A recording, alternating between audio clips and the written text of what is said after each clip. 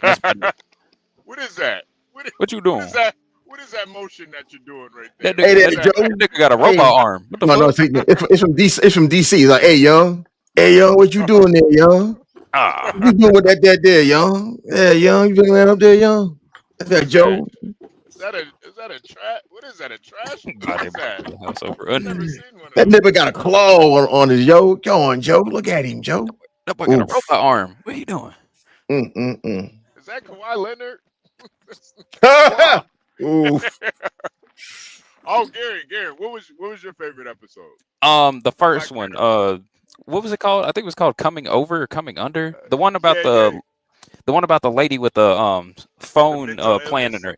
Yeah, with the Yeah, phone yeah, plan yeah, in her yeah, yeah, head, and the yeah, guy constantly had to do a bunch of streaming in order to make up the money. That was my favorite episode. yeah. The monthly payment Yeah, episode. monthly Yeah, payment episode. Yeah, that was great. that was like the most depressing one to me. That was Yeah, just sad, man. He didn't have to. The ending was tragic. What show is Yeah, this? Black Black Mirror Mirror. season 7.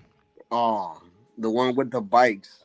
That one was with the sporting bikes and shit. How they had to just Uh-huh. yeah, that shit sucked too. Wait, which one? Which one were you talking about? Let's see. I believe like they had to like get on these bikes or some shit in order to like sustain energy. And like that was Oh, their man, that's job.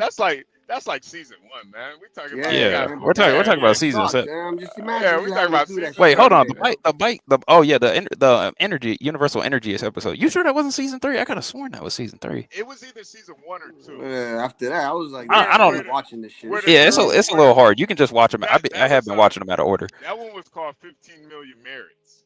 That's the one you talking about. Where he gave that 15 million merits to that white girl, and then she ended up doing porn. Yo, Yeah, he that was was insane. pissed. What? Yo, he Yeah, was bro. pissed. That I show, think that show I takes, think one of that show my takes all time favorite episodes has got to be the reality TV show one where they were going over that woman's life the entire time. So she had to do some insane, crazy shit just to make sure that they got it on screen, just to spite them. Yo, that show crushes hearts, dude. Yeah, Souls, bro. she went up in a church and I forgot what she did. I think she like pooped herself or something like that. I What? know which one Oh, you're talking about. Jesus. You're talking I about got. I guess I gotta go Netflix. freaking Yeah, watch Black Black Mirror. Black Mirror. Mirror is a They great got show. pants Yeah. in Oh, church? No that's way. crazy. She did it just to spite them, and then she had a mental breakdown right after. Sad. Yeah. Nah. Jesus. Truism. Yeah, nah. Black Mirror is. I think it's honestly the best like TV you can watch, and it's an anthology, so you can watch any episode. Yeah, you can just. I've been watching them in order. Yeah, but it's honestly the best TV on. It's like the best shit on TV, honestly. That and the Expanse. Nah, I didn't. The first season of The Expanse, it was cool, but after that, it just got weird and freaking. I woke, and after that particular point, I'm like, I'm good. Yeah. Oh, Portia, you're I'm good talking on about the that. episode with Selma. Okay, Selma Hayek. Yeah. Yeah. That was the crazy Netflix episode. Yeah. Yeah. Roller That Skating was Texas insane. Girl. We're talking about Black Mirror. They just dropped the last season 7, and it was really good. Oh, Cyber Toxin. Yo, Nosedive is one of the episodes that I can watch over and over, man. I fucking love Nosedive. Y'all heard Netflix and 50 Cent got a documentary coming out. What? Diddy did it. No, I heard that they gonna have that What? pop the balloon to find love shit on them. Like, oh my god, Everybody named Mama was mad at I forgot her this name. this That broad Nigerian lady. literally, this broad literally transmitted. Oh fuck! What basically translates down to is a Maggle slave market. And she had that shit put on motherfucking Netflix. Literally, it's a Maggle humiliation ritual.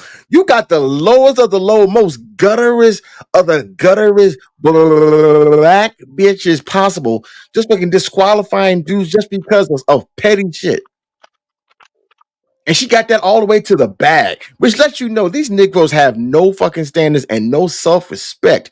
As long as she got the cakes, it's gonna take what it motherfucking takes to get to them damn cakes. These Negroes is thirsty. You understand me? Thirsty.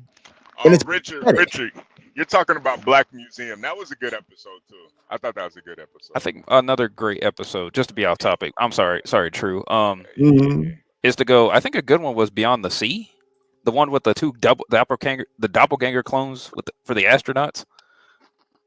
Oh yeah. Where they used like their doppelgangers in like at home while they were in space. Which Yeah. The only reason I had a problem with that is why wouldn't you just do it the opposite way? Make more sense to have Why wouldn't you spend time with your? I was thinking that the whole time. Like, why wouldn't you spend time with your family the whole time instead of being at work in space and shit where they can die and all that? Because they want to be in space. That's why they love space, man. I mean, I wish they explained that in the show. They didn't even have that. Yeah, they didn't even mention it because that that's. I mean, to me, that's a plot hole, but whatever. Yeah, that's a major plot hole. It's like, why the fuck you got that technology? But yeah, no, I suggest everybody watch Black Mirror, man. All right, I got Netflix. I might just check it out. Yeah. Once you, especially if you watch the first episode of Black Mirror, you'll be hooked because that first episode is. I still think by far the first episode is the most fucked up shit in history. Like, I think it might have been the most fucked up episode ever on TV. Honestly, like. When you see the plot of the first episode, you're gonna be like, yeah, this show is fucking genius, man. It's fucking genius. Wait, 15 million merits is the first episode? No. The first episode is the pig episode. Oh, yeah. That's what sold me. Yeah, I'm gonna have to watch it. I'm gonna start watching this shit in order, man, because I was just watching episode to episode. I watched that first episode. I was like, hell nah, man. They did not just do this shit, man. Are you fucking crazy? So And then the nigga did it too.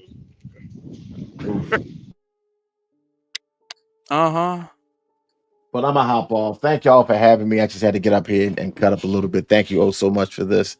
Again, Stan Leisha, you still a bitch. Thank you all so much again. Y'all be cool. Y'all be easy. Y'all be safe. God willing, I'll see you guys again. Easy, man. See you, man. We liked your singing. He definitely has some pretty cool sound effects, doesn't he? Says Stan Leisha. Yeah. Stan Leisha. You guys, I just got out of the store. I just went shopping. I just came out of Meijer. Should have camped up so we can see your amazing white store.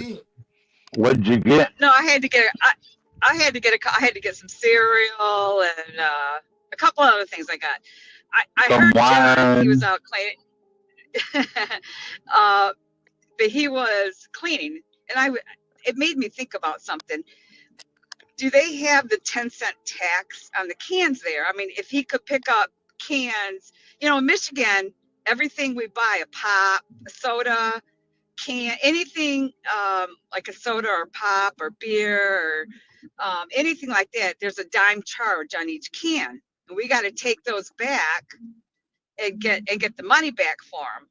I just wonder if John, if it was like that where he was at, if they charged a dime. HB knows what I'm talking about. It's they charge you a dime. Bottle. It's a nickel here. Oh, it's a nickel. Okay. Yeah, ours is also a nickel. Okay. All right. I just wondered if John would, if he was picking up cans and We bottles don't and get stuff shit like that. for him here. No, we have to pay for it. No. We have to pay for it up front. Like if we buy We don't get shit back for anything in Alaska, whether you recycle it or not. So most of it goes to the landfill. If we buy a bottle of pop and it's $1.50, they charge us $1.60. They charge us that extra dime. So if we want to recoup that money back, we got to take it back and get our money for it. And I just wonder, a lot of people, that's what they do. They go, especially like at concerts and stuff like that. They go around, at least around here, they'll pick up, like bottles of beer, cans of beer and stuff like that. And they take them back and get money for it. You don't have to you can get the money back. Yeah, we got a lot of people who do that around here too, especially homeless people. Yeah. But it balances out because in order to store their cans, they got to steal the shopping carts from Walmart in order to store their cans. Yeah. Yeah, I just wondered if that was like that for John, if he was picking up trash and cans and stuff like that. My bad. My bad. There we go. Probably not worth his time, Lindy Lou, to bring 5 Yeah, cents no, for the it's can not. back. You know. No, it's Speaking not. of, Unless you accumulate a lot, unless yeah, you're, that is true. really, really poor. Then you got to store all those stinky beer cans and shit. To hell with all that. Yeah. Lindy, you said you got some cereal, Lindy. What kind of cereal did you get? Kashi I'm Gold curious. Lean. What? Some what? Kashi. Kashi. The Gosh. hell is that? It's called Kashi Gold Lean. Oh, shit. I was gonna That's guess probably Fruity some Pebbles. fancy organic cereal. Well, Kashi. it's supposed to be Kashi. Hold on, let me spell it for you. Oh, I've seen Yeah, I know I've what seen you're this. This is talking one of those super Ashi, healthy Kashi. cereals. What the Yeah, I've They seen hell? it. Yeah. Post Mills makes those, right? Post. Yeah, hold on. I'd have to look at it, but hold on. Let me see who makes it. And I It's one got of them. popcorn. It's one of them high fiber cereals, ain't it? Supposed to Yeah. help with like Yeah, digestion and or something. well, I got the one with the protein. Hold on, let me see who it's made by. What's that? I got a shit different that- kind this that- time. That Jamaicans be eating. Fuck. Man. Lindy Lou, what kind of cereal you think Stanley eats? The same thing. Probably the same thing. Probably Probably some honey bunches of oats. Fruit Loops. He probably eat. No, grape nut. this got a lot of protein and fiber. He probably eat grape nut. Y'all are bad, you know that. Probably eat a nice steamy bowl of bran flakes. Y'all are bad. Bland flakes. No flavor. Hey, Chad, put Mixed the oats. kind of How about mixed oats? put the kind of cereal you think Stanley eats in the chat. Stop. I'm gonna go with. Let me think about it. Ghetto Y'all, O's. it's got it got the 8 grams of fiber in a serving. A serving is like 3/4 a cup. When you get to a certain age, fiber is good, protein is good. Oh yeah. Yeah. Yeah, when you start getting around 40-ish. He probably eats motherfucker flakes. Mother. Quaker Oats squares. What the hell? That's a good one, Latino. Quaker Oats squares. I was thinking of black. And Nate Way said cream of wheat. Hey yo. Hey yo. Hey. Hey, Shout out to yo. cream of wheat, man. I grew up on that, man. No, I did too. Tyrone said sugar. I've never had cream of wheat. Oh, She's good. Yeah, Sugar Smacks. Yeah. Then we'd eat those Flintstones cereal. What's that? I Oh, had, you- What do you call that shit? Flintstones? yeah, Tennessee never had cream of wheats, but I had Oh, Sugar wait, Smacks, he all said- that No, kind no, of stuff. Wheaties. No, He said Wheaties. Whitey's. He said Whitey. Whitey's, not Wheaties. Tidy Whitey flakes. Whitey's. Oh, That was a good one. Oh, that Tidy was good not one. a- That was not a misspelling. Imagine Portia, what's the decoration on the box, Portia, man? where are you going, Portia? Portia, where are you going? Where's she going? I can't read it. she's not I'm saying. looking She at didn't Spin say it. Street. She's Yeah, she left a really long message. Lindy Lou, you don't have to read it. She's leaving. She's making. Can you put that back up there? Yeah. It's, She's going to the I didn't store. get to finish. she's You going want to to. read it? HB, she's going shopping. You Still read it? going. It says, I'm leaving. It's been a great day of live streaming and panel interaction between the host and all of you great folks hitting the link and adding to the conversation. I appreciate all of you. God Much bless love you. and prayer.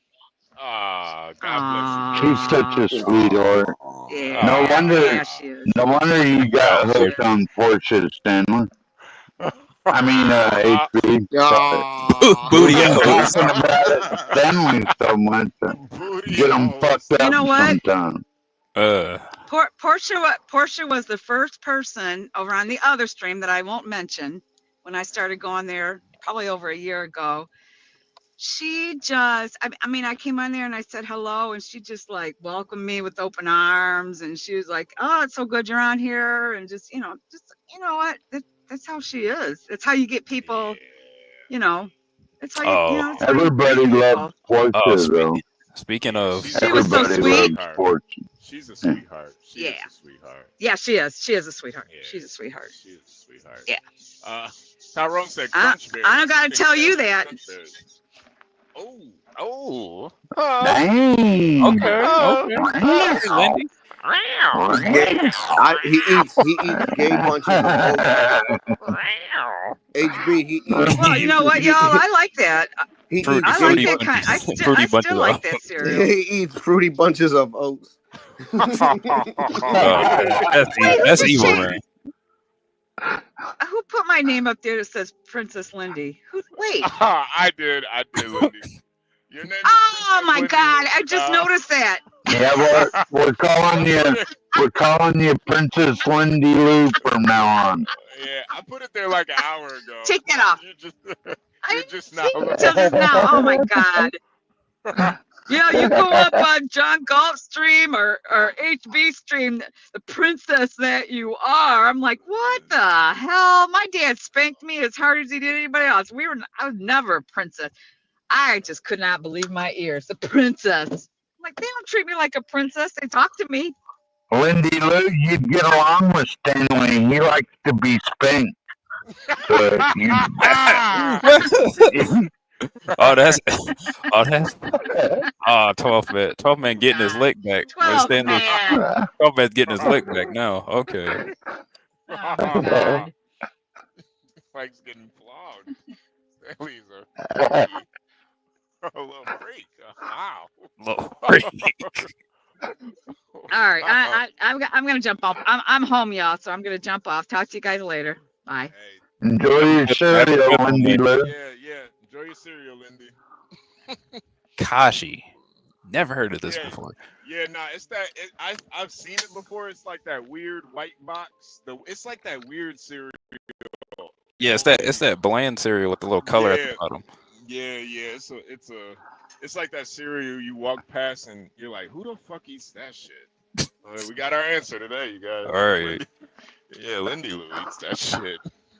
Shit looks like cat food, man.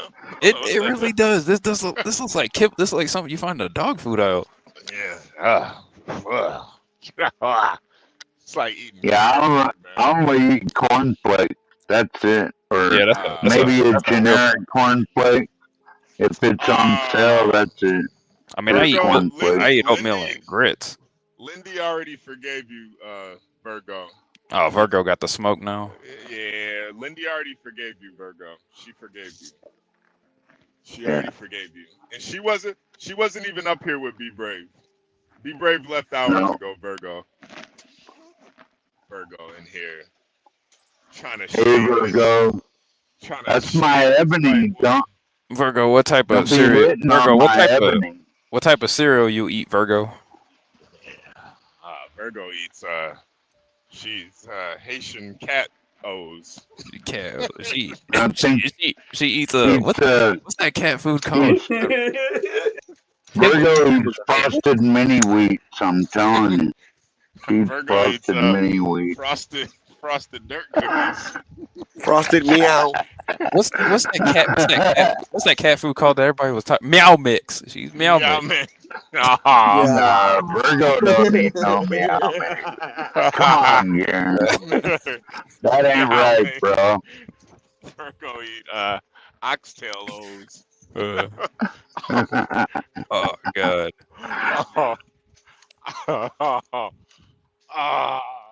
Who just popped up here? Hold on a second.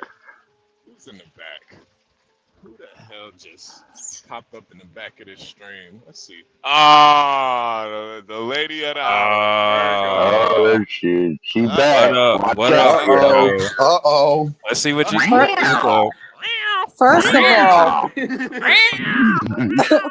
First of all, fuck all of y'all except for 12 man. It's love, man. We love you, Yeah, Virgo, we You appreciate know you, I brother. love you, Ebony. Come And on now. honestly, I don't eat cereal.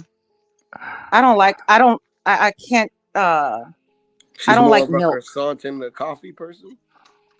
I'll eat oatmeal. Oh I'll make yeah. Yeah, oatmeal. yes, oatmeal's great. Oatmeal and grits. Yeah. Yeah, I'll put a little bit of walnuts in my oatmeal, little brown sugar, cinnamon, and craisins. What kind of That's good. oatmeal, Virgo? The Crazy. Just instant or the plain rolled oats? old rolled oats. You put Yeah, I like those too. That's what I eat. And I have to get the lactose tolerant milk. Virgo, I'd rather have those than cornflakes, be honest. do you put white sugar in it or brown sugar? I put brown sugar. Oh, Ooh, Or I put cane sugar. oh, that's the white sugar. Yeah, super white. No, Yeah, it's you don't want actually that, the raw Virgo. sugar is actually brown. Oh yeah, the raw sugar. Oh, Okay. you're talking about raw cane sugar. Okay. Damn, Virgo. So you like it? You like That it shit's raw? expensive. You like it raw, Virgo? That's what you're saying. Yeah, Nah, we like it raw and expensive. Damn. Wow. Okay. Like I old DB said. Allegedly. She like it raw. Allegedly. Like Virgo, old they DB said. They said you eat dirt cookie crisp. Who said that? Fuck you too. Oh God. Damn. But if I was forced to eat cereal, it would have to be like a bran flakes with, some boring I cereal. guess frosted mini wheat, because we know you like it frosty, Could you Ebony. highlight the last comment after you're done with this one? Yeah. Frosted Flakes. Yeah, no, I said that, kid. I missed it. My bad. I missed it. Yo, that shit is Dirt cookie crisp. Dirt cookie Christmas. Yo, Genesee is shooting like 10 for 10 right now, man. I know, right? Dang. Need to put that nigga in the league. Yeah, this nigga might need to get drafted up here, man. God damn. But yeah. Virgo, Lindy Lou came up and she said she forgives you. She forgives you for not knowing what a racist is. Did she say that for real? Yeah, she said she forgives you. Oh. Hope y'all can get along, Virgo. I really like both y'all. She said you wouldn't know a racist if you married one. Oh, is that what she said? All right. So she wants the smoke. You started a race war. I mean, she said, Virgo, you don't eat raisins, you eat craisins. What's that? Like the white version of a raisin? No, they're cranberries that's like dried up like raisins. Okay. Oh, that's nigga. Oh, dried cranberry. That sounds Cranberries are pretty very good, good for really. you. Virgo said HB is lying. Or Lindy Lou said that. Oh shit! Hold on a second. Hold on a second. Oh man. Hold on a second, y'all. We got here for the tea in the building. Oh, chat. Oh, What's up, T? oh, hey guys. How? Hey, T. Howdy, is T. definitely What's good? live. Hey, you guys. What's going on? He's taking up for Lindy. No, HB is lying, okay? Oh, she picking the side. You've Pick been the listening side. this whole time, T? You've been listening? Hey. Stirring up the pot. Yeah, Virgo. Lindy said you wouldn't know a racist if you married one. You know. Oh. She forgives you. She said she forgives you. For you not know what you say. Don't you know no good? What Lindy know about marriage? So she better not speak on my marriage because she don't know nothing about marriage. I can't believe this is working. Oh my god. I think you made a great Ebony, you made a great decision, I say, Ebony. Crazy. We got John back in the building. T, We did got you the see John goat. cleaning up all that John Galt. all that shit? No. Look What? at I all this Oh shit. didn't. Lord. What did he do? Look at all this shit.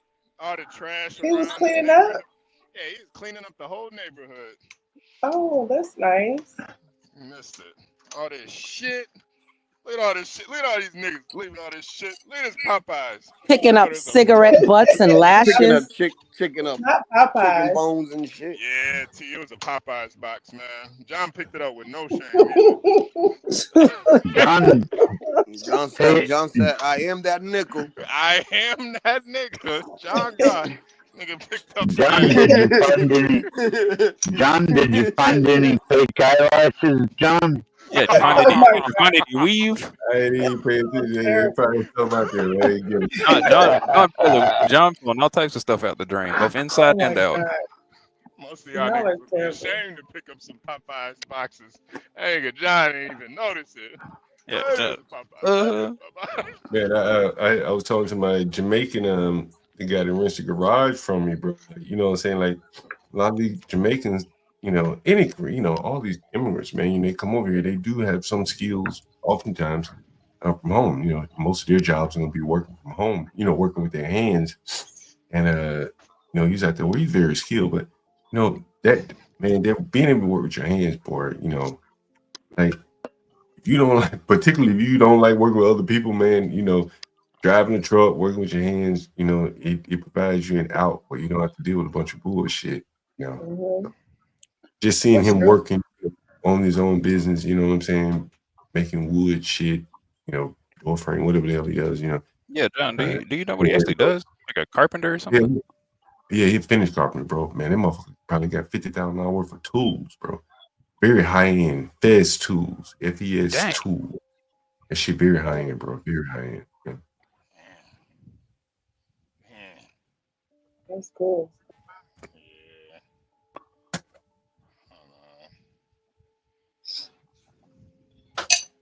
What's up, T? What's going on? Yeah, Just no, got off What up, work. John Galt? not much. How's everyone doing? Just finished making dinner. What you Feeding make, T? everybody. What you cooking? What you cooking, T? I Everybody made is like this. I made like this little. It's not a gumbo, but it's kind of like a gumbo. It's like a shrimp, sausage, and okra soup. What? Over rice. Mm. Over rice. I'll be right over, T. Oh. Are you Oh, that is gumbo. How much Kind of, sort of. for a bowl? It's You not know- a gumbo because I didn't. Yeah, it's not a gumbo because I didn't make a roux with it. I just used tomato paste and tomato sauce to kind of. I know what a roux is. Well, but that's what a kind of Creole. That's a Creole gumbo then. Yeah, Not a it's Cajun one. Creole. Yeah, it's not. roux? Okay, so what a Creole would have tomato paste and They have like a red, more of a redder. Oh, okay. And to the it. other one, what you said, the Haitian one is what? What did you call it, Virgo? Creole. Creole, okay. And that one is like the brownish sauce, right? The Cajun one is more brown with the roux, and then you Yeah. put your filet. Yeah. It's so Was good.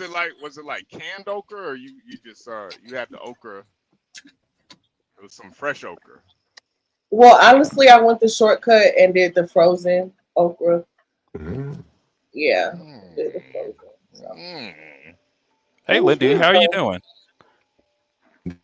Who, me? I'm doing great. Virgo, he's lying. You know that, don't you? Wait. What happened? Lying. Wait, what happened? What happened? What happened? What happened, Listen.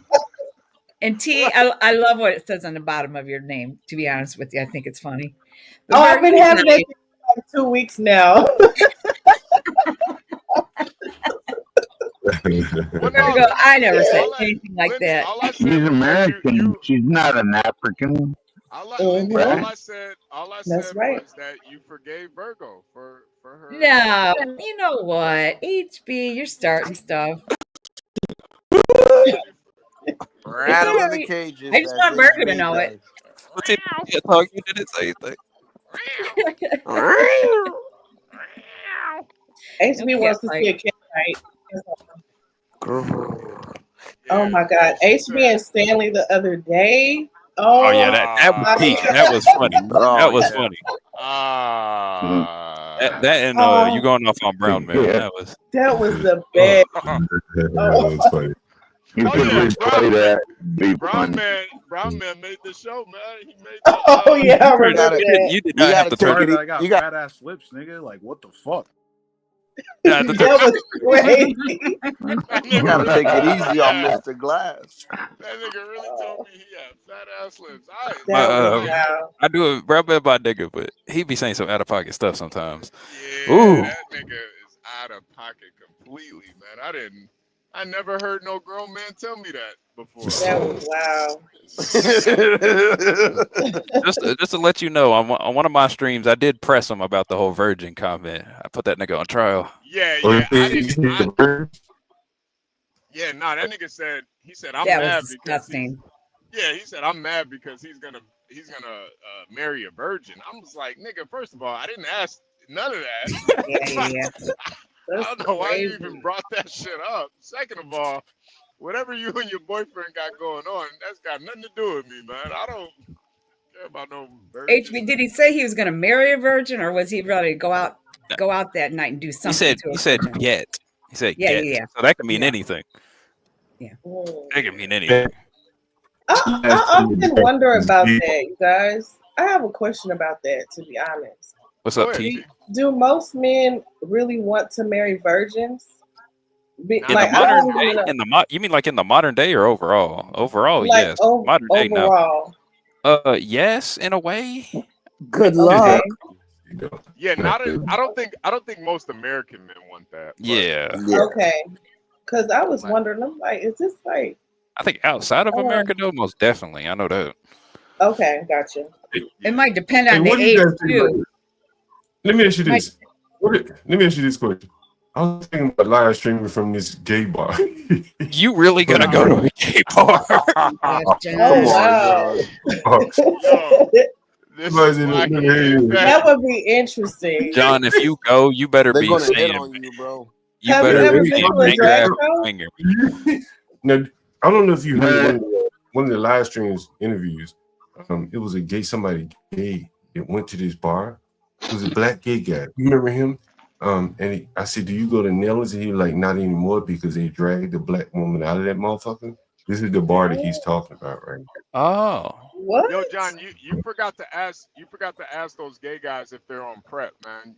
You got to remember that question. Oh my goodness. I think I asked the Probably black. all on them prep pills. I think I asked him. He said he wasn't that active or something like that. I think that's what he said.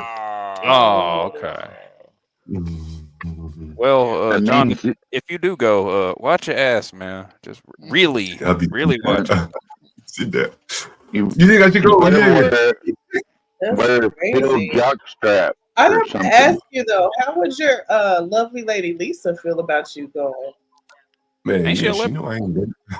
I know, She know I but ain't. still, I would be like, I mean, if you're going for the content, I'm pretty sure Oh, she yeah. understands. Lisa probably know. Like Lisa's going Yeah, out going of for this the world. content. Lisa ain't really involved in that kind of shit. She probably never even heard of that place. So, John, what are you actually gonna do there when you go? You're just gonna film, or you're gonna do some interviews? Yeah, interview. Who you want to get drafted? oh, you know Which they one don't of know them nothing cute? about Who that. you want? Who you? Who you? Wait, Are you? John, you think they're gonna play the NFL draft there? No. It's a sports bar. It's a Yeah. sports bar. Look, this is a sports bar. This is a real serious sports bar. What? Damn, I didn't even know It's a gay very people serious like sports bar. sports. I didn't even know gay people were into Look, it's sports. the name of it, Nelly Sports Bar. What you mean? Their favorite position Yeah, is the sports bar hut. right there. Hut. The Huge. Hut. Oh my god. Oh, it's double decker. That's What's a it called? The Hut? yeah. It's a That's pretty a high whole end lot. bar. Mm-hmm.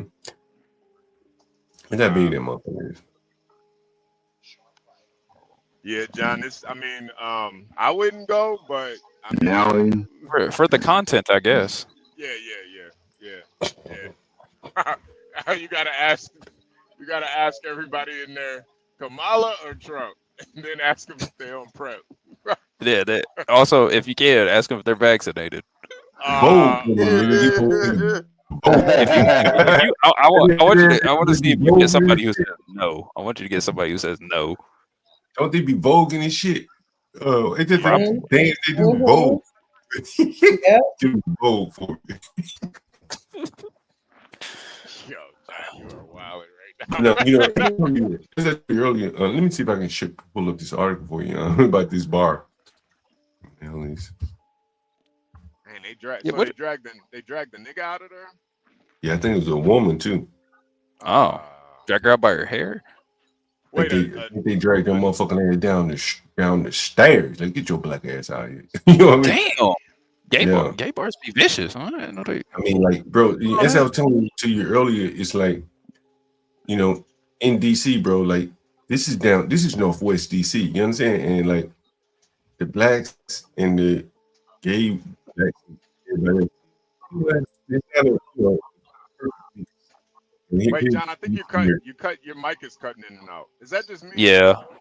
Nah, I hear it. No, I hear. This is the right here. Bar. This is, you know, this is right at Howard University. John, your mic still sounds like muffled. He might have to come out shit. and then come back in again. Oh, now you sound better. Sometimes maybe it's switching to the other mic. Let me see. Now I'm good. Okay. Dang, that's a huge crowd. What the? Yeah, but bro, I'm telling you, it's mostly white people, right? Like, black people don't even live down here, bro. You know what I'm saying? Like, to come here for a protest, you know, it's a ways away. And so here's what they did here. They are the most productive in the world when it comes to screwing anybody over. Where is it? I think this is it right here. Nelly Black at White Bar. I don't see any more videos worth playing, but that's basically it right there. I wonder if they talked about it. Let's see if they talked about the video. See, this make you feel a little uncomfortable. No, not at the moment. Why? Why would I feel uncomfortable? I don't know. You always have the ladies. Damn, that bitch big. Hold on. Huh? You always have like the ladies. Oh, God damn. God damn. King Kong. How'd they throw her ass out? With a forklift? Jesus Christ. Oh, Oh no, Oh, it's Godzilla. Oh, God. Damn, how did she get into that outfit? Oh, that's a baby with her too. Damn. Where the baby at? The baby out there. Where the baby at? Hold on, what? You see the baby on her hip? Oh no, that's a roll. My bad. I thought that was a baby. That's a roll. I thought that was a baby on her hip. That is terrible. Roll. That's a roll. Oh my God. That was a baby. Oh my God. I thought that was a whole nother life form, man. Damn. How does that bitch wipe her ass, HP? That's what I'm trying to figure out. I don't know. You might have to interview her 12, man. That's kind of crazy. That nigga just said it's her baby. That was a baby. Hey, HB, look, do you see that sign right there? HB, look at this sign right here. Bro, like, I want you to look. I'm gonna pause it when they get there. Hold on. Look, you see the sign this white man is carrying? You see the sign he's holding? You can't read it. You may be able to see it. It says D Black something. Black. I missed it. Defend black women. Look. Oh. Look. All these signs are saying defend black women. Look. Here comes another. Look, you see it? Oh, I see it. He trying to get some coochie. This nigga peacocking. He wearing the right colors and everything. He got jungle fever. Probably need a toilet brush to clean that thing. Damn.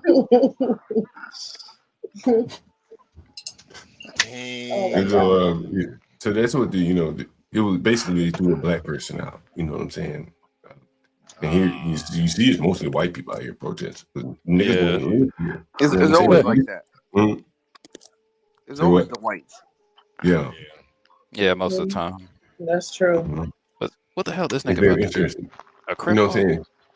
It's so interesting. Like, they could open up a gay bar in their own neighborhood and where they wouldn't feel mistreated. But for whatever reason they don't, and they want to come to these white neighborhoods and get mistreated and then protest. You know, white people come out and protest. To be a boy, yeah. to be on their Is that right? Go ahead, Gary. My bad. Oh no, that's fine. I was going to say, to their defense, John, if they open a gay bar in the hood, that bitch would get burned down in like 2 days. Is that a woman or a man? Oh, that's a chick. Never Is that mind. reverse racism, where you come to a town to be accepted, and then when you're not, you sue the I mean, if this puppeteers was or in, whatever? I mean, if this was in Atlanta, you could have a billion gay bars on every street, but I don't know about DC. Hell, man. DC got a lot of gays. Why niggas always got to start dancing at a protest, man? Yo, They want for real. it's coochie, bro. It's textbook peacocking, man. Look at this nigga, man. He's even wearing the bright colors, just like Peacock. What dance would you call this? I don't know. Look at I me. don't even know. I call it shit, look at me. Bang. Look at me. We'll call it the coochie What stretch. kind of dance is that anyway? This how 12th man drink or dance when he be drinking.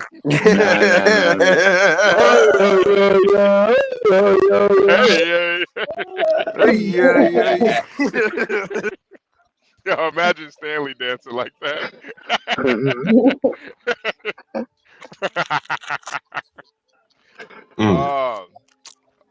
Let's see what you guys say. Okay. Okay, Brittany, Brittney, Henderson Fiestas, HENDERSON, -FIESTAS. You have to forgive me. I'm running on empty, Brittany, after a weird couple days. Tell me why you're out here tonight. Look at that sign, HB, by the white man right here. Defend the sisters. That's the same guy, I think. No, this I'm out here because there was multiple signs with that. Yeah, I missed a little bit what HB said. Maybe my connection. Is HB talking? Yeah, no. You're good, John. What did you say? Oh no, I can't hear you talking about that.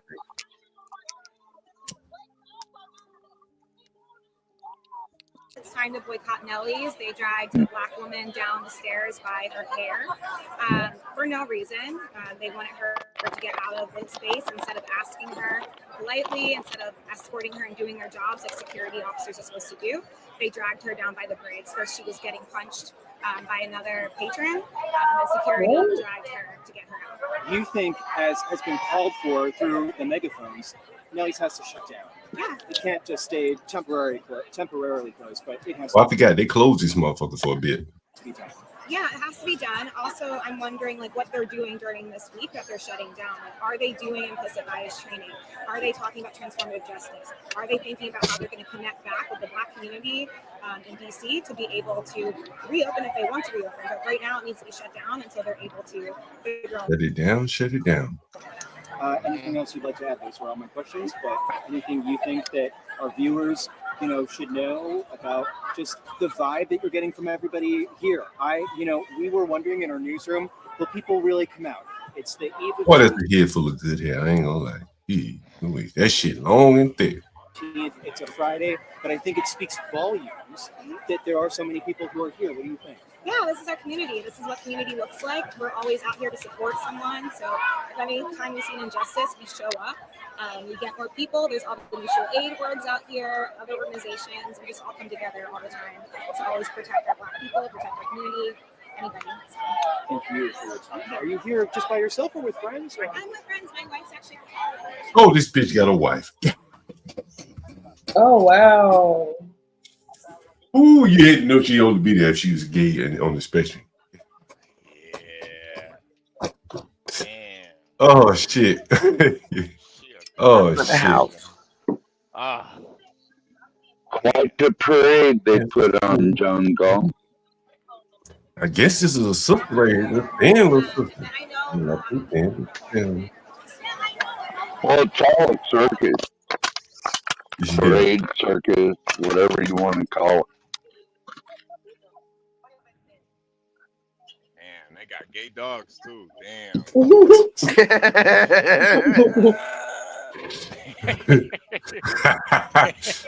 Like here with you, bro. That is crazy. He him. You think they gave the dog pronouns? AB? He him. No, that's a they My them, dog John. identified. No, that's a woof woof. That's a Well, they what them. that is an animal abuser because you would never take your dog to a place where there's potential violence or what have you. Not around a bunch of people like that. I 12 don't man is a like beard. people. 12. Don't take Mostly Sam people. Fisher over there. He might not Mostly come out people. right. No, I would never take my dog to a protest ever. John, ain't that one of your tenants? Wasn't that your tenant that cut you off? Oh, damn. White. Remember she said, I'm white. I Oh, recycle. Yeah. I recycle. I'm white. Caucasian. that was Caucasian. That's what crazy. she said. Caucasian. Oh man. That was crazy. HB, you know crazy man. Dude, white dude. Whatever happened to her, John? What happened to her? She got me alone. Huh? Oh. HB, I had a nigga call me today, white dude. And I got a couple of black people living upstairs. The white guy living in the basement. So he said, "Oh man, let me see, where's my phone?" He said, "You need to tell the people, to properly sort their trash." Man, I ain't even responding. I'm like, nigga, you think I might tell some niggas to sort some trash? Huh? What they do that shit? Oh my I'm not even God. gonna away my breath. You are so terrible, John. He said you should tell the guests upstairs to not put recycling in trash bag. You could get fined. Shit. You get on my nerves. I should try to call the niggas. I should let y'all hear this shit. Hey, nigga, you got to sort your trash. He be like, what? That nigga, his brain just wires just fried. You know what I mean? Like, that's Crazy. This is the same dude that took his trash out back from the trash. Nah, that was years ago.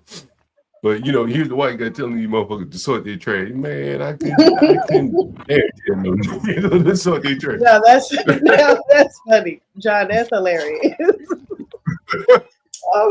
He said his brain fried. I ain't even respond, man. That's Oh shit, they got a sister in a chair. Oh, wait a minute. And they include the disabled that did it. Oh, They say she got something. They interview the disabled, like, sweetie, like, they could have dragged you down. She probably, they could have been dragging me down the stairs too. oh my God.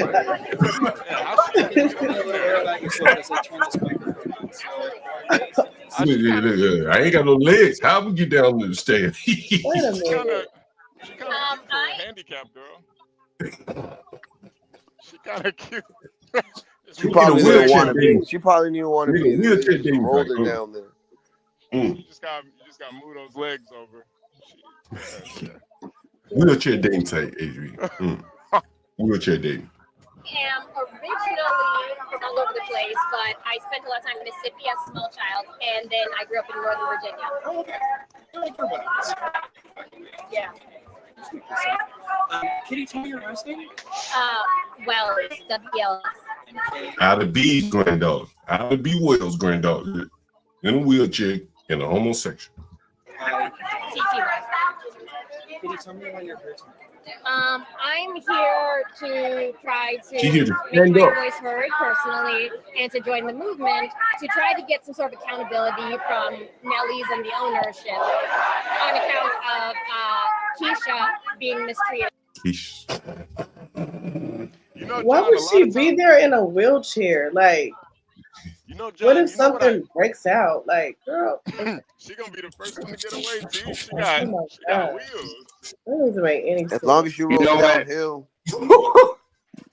When Antifa and BLM used to protest in Portland, they'd roll out this legless or paraplegic guy on a fucking electric scooter or something, and then dare the police to attack the rioters.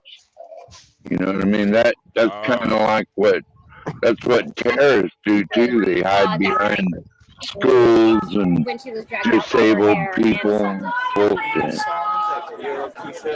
when she was dragged out by her hair and assaulted. Why they keep bringing up dragged out by her hair? You notice that, guy? I'm telling you, man, them sisters and that hair, man, they start a whole revolution over that shit, man. Can you put that picture up of the crown act again? The crown act picture. Hold on. Dude, I wait, can't with HB, bro. I gotta You need to chill, bro. What's with the hair? Speaking of which, HB, I just bought a couple of your pieces. Oh, thank you. Oh. Oh, thank you. Hold on. Let me. Oh man. Yeah, bring some of the pictures up. I want to see. Look at that hair, dude. Who would wear their hair like that? I know T would. She has locks. Here go the crown act. We say HB. This the crown act. Yes. Right Yeah. here. What's this represent again, HB? This is a proud black woman getting ready for her night on the town, prepping her wig, getting it ready to hit the town. You know, she getting it together. That blonde, beautiful blonde wig putting on top of her crown. This is the crown act. Yes. Yes, and the one that hit my heart was the pro-black woman. Oh, you talking about the divester? This is the divester right here. Yes. That's the one I bought. Yes. Yeah, the divester. Do you take requests? Yeah. Do you take requests? Because I would love like a let's say I want to live around white people picture. Oh, can you do that? I want to live around white people. That kind of that picture right there kind of represents that, though. I got you, John. I got you. I'm gonna work on that one, man. Give me a couple hours, man. I'm gonna work on that one. Yeah, this is called the divester.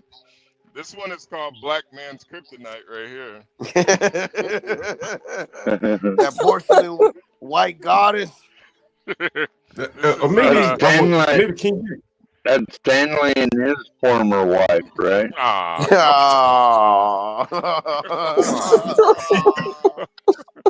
Maybe you could give me one like running to integration. Running to a white lady. You had to title it. You could probably better title it. I could. Yeah. I got the idea though. Running from the ruins.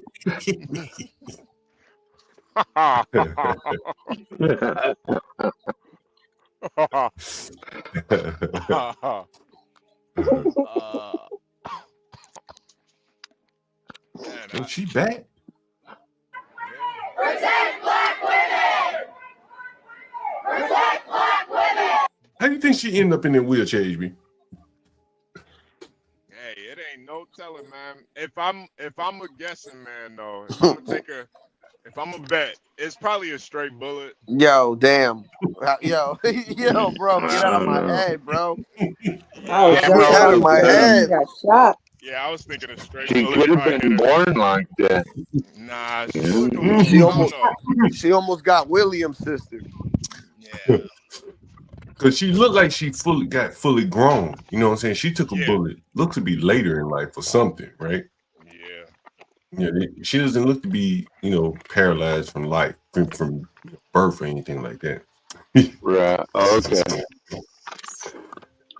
Where did Virgo go? I walked away for a second and now she's gone. I think you may Come back, Virgo. You may want to get some okra. Some who? Yeah, I wouldn't be surprised.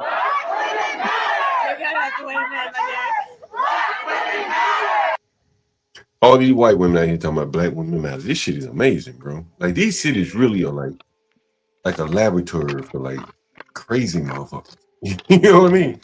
Like, what's crazy really too? Think about it. I think what's crazy too is that the black women fall for it. They actually think these motherfuckers give a fuck about them. Right, HB. I was literally just gonna say that. Like, people really think it's genuine. No. Yeah, right. Stop it. No, it's not. Right. If I show up to a rally and they talking about protect black men, I already know you already know. Yeah. They about to get those nooses out any minute. The nooses is about to come out. But you need to protect yourself.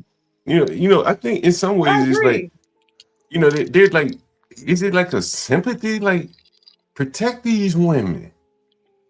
Bro, I'm telling you, that I don't bar is still know. open today, and it's mostly white people that go there. Almost exclusively. It's in a white neighborhood. It's just on the corner.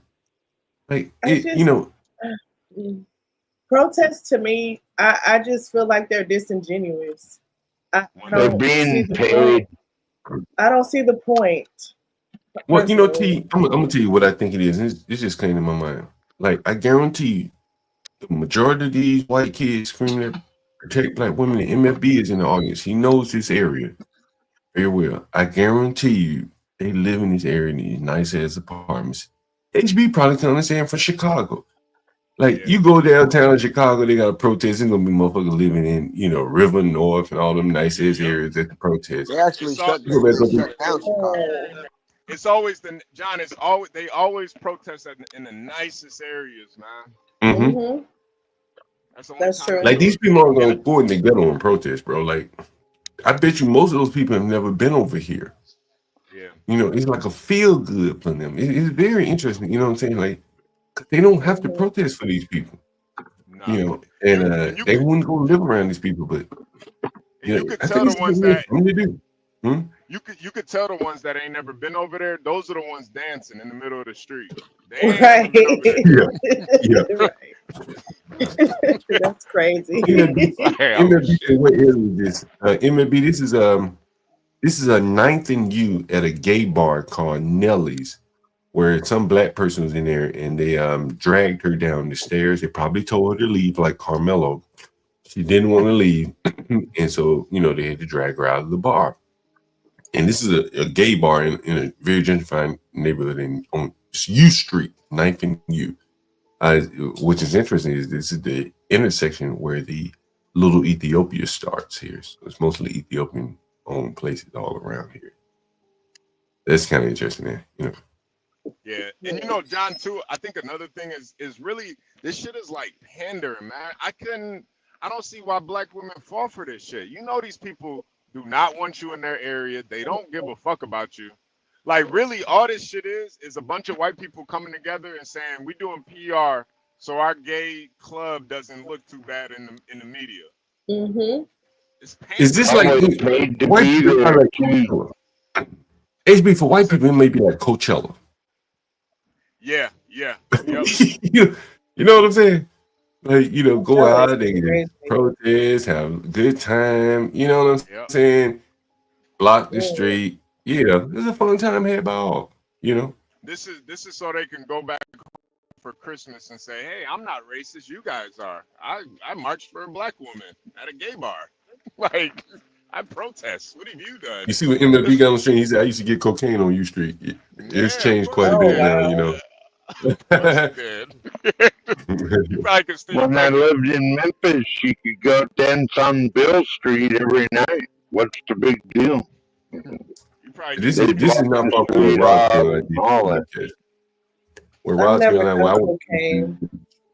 Let them do their thing as long as they're paying the city for their services and stuff like that. No, I've never done.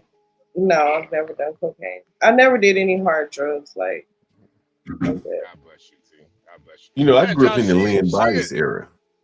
Oh yeah, that's back when cocaine was amazing, man. That's back when that shit was Back in the 80s. bro. Back in the 80s. Yeah, the 80s. Yeah, that Yep. was raw. That's that's why he died. I heard. That was That's the why, best. that's why he died, John. They said that nigga did pure white, like pure shit. That's why he died. His heart just fell You know, and gave out. you know, initially I think that's what everybody believed, but it may be he would know, man. Like, he was he was in Maryland. You know, they had a bunch of dope boys. What's the Hoyas coach? Thompson. They got pictures of him with Rayful Edmonds. Like, that shit was all over DC, and I don't think that was his first time. You know what I'm saying? He just may have overdone it. But I think they used that message as a don't do drugs. And it was very effective. Hell, I ain't never done it. And I remember him fucking dying from this shit. And you know, I think it was. You know, I'm not arguing with drugs. I'm just saying I think that his was a unique case of dying that was really propagandized. You know what I mean? Oh That's yeah, my big thought. time, big time. I don't know if that's true or not, but that's just my thoughts on it. Looking back. You know too, like with tall ass niggas like that, your heart it's harder for your heart to take those types of drugs. Mm. You know, because when you do that type of shit, your heart starts speeding. Your heart starts racing, and you know, when you tall like that, and it was like 6'6", 6'7", something crazy like that. You know, they put it off. You know, I remember it vividly. Like, and this is what can happen if you take cocaine one time. Yeah. And you're like, you could die from this shit one time, right? And so, it was a very effective propaganda. You know, and I'm not saying it's a bad thing. It kept a lot of people off cocaine. But yeah, I think he had a little bit more exposure to coke than the average person. You know? I wonder how bad is. What? No, what were you about to say, John? You know, I just started to question a lot of things, and you know, I wonder how bad is pure cocaine versus all that bullshit they're cutting it with, right? Well, from what I heard about the story, it was his first time ever trying it, and he just went crazy. He was just doing it all night. So it's one of those things where, like, if you don't have the heart for it, it can stop your heart. Your heart will just start beating too fast. Yeah. But the pure cocaine, I mean, John, people been like chewing coca leaves since the beginning of time. I guess it's you know, it's a natural like coffee beans and stuff. So yeah, it's one of those things where, like, if it's pure like that, it's not gonna do much to you. But if you do anything too much, it'll kill you. I mean, you drink too much water, it can kill you. Yeah, you know, those people chew that shit down there, and they chew the leaf. Yep. You know, Kids, and you know, kids chew it down there. Little yeah. kids be chewing it. And you know, I started to think, like, you know, there's some things that are probably natural that do have some healing properties. Cocaine very well could be one of them, you know, chewing and shit like that. But it may be the pharmaceutical aspect that makes these things dangerous and maybe even very addictive. If I would make it a drug, hell yeah, I'd make it addictive. I could tweak a few things here or there to make it addictive. I would do that, yeah.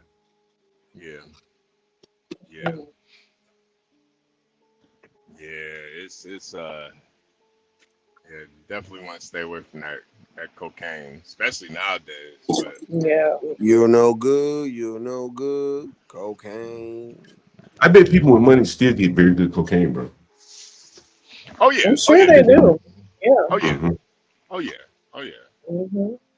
Man, Yeah, Innate is. You got Innate was a cop, right? Was Innate a cop or badass? Was a cop. I'm not sure. I don't think Innate was a cop though. So badass was a cop, I think.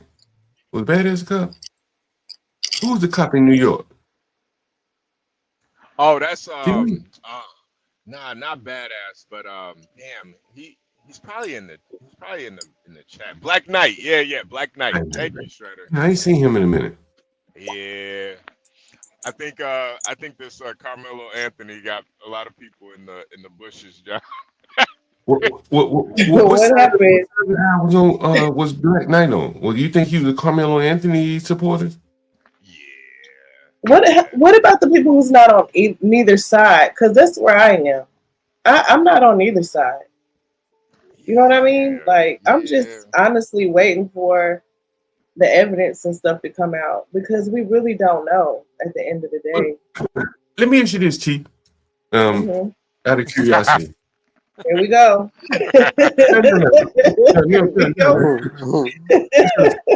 But I think, honestly, you know, if I'm right, the evidence will never come out. If I'm right, you're never going to hear the evidence. So take a plea. I disagree. This is Texas. It's going to come out. No, what I'm saying Trust is, me. No, what I'm saying is, listen, if it goes to trial, the trials are televised in Texas, right? Are they televised? Yeah, unless it's federal, it'll be streamed or something at least. So if it goes to trial, you're going to at least hear the testimony and the description. I'm assuming that he didn't have all the tenets of self-defense covered. There are 3 tenets in Texas that you have to have. I don't think he had all 3. You have to have all 3, not 1, not 2. All 3. Right? It's like imminence, a reasonable threat to your life, and something else. And all that goes out the window the moment that Right. Once you start to provocate somebody. So I'm looking at it, I'm like, I don't give a fuck what color you are. With all this shit against you, you can't go to trial. And I'm looking at it at the same time, I said, well, he has a lot of leverage. He's young. They can't get the death penalty off the nigga. Why go to trial? Doesn't make sense to me. You got a little leverage. You're young. You got I don't know if I agree with the trial either, but you wouldn't they see a have child. they have this spokesperson that sounds like an idiot speaking for them, which I think is crazy. So I mean, I don't know. Maybe they don't know any better. I don't know. Then the father, the only people on the say trial. anything. The only people on the trial right now are the people who stand to gain from a trial, the outcome, who want to use it. It's not in their boy's best interest, honestly. He made a mistake. He's in a situation where he will get the opportunity to have a long life ahead of him. I don't think they're going to give him more than 10 years. I don't think he'll do more than 5. Yeah, he might do 5. He have the opportunity to learn from the mistake and turn his life around. His family focusing on his graduation. I don't think that's them. I think that's the agitator who has a gripe with the school, and that's where the money is. And so that's my thought. The trial, too much evidence will be exposed against him. You're leaving it up to a judge and a jury. You don't know who that judge is going to be just yet. Just take, in this case, I think he might have to take a plea. Hey, John, if you're trying to run that bag up, though, you take it to trial. That too. I was thinking. And that's what I'm saying. The people who don't have his best interests, they want a trial, right? They want to whip up emotion so that they can raise money off of this. But his parents are going to have to, at some point, take control of this shit. As I said, I think it's out of their hands in many cases. And say, look, we got to do this for my son. Fuck all this sideshow shit where everybody's getting rich off of him. We got to do what's best for him. And that's what I think ultimately has to happen. What if this, because I'm a conspiracy theorist, what if this is a psyop to cause more division, amongst white and black people, and it's gotten quite a lot of attention. I don't think you have to do it, T. Like every day, I just wonder who's connected to the Freemasons in this, because it's kind of given that, like the Trayvon Martin case, they were connected with Freemasons. I don't know. I just wonder. I just question. Hey, T. Well, I did see a picture with Carmelo, his mama, and Shaq. So. I saw that, yeah. Well, we know he's one. But he also was from Baton Rouge area, so that's not a stretch. I just think that, John. I think that it's all how you play it. And we saw a case with the little girl going up to the people's house. Her mother did not want to even talk to the man. They wanted to run with the GoFundMe aspect and get money. They could have talked to that man and said, hey, it was all a misunderstanding. My daughter does sell candy, so on and so forth. It was a misunderstanding. But they refused to talk to him. Because to talk to the man, and he'd probably be reasonable, it would quelch their GoFundMe.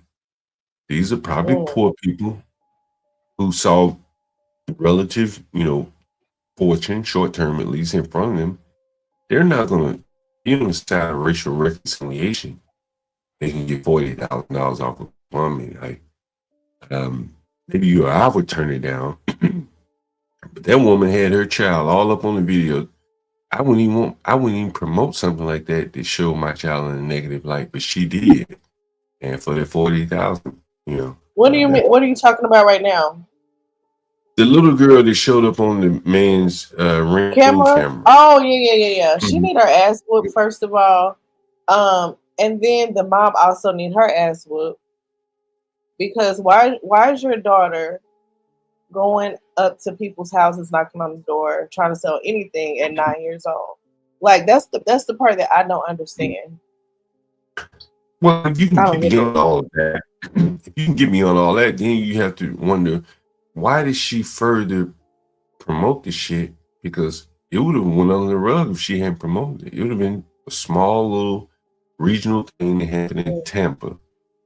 But she went national with it. Now the Root picked it up and other outlets have picked it up. And she's demanding he be fired and things like that. These type of microaggressions where people have to learn from them. I think a lot of people don't think before they do things. Maybe she was thinking, "Oh, I could go viral with this story." Yeah, that's what she's thinking. I could get people to donate to me. You know, my poor little 9-year-old daughter. People will feel sorry for her, you know, or whatever. And so that's probably why she did it, for a viral moment. Mm-hmm. That's what I think. And of course for some money. But it's one thing to go viral if you do something interesting. But to go viral at the expense of someone else and to want to I don't destroy agree with them, that. that makes you not, you can't live around those people. Because society will affect punishment. When you say those people though, John, that's the part that I have a problem with, because it's hard because, it again, makes it seem like all Black people are the same, and that's not. But no, what I'm saying is like, but T, I got some people I know fairly well. I've known them for years. When we were young men, we were all somewhat aspirational at our own levels. And my buddy Philippe is one of them. And two of the guys that went to school with Philippe, Morehouse graduates. They couldn't cut it out here. They weren't smart enough to cut it. They wanted to compete in the elevated world, but they didn't have it here. No one's going to tell them that. If you told them, they wouldn't accept it. But they didn't have it. Honestly, I know one of them very well. He didn't have it. And instead of just taking it like a man and figured out something that you could do on your level, like Be Brave talks about, he started suing people. When it didn't work out in his company, he filed a lawsuit on it. Like, you have to be able to take it like a man. You know what I'm saying? Take your lumps, bro. And don't claim racial discrimination. Just take your lump, bro. It didn't work out. You go get another job. But, it's very hard to accept it. Hey, I couldn't cut it here. You know what I mean? People can accept it on the NFL, on the football field. Fucking, I ain't cut it. I got cut, right? But out in the world where, you told a lot of these blacks they're really, really smart. They went to Morehouse. They ain't learned shit, but they went. And even whatever they learn really doesn't matter out here in the real world. It becomes a real serious problem. You know what I mean? Like, you got to get in where you fit in, How many niggas gonna pick up their trash?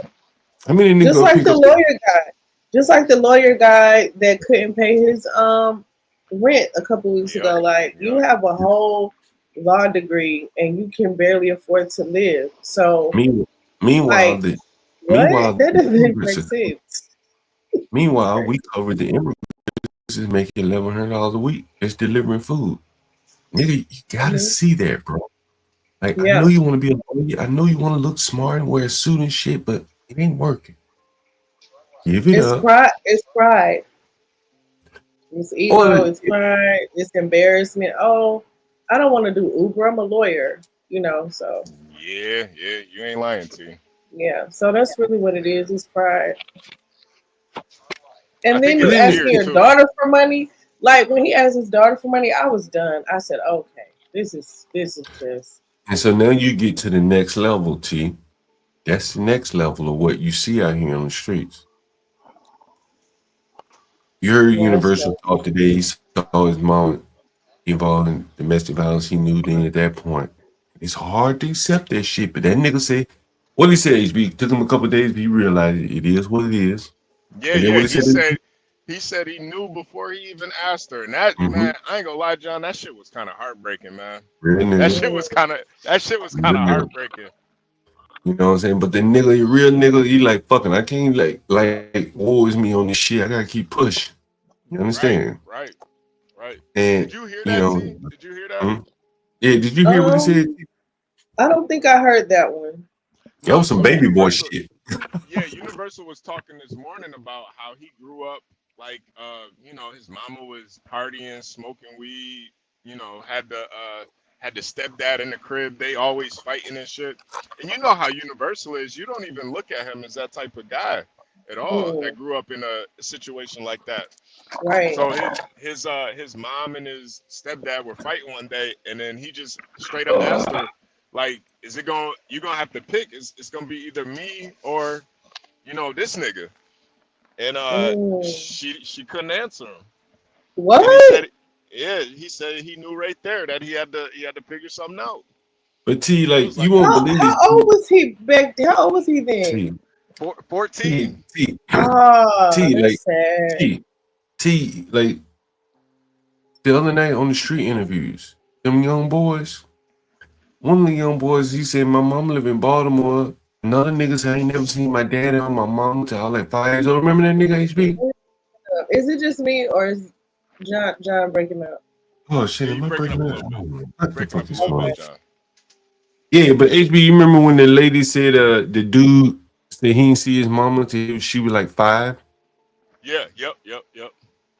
And then the young boy said, my mama live in Baltimore. I ain't never really seen my dad. I don't even think about that nigga. You know, it's a lot of dysfunction out here, T. You know what I'm saying? A lot of real serious dysfunction. You know what I mean? Mm-hmm. Oh, T said she'll be right back.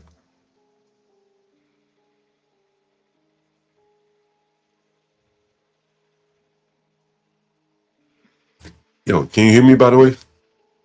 Yeah, we can hear you Yeah, now. I've been bringing it. Yeah, anyway, we got 40 people in the audience, guys. We've been streaming pretty much all day today. Make sure you support the channel. We got 2 hour panelists on the panel. HB tune in. That's the cash app, by the way. And he's always trucking all around the country. But you're gonna be changing up now, HB. Yeah, I'm up out of here, man. Yeah, I'm up out of here, man. I'm up out of here. Your last day is tomorrow? Yeah, last day tomorrow. I couldn't What do you have to believe it, drop man. the truck off?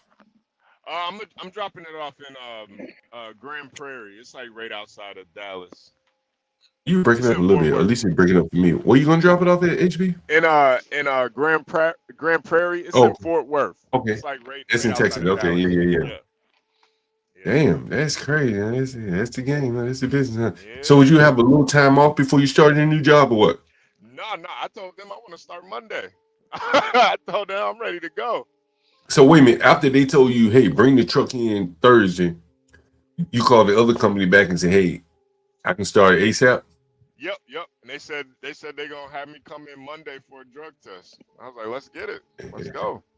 Let's go. Let's get it. Yeah, I'm ready, man. Might smoke some weed this weekend, man. Fuck it. I'm just like Better not, HP. Yeah. They might pop you on day one, homie. But I just Somebody hit your ass. Nah. Hey, let me ask you: if somebody hit you, they gonna drug test you, right? Oh yeah. If I get in any accident, they're gonna drug test me. Like any serious accident, anyway. Oh yeah. Any serious accident. That's automatic. What's serious? Somebody getting hurt? Serious as in damage amount. Yeah. I'll be right back, y'all. Maybe it's mine. I'll be right back. Okay. Yeah. So serious is all about how much damage did you cause. You knock off your fender because you hit a something in the road. They're not gonna drug test you for that. But yeah, you hit somebody's Mercedes. Yeah, they gonna drug test your ass. Man, yo, bro, I was showing you them cars in the ghetto, HB. Today, bro, it's almost no car you can hit without serious damage, particularly in that fucking Yeah, truck, bro. yeah. Oh yeah. Nah. I Hell mean, you nah. hit the bumper on the motherfucker. Bumper probably what? Some of you call you get a bump on a Tesla, nigga. That shit some bread. You know what I mean? Yeah. Anything what that shit costs to get a Tesla fixed these days. I know they say the battery or whatever.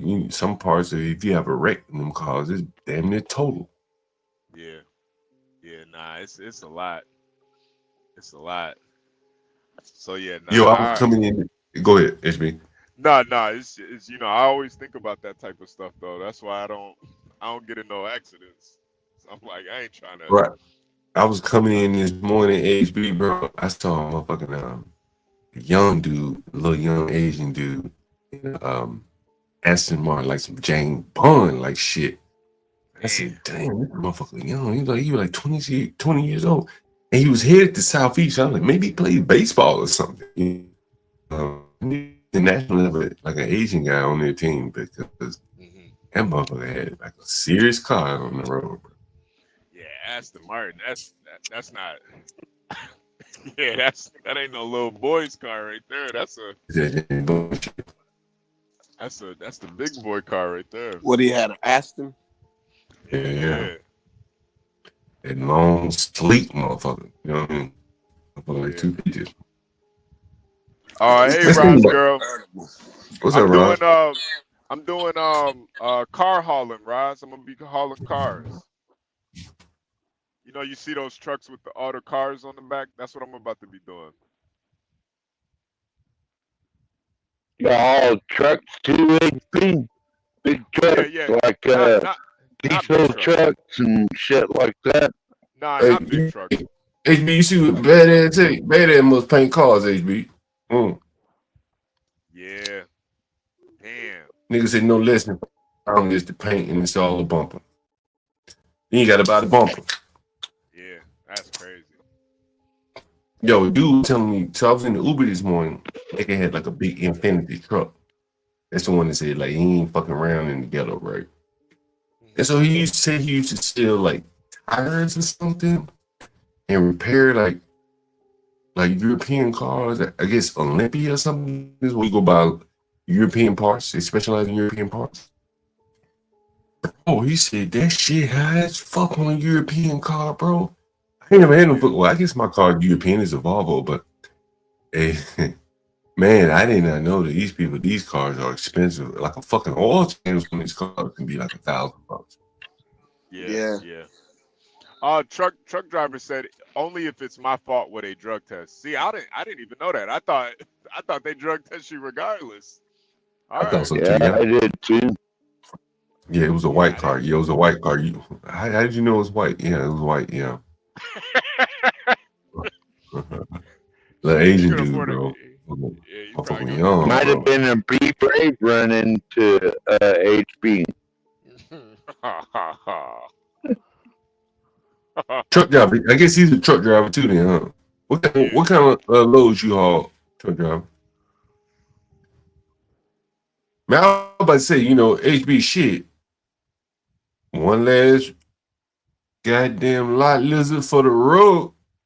Yeah, man. I'm gonna have to leave the lot lizards alone, man. Get that nigga lot lizard for the road. I'm gonna have to leave him alone after You never seen a lot lizard. I know you can put one of them motherfuckers in the back of one of these goddamn minivans you hauling. Right? Put one in the back of one of them motherfucking minivans, HB. This shit over, man. One more lot lizard for the road for HB. I might get one for y'all. Hey, we've been here, like, seeing HB change jobs and shit. One more lot lizard. Can we get one more lot lizard for the road, HB? What you think? Maybe we get one for the road. Maybe. I don't know. I gotta run across road, man. It's getting late now, so I don't know. They just Anybody want to buy HB one last lot lizard for the road before you get to hauling cars? He don't do that. Everybody knows it, John. The perfect time to buy a lot lizard. Well, you can donate a lot lizard to somebody else in need of one. Oh yeah, I do remember that, Badass. I think you with your Volvo, John. I think Badass told you what was wrong with it. Oh yeah, man. I need to get back on it, man. I need to get back on this shit. That motherfucker just been laying up, chilling for a few days. You know what I'm saying? A few months. I'll get back on it. When I do, I'll probably reach out to you. You know what I'm saying? Hey, Daniel Nixon Well, got like a interview question for stripper you. kind of, yeah. If she willing to do it, you know, I want to do it. We've had it on the camera. I mean, on the stream. You know, I think I know what strip club she works at. She's still there too. Yeah. Very clean, bro. Oh my god, clean as a motherfucker, bro. Wow. Yo, very, very clean. You know, one of the better, cleaner Airbnb tenants. Like, she cleans up. She said her family was a cleaning business, so maybe she has some experience. Damn, man. She said she was only gonna be there for a week. I guess. Been there for a minute now. Yeah. I guess she found her spot.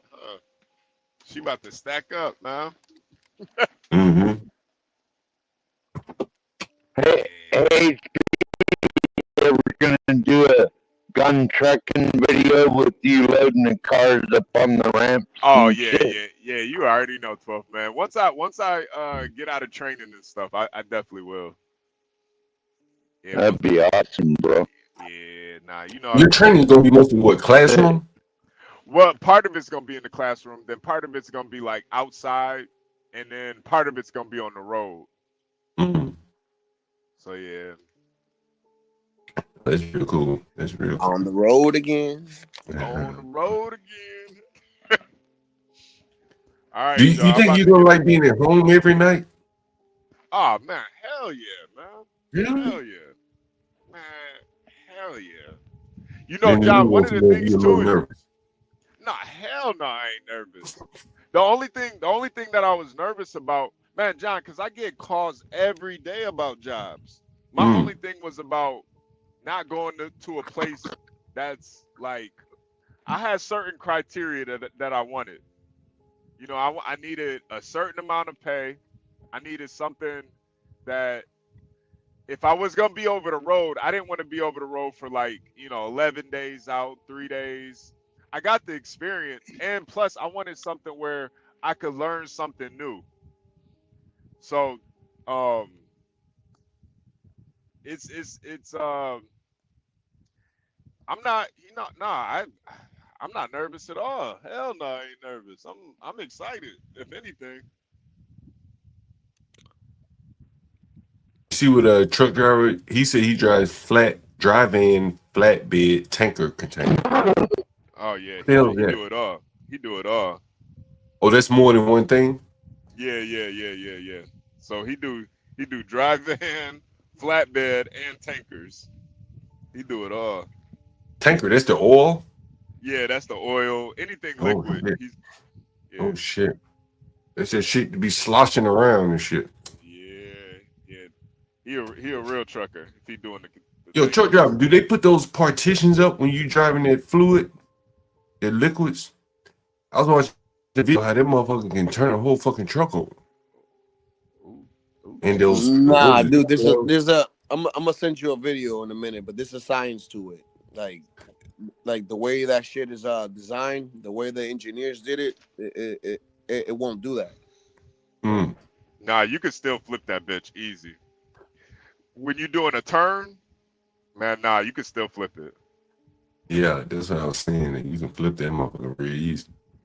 Yeah, you gotta really take those turns slow in the tankers. Cause all that shit moving around, it's thousands of pounds of liquid, bro. Yeah, nah. Hey, you heard about Myron Gaines went to South Carolina, HB? Nah. What are you up to? Yesterday he was streaming from South Carolina. Anybody hear about this? Nigga Myron, always up to something, man. You could tell he the real talent, man. He the real Yeah, talent. you know what time he's on, HB. Look. So HB, if you have to all these cars through And why has Donald Trump not said a single word about this issue? Oof, I said that the other day. I said Trump ain't spoken on this shit yet.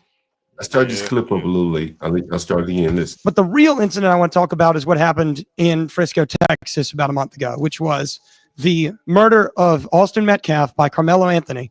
And why has Donald Trump not said a single word about this issue? How long are we going to let white people be murdered in the streets before we do something? I am tired of this. Well, I mean, see, I see some of you guys are laughing, but the reality is if it was the other way around, you guys would be burning down the city, if we're going to be honest here, right? Got the black one in the back screaming and laughing at him. And I don't want to make this look like hold on. Let me, because this is the thing, because a couple of the people here are laughing at your rage, but I find it interesting that if it was the other way around, they can burn down a city like Minneapolis over George Fentanyl, but if he goes ahead and expresses some rage, you guys laugh at him, which is interesting to me because they can't be honest about this, where there is seriously a problem in America where a small percentage of people are committing a majority of the violent crime. What? Black men account for maybe 8% of the population, but they're committing something like 50 to 60% of the violent crime, and they can't talk about this, right? So I do think that there's a problem here where we need to address black culture. We need to address the degeneracy. We got to address the violent gang and rap culture, and it's an issue. And the thing is that, you know, guys like him can't speak up about it. He speaks up about it, and then we got black girls in the back laughing at him. But you know, when they kill a black man, y'all are rioting all over the place and burning cities down, and nobody says anything to you guys. So I think he has a right to be pissed off. As I mean, I was pissed off when I saw it. I mean, I just have kind of a follow up to that.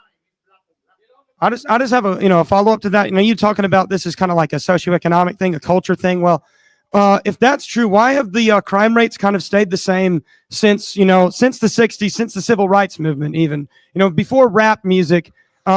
You know, speaking on that rap music, why doesn't rap music make white people go just murder people in the streets? You know, is this a culture thing, or is this just simply a race issue? There's a couple things. Now, this is going to be very controversial, but it's an IQ thing too. It's an IQ thing, and this is what's banned a lot of the times. That I got to kind of, we're on YouTube, Wait, so I'll be. Pause it real quick. I'll kind of say this in code word, but it's a multitude of different things. Pause it real quick. Hey, you know, when people say that shit, it used to offend me. It really did. But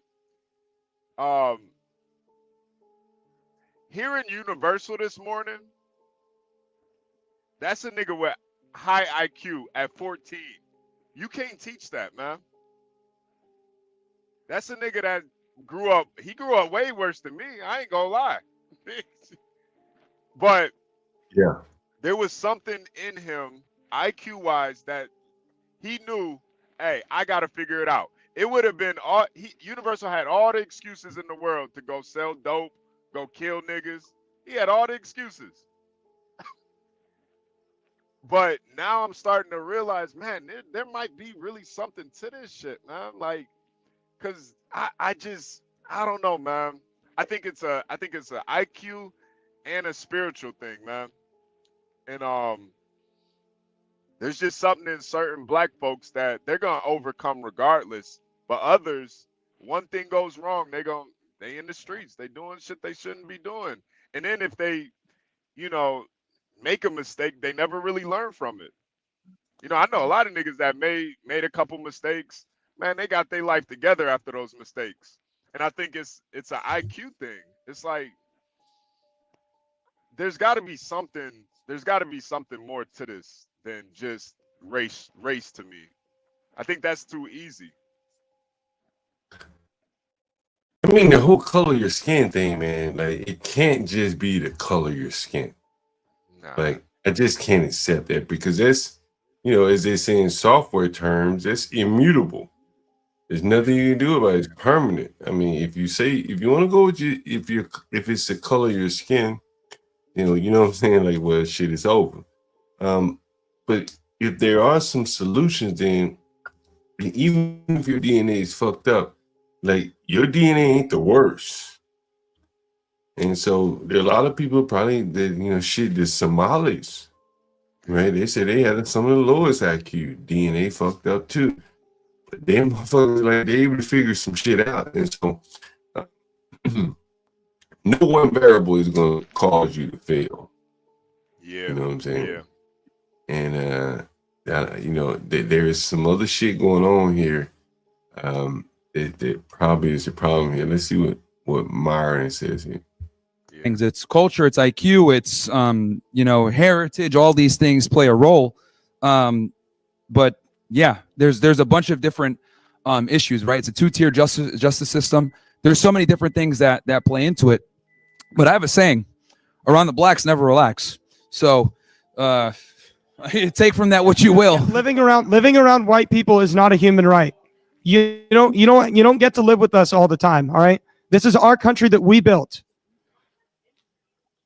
Yeah, white immigrants built this country. Thank you. Read the Naturalization Act of 1790. No, it's the truth. This country was founded by white Protestant And yes, men. I understand that black people have been a part of this country since the beginning because of slavery, and I'm not. I think the girls over there don't like what you're saying. And I know that. Yeah, yeah. And the logical consequence of slavery is that, you know, you have these people displaced in this country, and you know, at the time, you know, maybe the better choice should have been to just send them back to Africa. Yeesh. Now he's saying the blacks are displaced in this country. Yeesh. Yeesh. Yeesh. Yo, that's tough language from a young man. Yeesh. Jesus Christ. I keep going on here. Yeesh. Africa. Because clearly they can't integrate in a proper society and live with us without just murdering each other in the streets. So it really kind of makes you think, well, now, you know, it's baked in now. You know, what can we do about it? And, you know, some people like, you know, I watch Nick, you know, like Jason Whitlock, you know, he had that thing with Jason Whitlock where Jason Whitlock says, oh, well, you know, if they're just Christian, man, then, you know, things would be different. But then you look at countries like the Democratic Republic of Congo. That country's 95% Catholic, roughly. And they have one of the highest murder rates in the world. And, you know, their country's it's a failed state. And it just really makes you think, it's like, it's not a culture issue. It's not socioeconomics. It's not religion. Then, you know, what is it? Yeah, no, I mean, IQ does play a huge role in it. And that's the thing that people don't like to discuss. But yeah, no, that's true, man. The truth hurts sometimes for people. Yeah, they've done meta-analysis on with IQ and race, and the data doesn't lie, you know. In general, black people tend to have lower IQs, so it is what it is. That was Myron Gaines. I don't know why he went to the University of South Carolina, yet he don't, but it does sound like, hey, BB Sports fan, are you covering the draft tomorrow? I'm interested at least up until Shadur Sanders gets drafted. Let me put the link in the chat. I'm curious to know what you think about that. We can pivot to sports for a minute since the draft will be tomorrow. Yeah, come up on that link. Come up on that panel for a second. Plug in. Who are the Seattle Seahawks drafting tomorrow? I'm not sure. That's why I was interested in it. If you're going to play it. Yeah, I'm going to cover it. I want to cover it. I want to cover it at least up until Shadur gets drafted. Latino, you still there? What do you think about Shadur getting drafted tomorrow? Yeah, I think my man Ward is going to get drafted before him. I think Shadur is a better player than him, interestingly enough. Oh, for real? Yeah. I don't know, man. I like the other guy better. I mean, pedigree, you got to go with Deion's son, bro. Like, pedigree alone, like, he can put him in the film room with Tom Brady and help him out. He's already done some study sessions with Tom Brady. Whereas I think Ward has, one or 2 years playing, at a fairly high level. The Big East isn't what it used to be. But, but nevertheless, I think I would go, I wouldn't want to draft either one of them. But if I had to, I would take my medicine and just draft Deion Sanders. Dealing with his father, I think, is going to be harder than dealing with the boy. The young man. What's up, BD? Well, I must say, respectfully, you're not interested in the draft if you only waiting to see Shador. Shador going to be one of the first 3 picks. You think so? So, after that, draft over for you. Yeah. Well, there may be some other, there may be something else interesting. We'll see how it goes. But I don't I follow. mean, I you used to got follow. Cam Ward, you got Yeah, Cam Travis Ward Hunter. is my Like, favorite Well, quarterback. I think both of those there's players some guys out there. I think both of those guys would go before Deion. So that's my thought. I think there Yeah, are people that don't really. Shador gonna go to the Giants. Yeah, that's where I'm I don't think so, bro. I think there are people. This is my thought. If I had to guess right now, I think that Shador is a bad fit for the Giants. There are rumors that he's going to go to Pittsburgh. I think that's a much better fit, bro. I think, and I'm a Giant fan, and I would love to see Shador, but I think he would fit better on the Raiders. Actually, if he, I definitely think Pittsburgh is the best fit for him. You got long-term no, I think coaches. Pittsburgh would be bad for him because it would Mike be bad. Tomlin want to run the ball, and Shador want to throw it. He's gonna just make Shador another Lamar Jackson, and that's not good for Shador. He want to be more like Mahomes, Hurts. Hell no, You understand what I'm saying? You don't want to be just a one-trick pony. Because when playoff time comes, you got to be able to throw that rock and hit niggas. Bro, From the pocket. Wait a minute, who's from the pocket? Who did they just sign as a free agent in Pittsburgh? Was it who did they sign as a free agent? Last year? What? This Who's the the incoming quarterback right now? Huh? The quarterback was Wilson. Yeah, Wilson went to the Giants though. Wilson on the Giants now. Is it just Justin Fields? Who's the quarterback on the roster right now? Man, I don't know. I have to look it up. Damn, man. Damn, BD, you supposed to know shit. Well, I'm not a Pittsburgh fan, but I be having this stuff. It's just I'm not on my computer. I'm on my phone. But draft night tomorrow, though, I'm going to be ready. Hold on. Is Justin Fields still with the Steelers? No, he is not. He's on. Okay, he's on the Jets. The Jets. Okay, so damn, so they don't have a quarterback there? Oh shit. So maybe it's not a good position for him. Someone said Mason Rudolph. Yeah, that's probably not the best place for him then. They're gonna be calling him to start too soon. But if he could get to a team where he didn't have to start immediately, like yeah, that's what Shador need though. He need a team that he could just come and start right now. I don't think he need to start right now. I don't think he's ready for it either. But his last name Sanders. What's that mean? It mean a lot. It's one thing to be a kid of a football player. It's another thing to be a kid of a GOAT. You think he's ready to start right now? No, but he's going to start right now because his last name Sanders. Just like Eli Manning started as soon pretty much 6 games in his rookie year. Kurt Warner was the quarterback, and Kurt Warner is a Hall of Fame quarterback. And they benched his ass for Eli Manning 6 games in. Why? Because his last name Manning. He might end up going to Cleveland, man. Cleveland is number 2 on the board. Now they can't go to Cleveland. Yeah, but they have a quarterback though. Deshaun is good. They can't do nothing with Deshaun but play him. They giving him too much money to sit him. Yeah, I mean Deshaun Watson, he's not the same quarterback he was on the Texans, no. But he's getting paid so much money that you can't sit him. He getting like 40 million, 45 million a year. And pretty much 3/4 of that is guaranteed money he got. So yeah, they gotta play him. That was a stupid. You can't let all that money sit on a bench. You know what I'm saying? It's going to be a good draft, though. I think after you get past the lottery, the first 10 picks, like, it's going to be a lot of, like, surprises in the draft.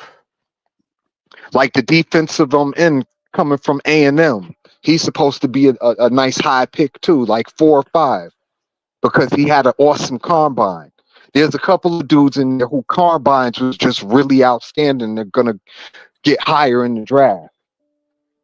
If I knew I was going to come on here, I'd have got on my computer to like break that shit down for niggas.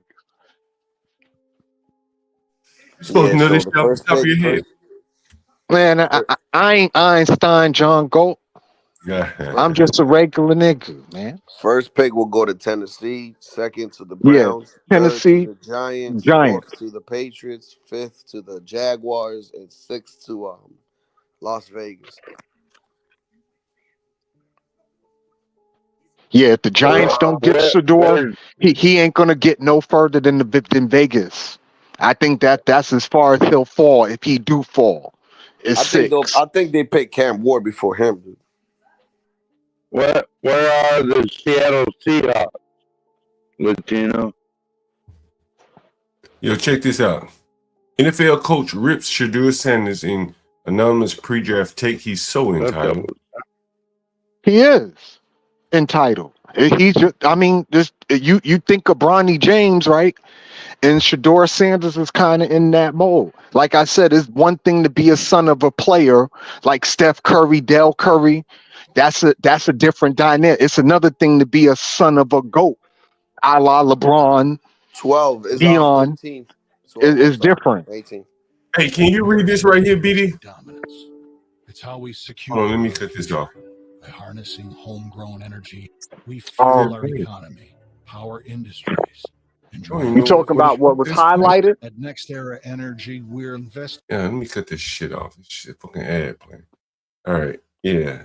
What's highlighted here? Damn. Oh, it's some bullshit with this shit. All right. Yeah, here we are. I mean, just look what they did by retiring their numbers and all that. Read it right there. What is this saying?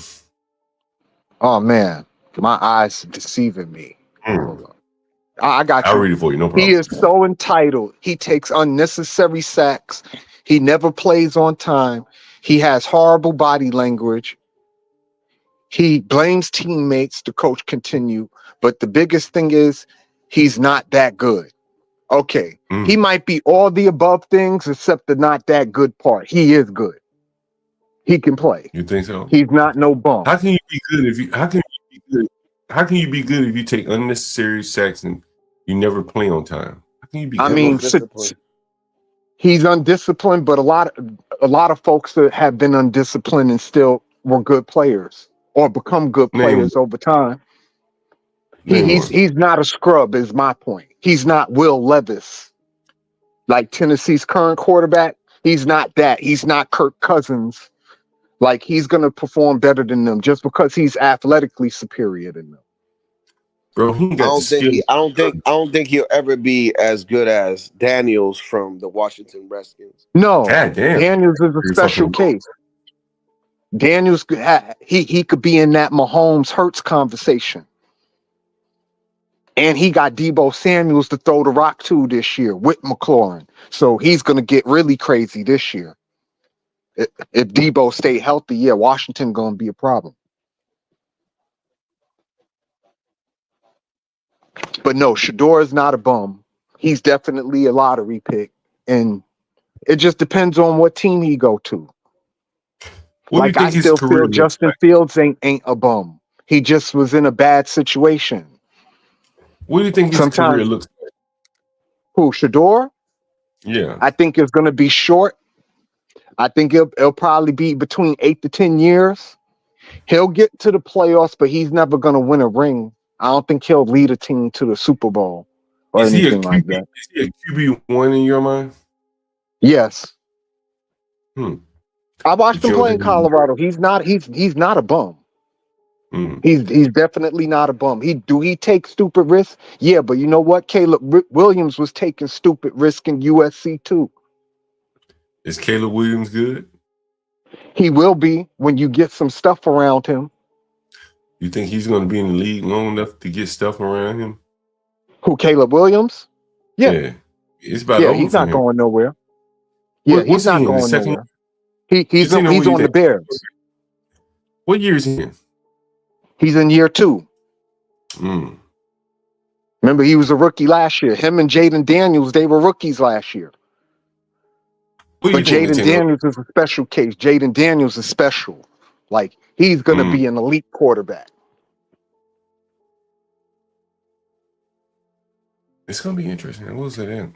He kind of reminds me of Randall Cunningham, Jaden Daniels. Like, he has all the athleticism, but he don't try to beat you running the football. Like, he really stays in the pocket. He tried to beat you throwing from the pocket.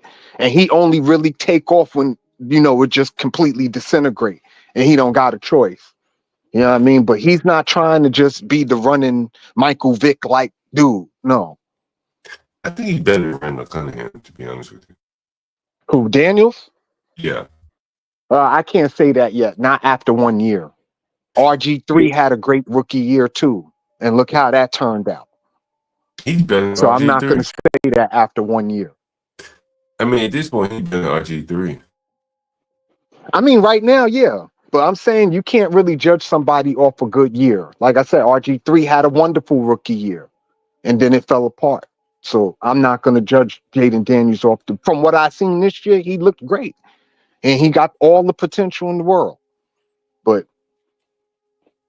again, I can't judge somebody after 1 year. I just can't. Not especially not to a Randall Cunningham, whose whole career I watched. Hey, let me ask you a question. You say you don't think Shador will win a championship, right? No, So why draft him? because he'll get your team to a playoff game or two. That ain't hard to do. Why not just No, draft? that's not true either. A lot of folks could get to the playoffs and can't win them. I mean, if you get the right pieces with a bad quarterback or with a mediocre quarterback, you get to the playoffs. Shit, all you need to win is 10 games. Well, not really. The NFC East is a hard division. Well, okay, so if Shador, so 10 games might not get you to the playoffs, not in the NFC East.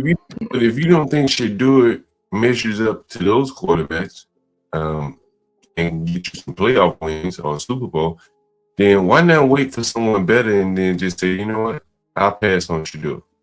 Well, here's the thing: if the Titans don't draft Travis Hunter, I wouldn't mind the Giants taking Travis Hunter. I mean, you got a generational talent in Travis Hunter. You got a black Chuck Bednarik. If you go that far back, you know who Chuck Bednarik is? Yeah. Do you think Shador is generational talent? I won't say he's a generational talent, but I will say he's a talent. He's definitely not a bum. And he could get your team to the playoffs, and I'm pretty sure he could win a couple of playoff games depending on what's around him. If he gets to the Giants, at least he got a real wide receiver one out there, because Malik Neighbors is a stud. That dude is bad. So at least he got somebody he could throw the ball to, somebody who's gonna get open. So we'll see. I think it'll be very interesting. You said you don't think Kirk Cousins is that good? No, I think Kirk Cousins is a bum. And I've always felt that Kirk Cousins was a bum. He's been a bum since Michigan State. I've never believed in Kirk Cousins, ever. Really? Listen to this. Me neither. He just throws the ball up in the air. Nah, hell nah, bro. Kirk Cousins is good, bro. I want you to listen to this. Listen to this. I can't show it, but I'll play it.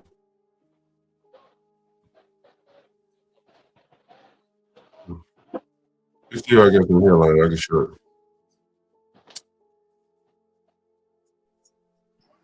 You probably think that Brett Favre is an all-time great.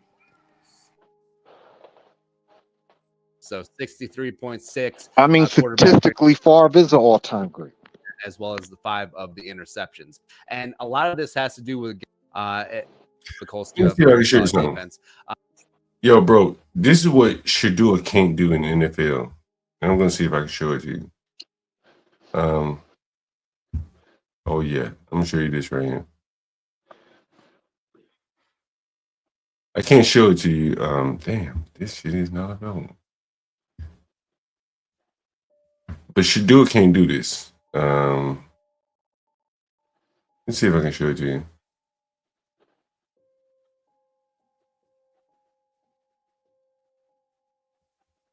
Well, you know, Kirk, I can't find the video. I have to find it. But Kirk Cousins is very good at the play action pass. Are you familiar with that? Of course I am. And there are very few quarterbacks today that can take a snap under center. And Right. Well, because that's not the kind NFL don't run that kind of, stand behind center offense like that no more. These defensive linemen are too fast now. Well, but I think the bigger thing is Kirk Cousins can do it. Tom Brady did it. When I see, let's say when I see, I don't know, Lamar Jackson under center, I have a very good. Hey, bring Thank Two of you. you guys. Two of you guys. Which one you want up here? Which one do you want up here? Huh? This When one. I I see, had to switch phones. Sorry about that. My shit was dying. so when I see Lamar Jackson under center, you can almost guess it's going to be a You run know play. it's the running play. If you It's a see run, Lamar Jackson under center, he's handing the ball off. right? But if I see Kirk Cousins under center, you better honor that pass because he will throw the ball over the top of your head with a play Right, but action. Kirk Cousins has never been consistent. Like Kirk Cousins will have a game where he'll throw for 450 yards and 5 touchdowns, and then Right. he'll come back the next week and throw for 80 yards with 5 interceptions. But Like, when you play him, you better be consistent. Your linebackers and your corners better not be looking into the backfield because just because he's lined up on the center don't mean he's about to hand the ball off. He could fake that handoff and I turn mean, his not for nothing, Russell Wilson has a mean play action game too. I think his play action game is way better than Kirk Cousins. Nah, it ain't better than Kirk, but I like Russell Yeah, Wilson. it I is. think it ain't Yeah, better. it is. Russell's a little too short. So he's a little bit more predictable because he's short. He has to be in the gun a little bit more. But Cousins with the right coaching, to me, like if he had been with Shanahan and they hadn't had the distraction of RG3, I think he would have been a very good player. You think RG3 was a distraction? Yeah, because Shanahan didn't want him. And so if you're not wanted and you are taking up space in the organization, particularly as a QB1, the coach isn't getting his time to spend with the one that he really wants. So it hampers the team. Even the players know who's better. They know. And Well, I got to watch a whole year Kirk Cousins down here in Georgia. Kirk Cousins is a bum. He's a bum. Well, as I said, I think he's Dak Prescott to me. Both of them are just bums. I don't care what you put around them. They're just bum quarterbacks. Dak Prescott doesn't have the. I'm not saying Kirk Cousins is great. He hasn't demonstrated he's great. I think with good coaching, he could be good. I don't know if you can coach it. So basically, you put him in like San Francisco system. You think he would be like an MVP type dude? You put him where Brock Purdy is right now. You think he would do what Brock Purdy doing not right now?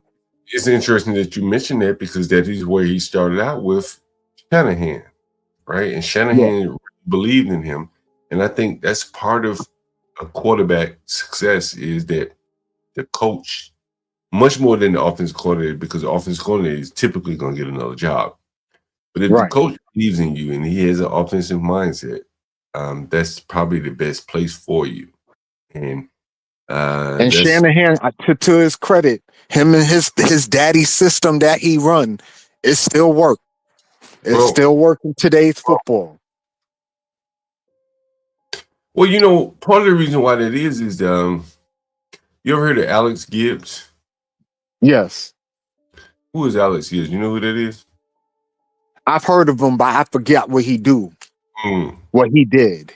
But I have heard the name before.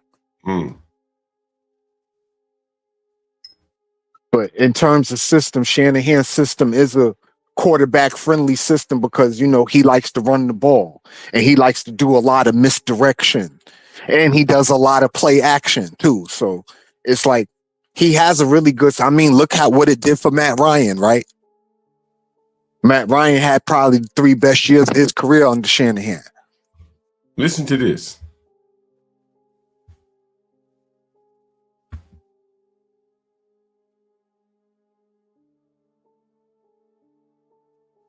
I'm not trying to talk you into doing anything, okay? You do what's best for you.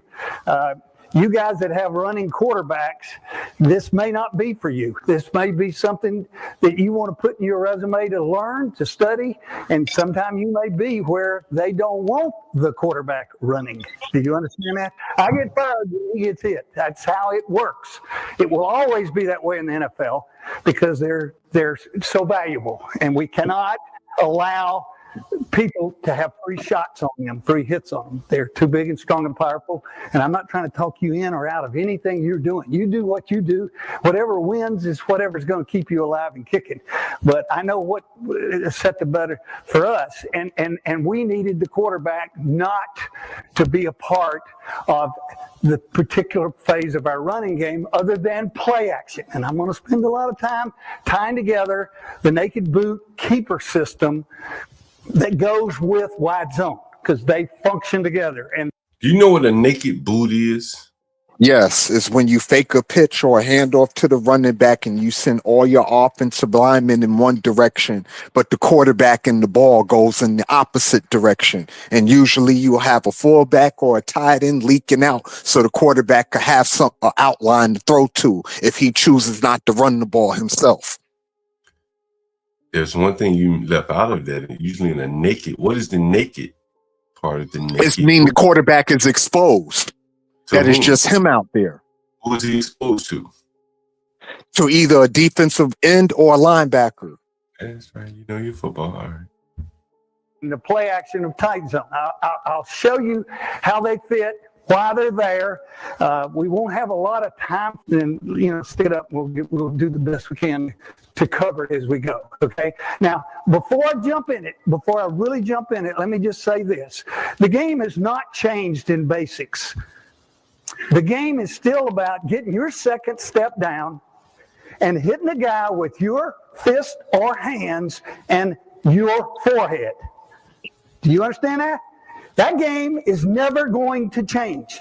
And the faster you get your second step down and you strike him with your hands and hat, the better you're going to be. I don't give a shit what drills, what kind of equipment you got. It has nothing to do with it. If you can't take that principle and put it into football as an offensive lineman, you are not going to be. The reason why I'm showing you this is, you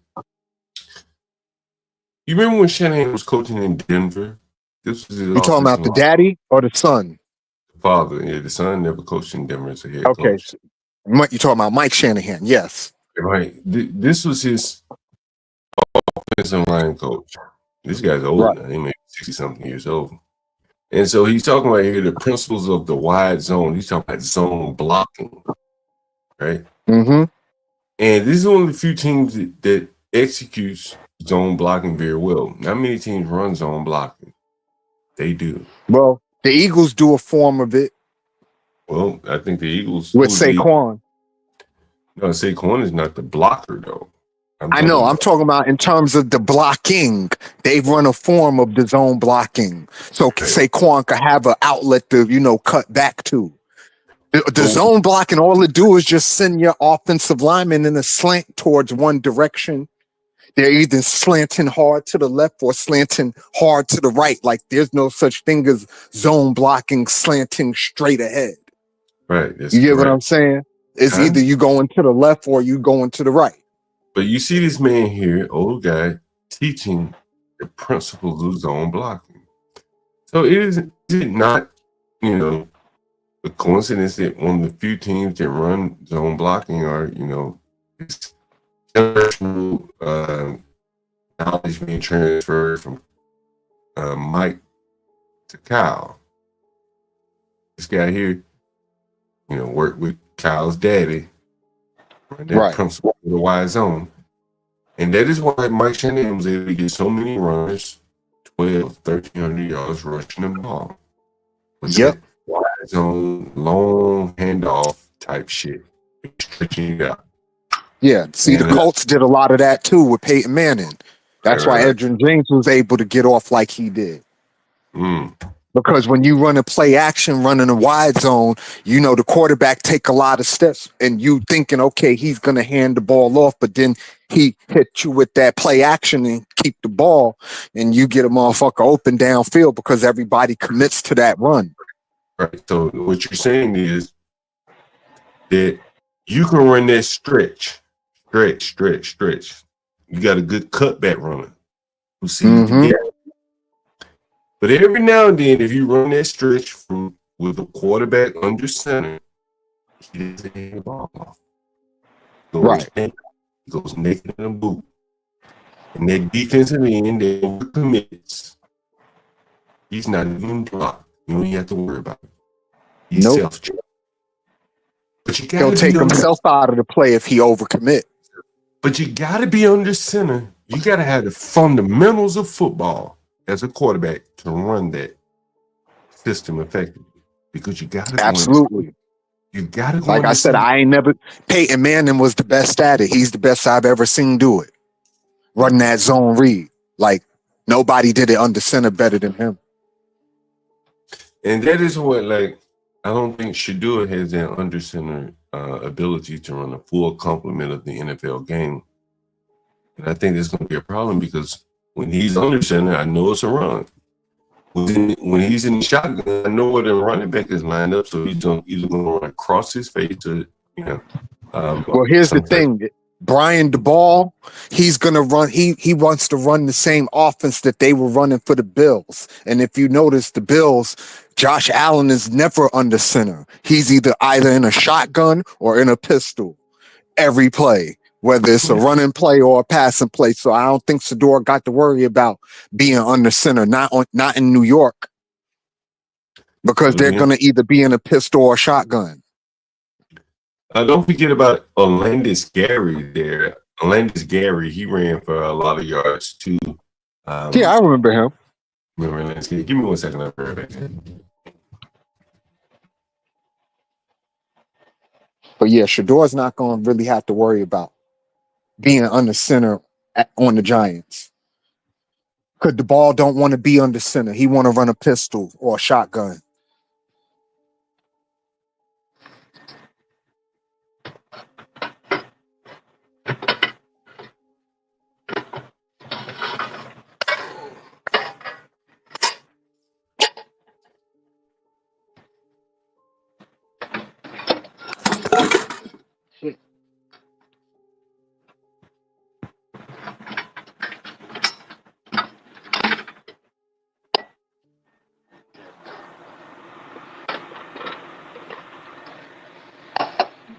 But yeah, Alex Gibbs was a very good coach, and he had a really good team. Plus, you know, having John Elway as your quarterback makes stuff very easy.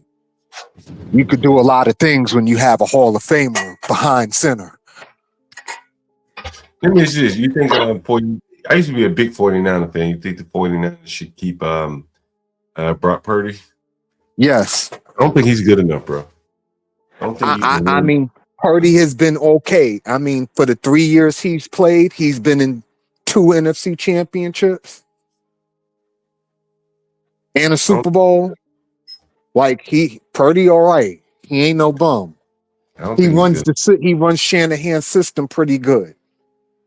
But he's limited. I think in the NFL today, he is limited. I agree with you with that. That he has, yeah. I don't think you can win with a man with his limitations, to be honest with you. I mean, who do you think they should have kept Trey Lance? No, he's no good. So who would you think would run that system better than Purdy that's available right now, or via a trade or something like that? He should have did what he had to do. Who would you like to see? He should have did what he had to do to get Kirk Cousins. You really high on Kirk Cousins, huh? For the right coach. I like Kirk, man. He's a traditional quarterback. That's what Shanahan needs. Purdy's good, but he doesn't have that it. Well, my thing is, at least Purdy, if nothing else, if you run him on his own offense or whatever, he's fast enough to get away from somebody. Like Kirk Cousins, you run him on the naked, he dead in the water. Like he ain't getting away from nobody. He can't do nothing. Like I watched this man all last year, bro. Like I have no love for Kirk Cousins. Like he stunk up the joint in Atlanta last year. Like he just stunk the joint up. He's old now, so you know.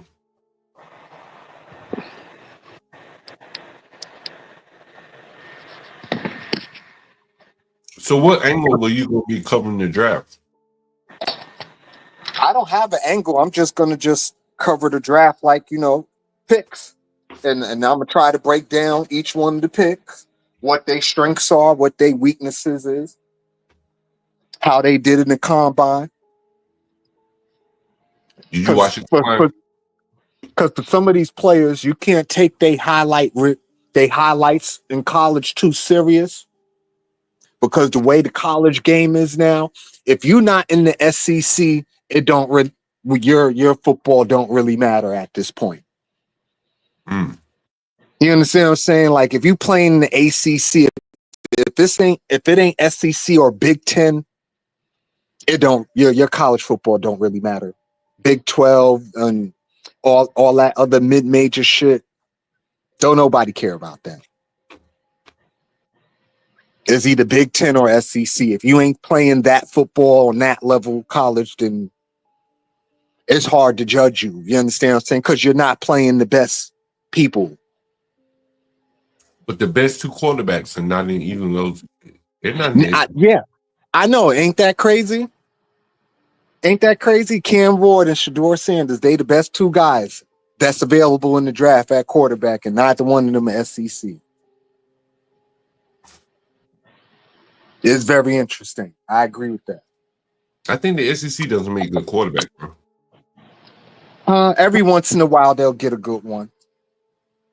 I mean, they did produce Hurts, right? He got him a chip. Tua is pretty decent. Jaden Daniels is pretty decent, I would think. They got a couple. Jaden Daniels played at LSU. Okay, right.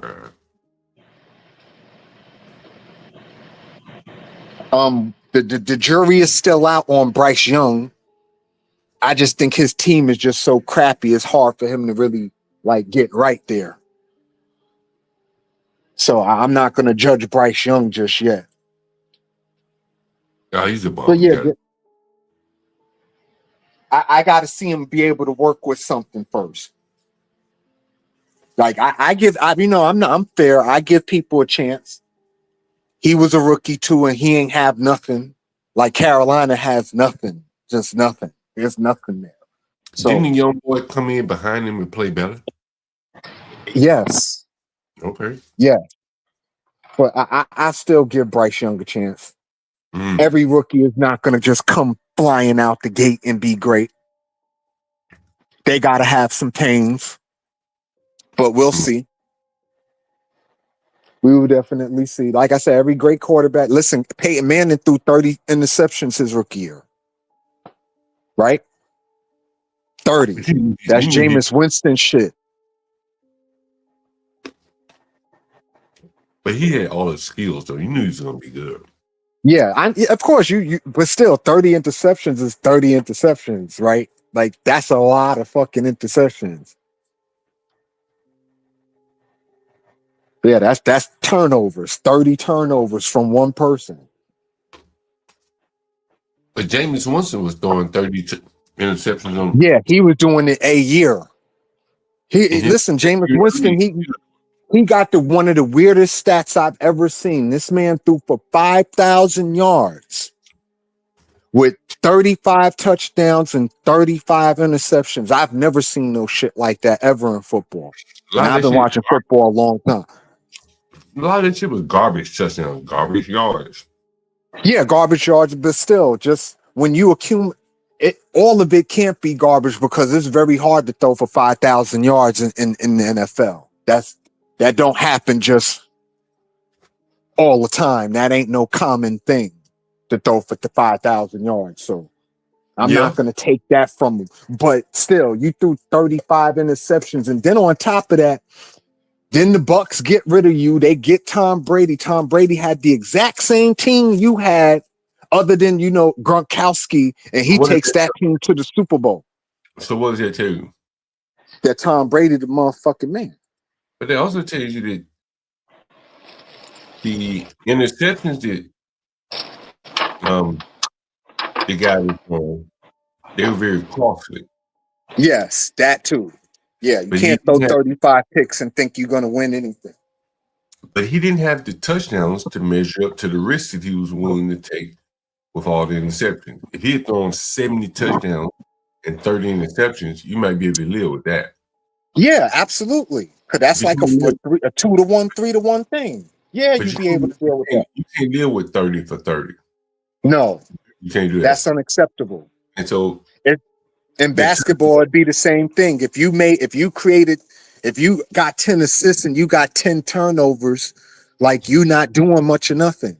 right. You hurting more than you helping.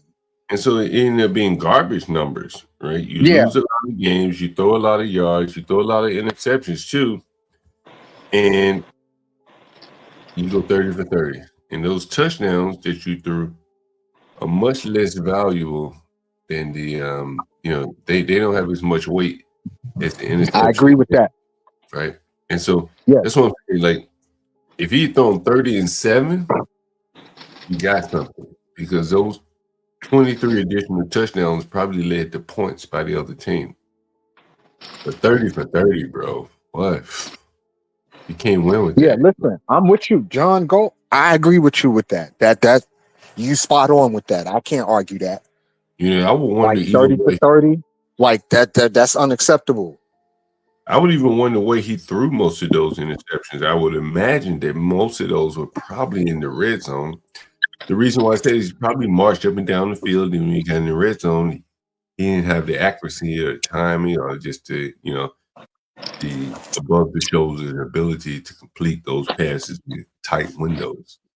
Let me ask you a question, John. Who you feel like is the best quarterback in the NFL right now, playing right now? I don't know. I don't watch it as much as I used to, so I can't really comment. Probably someone like I don't know. Yeah, Burrow's boy is pretty good. I like him. Yeah, Joe Burrow, a monster. Shit. Yeah, the pure quarterback. I like him.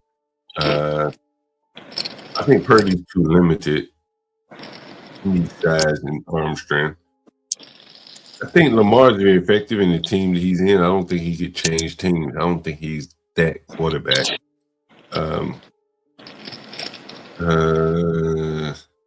Yeah, the issue I have with Lamar is the same issue I used to have with prime Michael Vick. Like, they too busy wanting to be athletes instead of wanting to be quarterback. I think Vick is a better thrower. Oh yeah, Mahomes. Yeah, I think Mahomes is good. I think he could play with any other team and be kind of a starter. Though I think he benefits from being with Andy Reid. So it'd be interesting to see him away from Andy Reid. I'm not sure if he would be as good as he is now. Who else is good right now? Yeah, I love the Burrow stuff. I think Jared Goff is a pretty good quarterback too. I think he's just the Lions quarterback. I think he's very experienced. He's smart quarterback. I think he's just experienced. I like I like the guy down in Jacksonville though. He hasn't really shown much, but I like him for whatever reason. Yeah, the Clemson dude, Lawrence, Trevor Lawrence. Yeah, I like him, but he hasn't shown much. Yeah, they haven't built well around poor Trevor Lawrence. They haven't built well around him at all.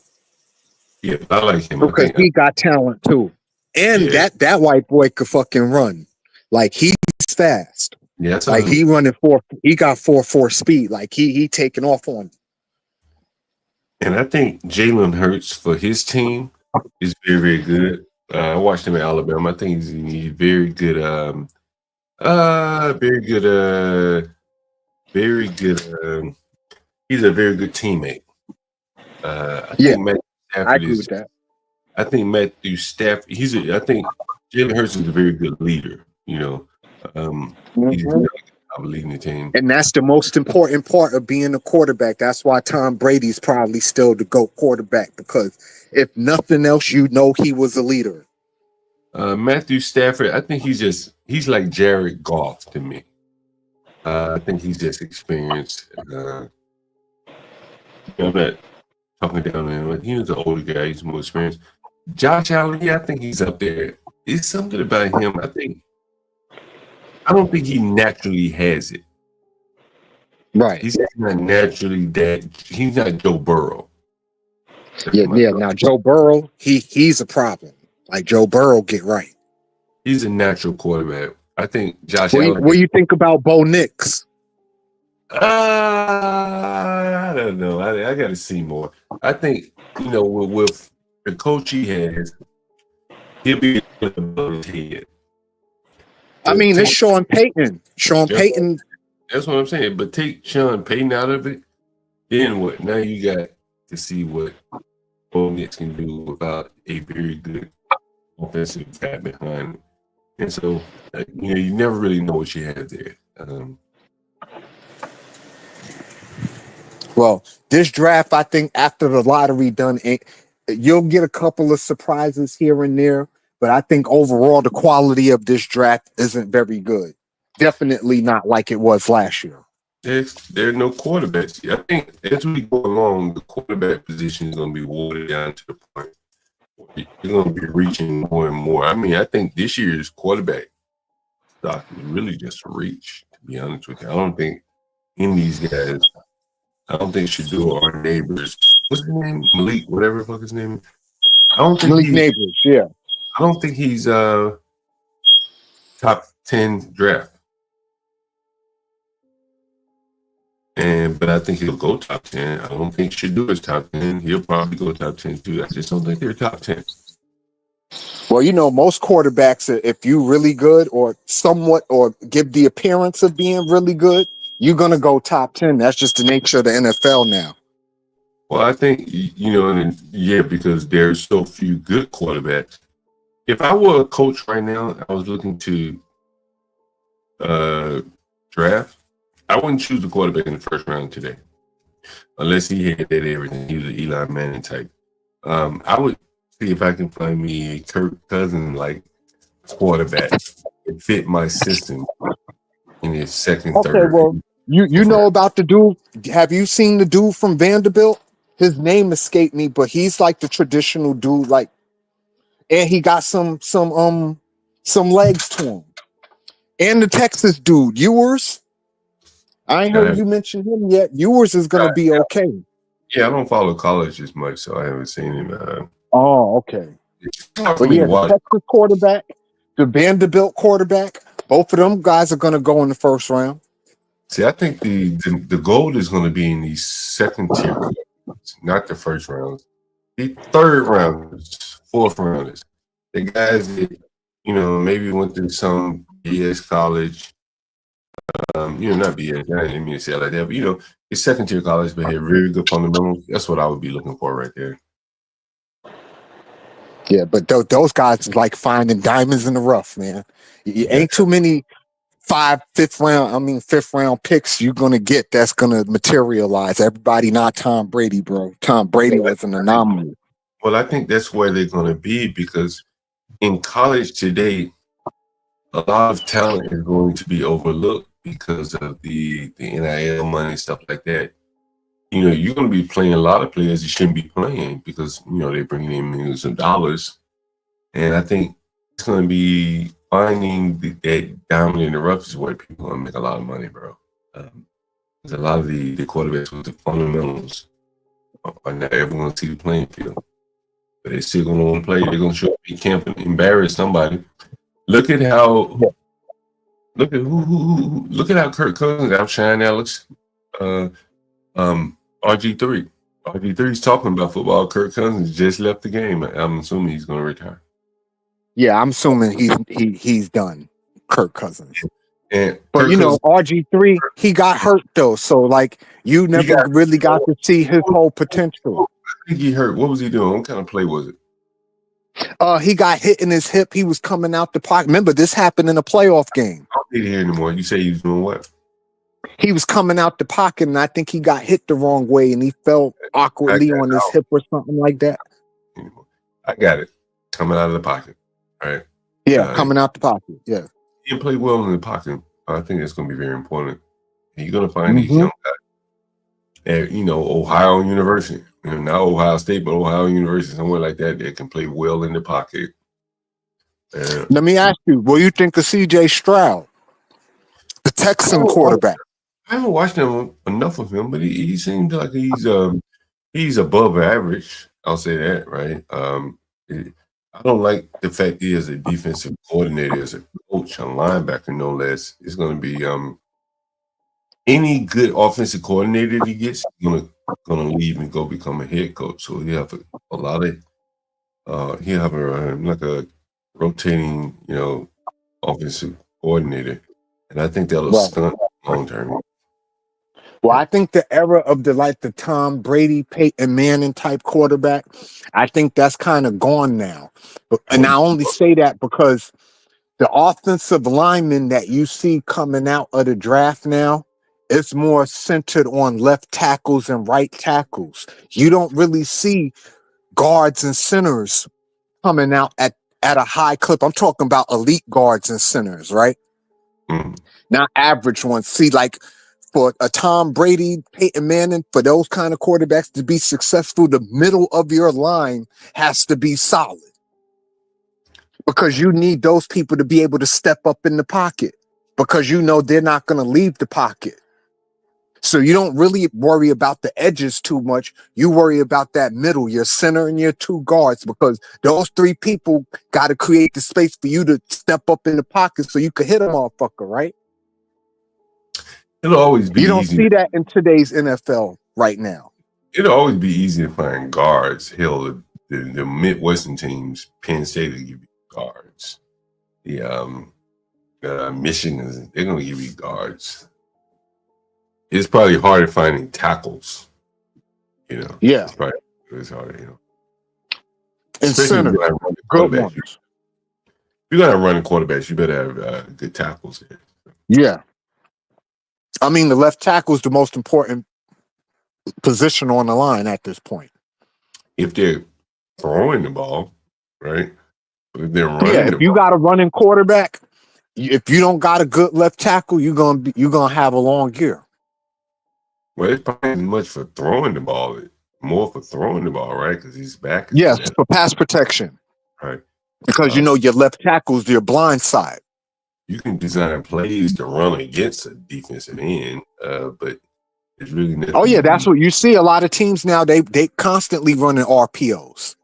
Yeah. Matter of fact, the NFL has turned into an RPO league. Almost every play is some variation of a RPO. I don't like If you look at it. I don't really like it either. I like the traditional football. If anything, I like the traditional West Coast offense, like the old Bill Walsh San Francisco 49 and shit that you've seen in the 80s. Like that was some of the prettiest shit ever. If you look at football in an analytical sense, like that West Coast offense Montana was running, that shit was crazy. And it was pretty to look at. The 49ers are my favorite team. I don't think the NFL will ever have another team like that. I don't think the intellectual IQ is there. No, not anymore because these kids ain't staying in college long enough to get that intellectual IQ. Forget about the kids. The kids can be coached by the players. You ever read about how Bill Walsh came up with the West Coast offense and his philosophy? Yeah, he got it from Paul Brown. I think Paul Brown had the foundation of it, and Bill Walsh just expanded on it because they was running that offense for the Cincinnati Bengals when Ken Anderson was the quarterback. And how he revolutionized offensive line, the size of the offensive line. It wasn't about brute speed. He didn't need a big 6'4" quarterback that could throw the ball 60 yards down the field. No, because that wasn't the offense. The offense was a dink and dunk offense. The offense was a timing rhythm offense. You take 2 steps, throw the ball. Take 3 steps, throw the ball. Even with a 5-step drop, it was about timing. It was about timing, yeah. Right. And then you wasn't throwing the ball to a receiver. You was throwing the ball to a spot, and the receiver had to be at that spot. And then you remember how he, if you remember his offensive line, it was very light. Mm-hmm. Even when he had someone like Ricky Waters, there was a lot of pulling. Right. Or you didn't need big men, you needed agile, fast men. Right. But listen, it was one of the prettiest offenses you'll ever see. Listen, the offense Andy Reid runs now, it's a variation of Bill Walsh's West Coast. It's the same shit. The only difference is Mahomes is not under center. And you look at a lot of his the people that came from him, Shanahan. I don't know if Shanahan coached on the Wash, but he coached on the Seifert. Seifert was on the Wash. Here's Holmgren. What's the dude? Holmgren came under Wall. Right, Seifert, Holmgren. He had the I people can't think of. He had the people that came under them, which would have been like the I think there's a John Gruden connection with Yeah, because I know Reed comes from Holmgren. Holmgren comes from Walsh. Right. So so there was no other coaches like Tomlin doesn't have a tree like that. And I'm not picking on Tomlin, but he's probably the longest tenured coach, but there's no tenure. There's no tree of coaches under Tomlin. Does that make sense? Can you see what I'm saying here? Absolutely. Right. He's been there a long time. He's been there, what, about 15 years? About that, yes. There's no Holmgren. There's no Andy Reid. There's no Mike Shanahan. And it's kind of kudos to him in a way. He's been able to do it all by himself. But if he could identify and acquire that type of talent, he might have more Super Bowls. I would agree with that too. But getting that chip is hard. It's not an easy thing. I said getting that chip. I said getting that chip is a hard thing to do, man. Well, I think the hard part is building a team, and he's not able to build a team. And that is why I think he's had such problems with the quarterback without Roethlisberger there. You got to be able to find a quarterback. He's probably not able to identify the quarterback. So he needs to have a man on staff that will identify the quarterback. He probably needs to make him an assistant head coach and pay him a hell of a lot of money. But he'll never keep him. But that's, probably the path he needs to take there. Because he'll never be their offensive mind. Yeah, it's just, in the NFL now, though, you don't have a bunch of really, big offensive minds. I mean, if I could think of one off the top of my head, it would be the dude on the Dolphins. His offense is really weird. If you look at it from a football standpoint, Brian McDaniel shit, what he run on Miami, the how he likes to run rubs. You know what a rub is, right? Yeah. When you cross two people and you get the defender to rub against the other one, and usually a dude will come open off of that. Yeah. He likes to run a lot of variations of that. I think that's where football is going. There's going to be a lot more rubs than you see people just getting beat one-on-one. You understand what I'm saying? Man, I think they'll make rules and they'll start calling that rub teams. Because again, you got to run it, very subtly. You can't just more or less just run right in. Yeah, you can't run into a nigga. You got to almost fake. It's almost like a pump fake. You running towards a nigga, but you're not running to hit him. You running just towards him enough to alter his path to create the rub. Give me 1 second. But yeah, in terms of this year draft, though, I don't think this year draft is as packed as last year's. Well, there'll be a couple of surprises. You're gonna see this more and more because they're not gonna be able to fulfill their quarterback cover. Yeah, with all this NIL stuff, guys aren't staying in college long enough to learn the craft because being a quarterback is a craft. I think that's going to be the excuse. I think the reality is that Tom Brady's not playing football anymore. Think about it. Tom Brady's mother would not allow him to play football today. If he was 6 years old, she'd be like, fuck no, you can't play football. Well, John, thank you for having me on. Oh, man. I got to go tend to my baby. Always a pleasure. I'll be in the chat, though. All right, indeed. All right, guys, we've had a good day. Anything you want me to talk about? We've talked about football. I think Mike McDaniels came from Shanahan, though. So he probably tried it. I wonder, has he instilled that zone blocking I bet you he took that from China and tried to install it in Miami there. If he understands it well enough.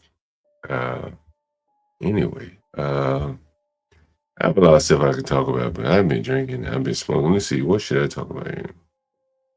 What should I talk about? I'm going to play this one. This is something I found interesting. So I do want to, since I have Richard and Daniel Nixon in the audience, people like that, I want to get you guys' opinion. This is Nick Fuentes here. This is supposed to be your based. And by the way, he hates himself. The guy hates white people.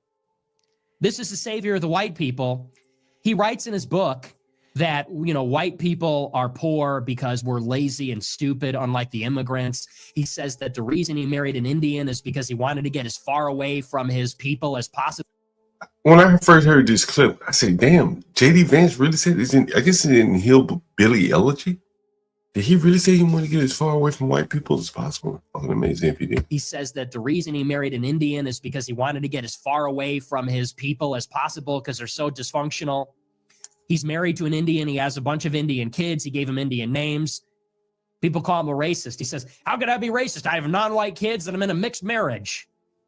Super. And now this. But yeah, don't believe your lying eyes. When you see the, mixed race second family, trust. He's looking out for white people.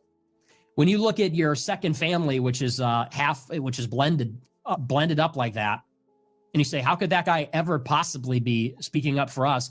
He writes in a book about how his people are so contemptible. And people go, oh, well, he was a liberal and he kind of figured it out.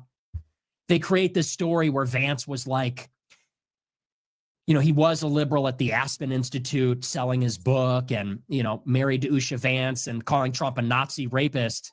And then they say that they create the story in their minds where, he's in his study or he's in his family room and it's really weighing on him how much these liberals that he hangs out with all the time, that he works with, that he's with all the time, it weighs on him how much they hate the people that he came from. And that's when he became based. It's like you made that up in your mind. That never happened.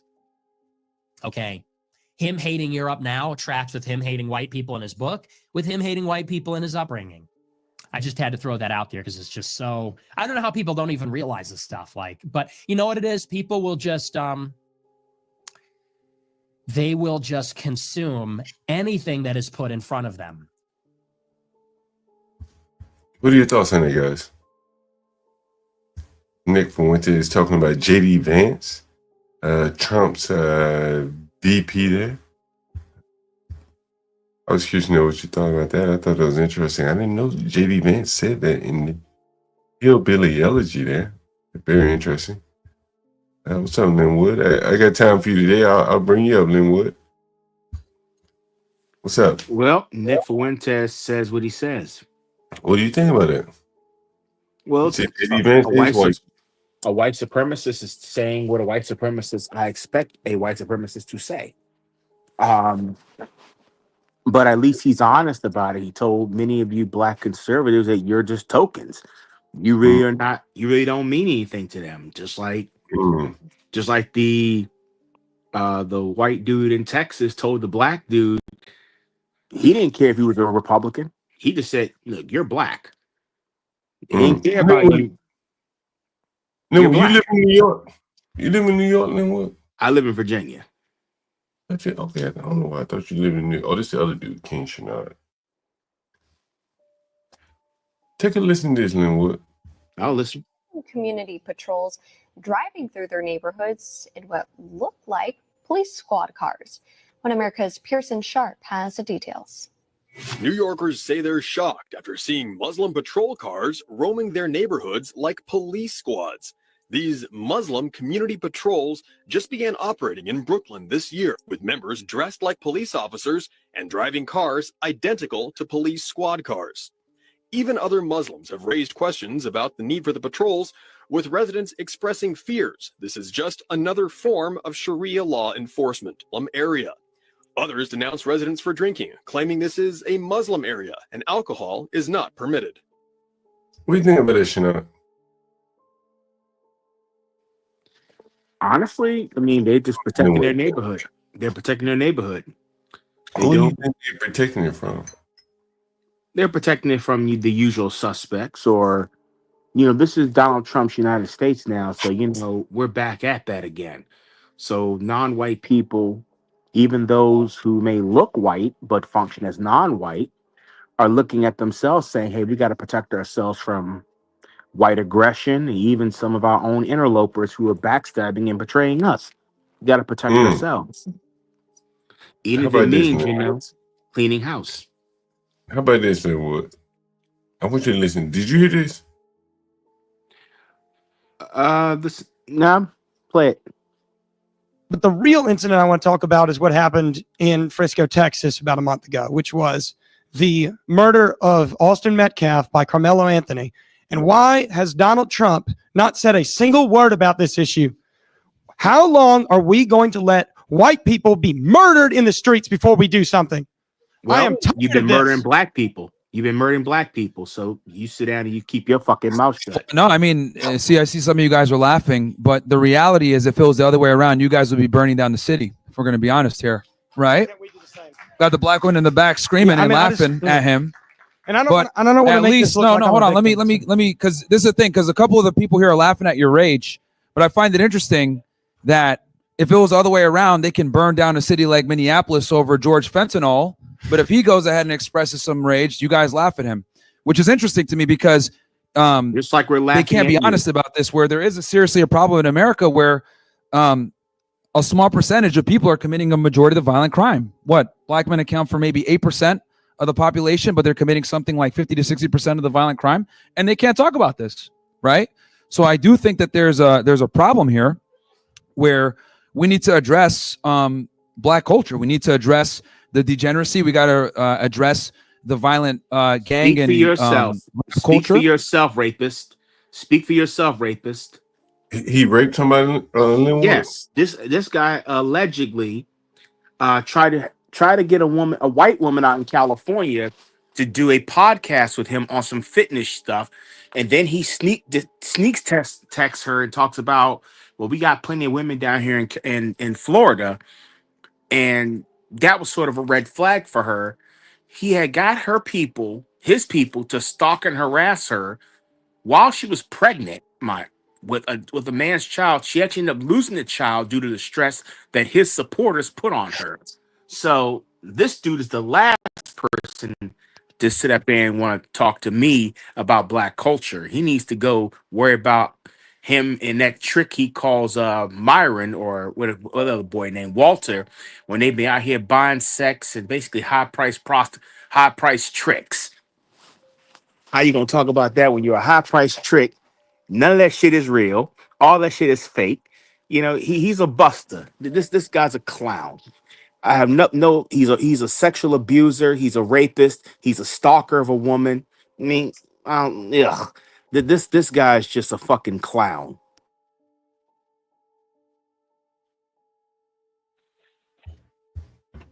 Linwood, I want you to take a look at this video. Did you see this earlier today? Nope, didn't see that. What's this? Look. Yeah, hold on 1 second, Linwood. Hold on 1 second. I'm gonna pause the video. Hold on. See who the fuck this is calling me. Hold on.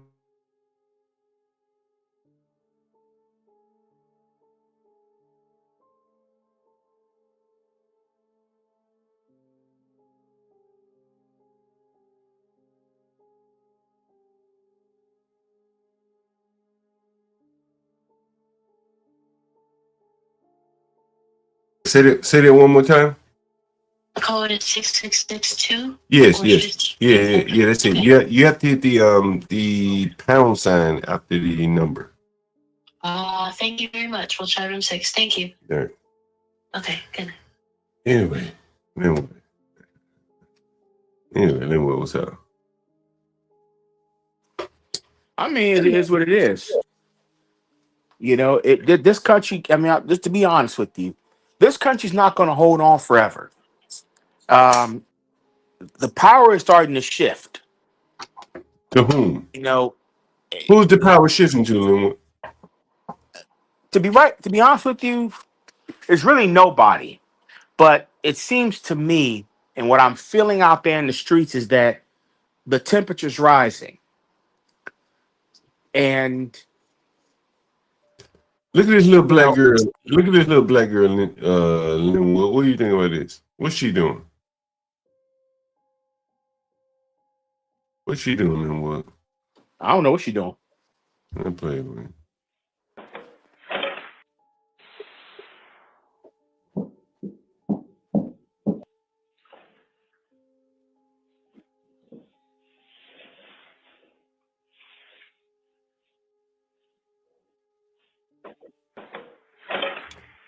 You see that sack in her hand? What do you think that sack is in her hand, Linwood? Probably taking packages off the porch. You think she's stealing? If she is, Now, actually, what do you think? What do you think she's doing? You think she's stealing? if you got a sack in your hand, it's either your purse or you taking shit off that porch. If you own this home right here and she was at your front porch, what would you do? Would you open the door? What would you do? I open that door and say, "Hey, man, that's mine. That's mine, booth." Let me rewind it. Just make sure you see it again.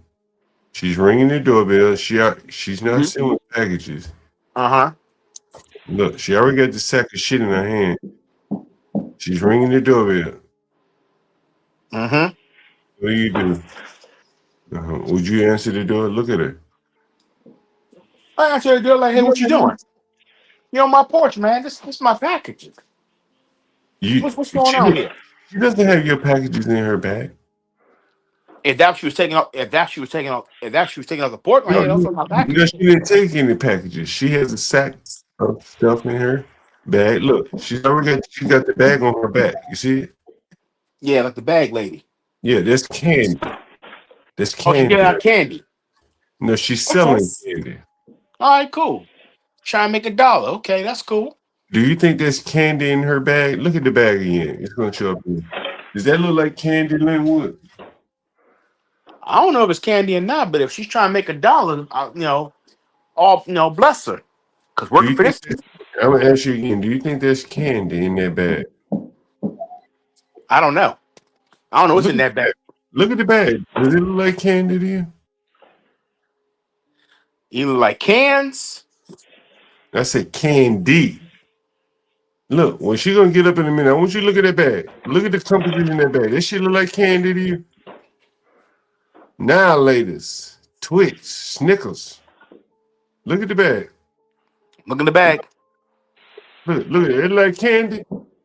Nigga, did that look like candy? I can't really tell from the sun on it. Okay, let me go back in. I can't really tell what's in the bag. It look like trash. I actually didn't look like candy. You said it looked like trash. It looks like trash and It is a trash bag. But she said she's selling candy, Linwood. Hey, make a Does hustle, that look man. like candy? Does that look like candy in that bag? That's a yes or no question. I couldn't answer yes or no, brother, because I can't even tell what's in the bag. It's some it's candy, some of it's trash. I don't know what these fools got in the bag. I don't know. Is she selling candy? Do you think she's selling candy? Maybe, maybe not. I'm just gonna be honest. Maybe, maybe not. You think she might be selling candy? She may be selling candy. I'm not sure. Somebody said she's in Florida. I hope it wasn't chocolate. Now, if she's selling candy, and if she is, I wouldn't be in Florida selling candy because that temperature is extremely hot.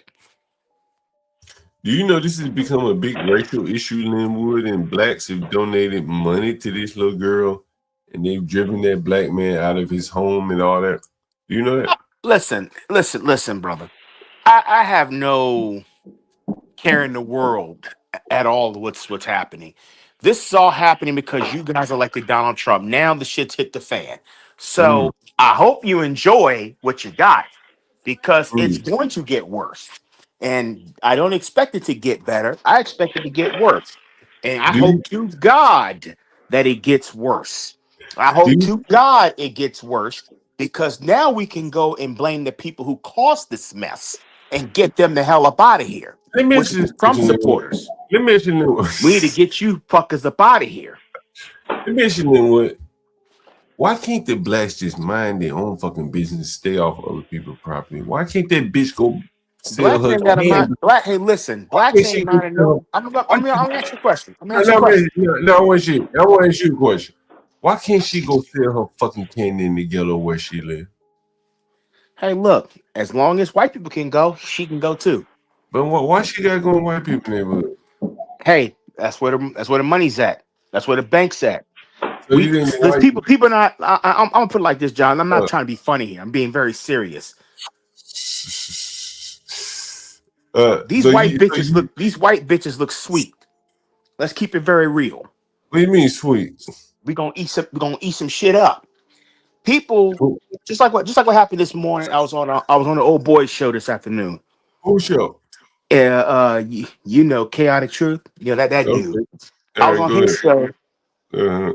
and it was about the Jack move that happened yesterday. With the brothers went over there to the whites, so-called white side of Chicago, and told the So-called white.